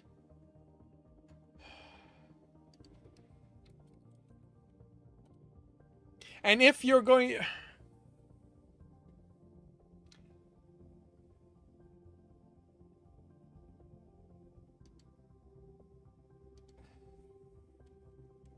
Writing is a side project. Well, that's cool. That is a cool side project to have.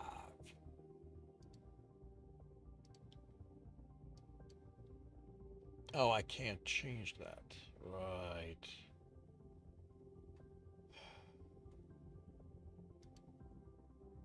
There we go.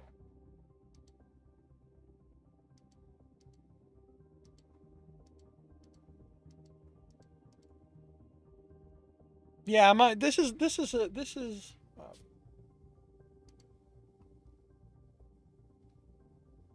sorry, this is 9 by 8. Sorry, 5 by 8.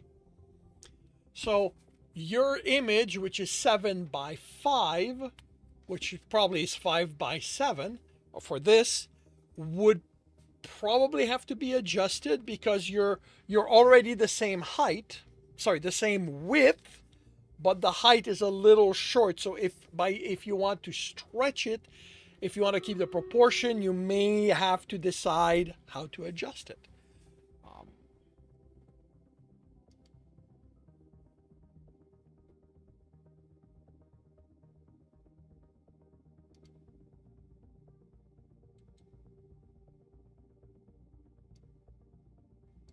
But you know, there's a lot of options out there.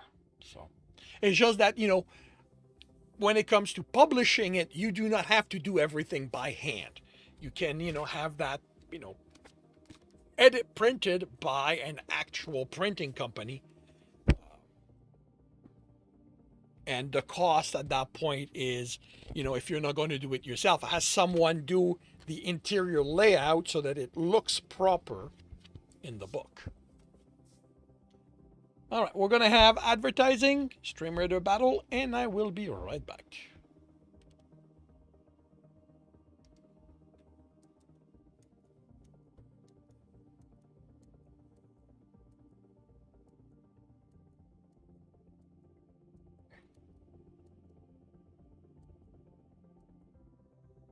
All right, finally, this is done.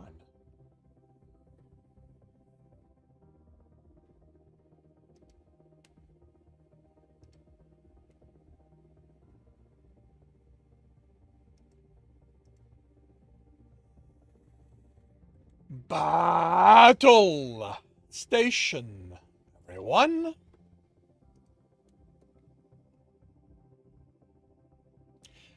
Wait, what? Raging Warrior. Interesting. Battle Station. We have 36 allies. We are going up against generators, so who cares about the numbers? Sigma's in first place. Mope is in second. Zaid is in third. People are going after the boss and not... Well, actually, it's not the boss. This is not a boss battle. This is a very hard, insane battle. Sigma's in first. Mope is in second. No, Mope is in third. Yellow Fairy's in second. The boss head, the snowman head is still... Snow King, middle, okay. Is still around. That is not looking good for us. And I'm going against it. That may not be a smart decision on my part. Well, okay, cool. Not a bad decision on my part either. I killed it. Thank you for whoever weakened it for me. Holy cow, we've got a mob of blob over there. Yellow Fairy is now in first place. Well, okay, I guess those are your blobs. Redvik is in second. Sigma is in third.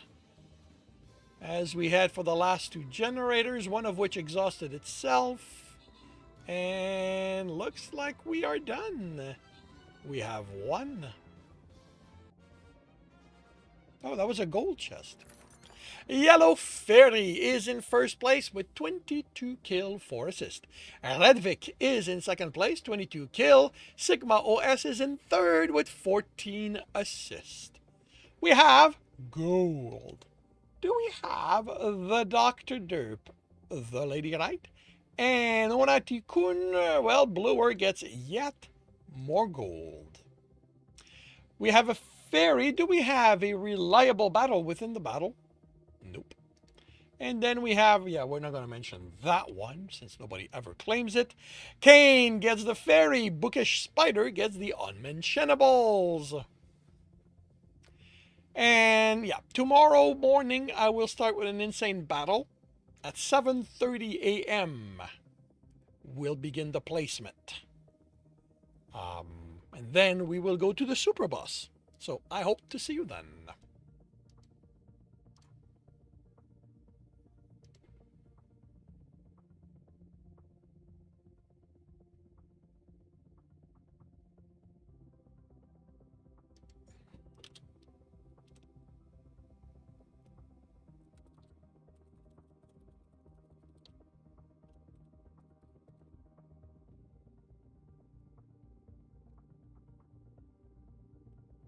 All right.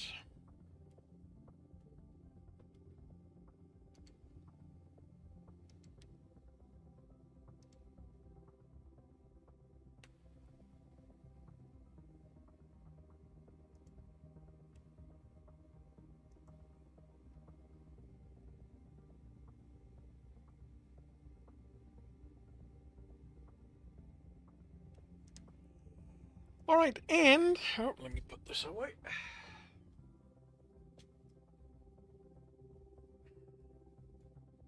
With my writing being done, I will end the day with a raid.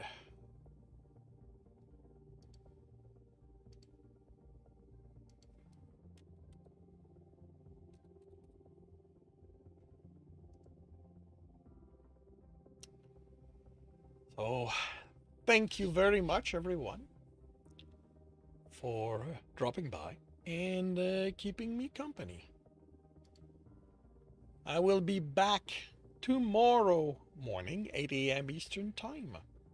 I will be working on Breaking Step in the morning, and in the afternoon, I will work on yeah, I forgot the title already. Book 8 of the Tristan series. So, I hope to see you then.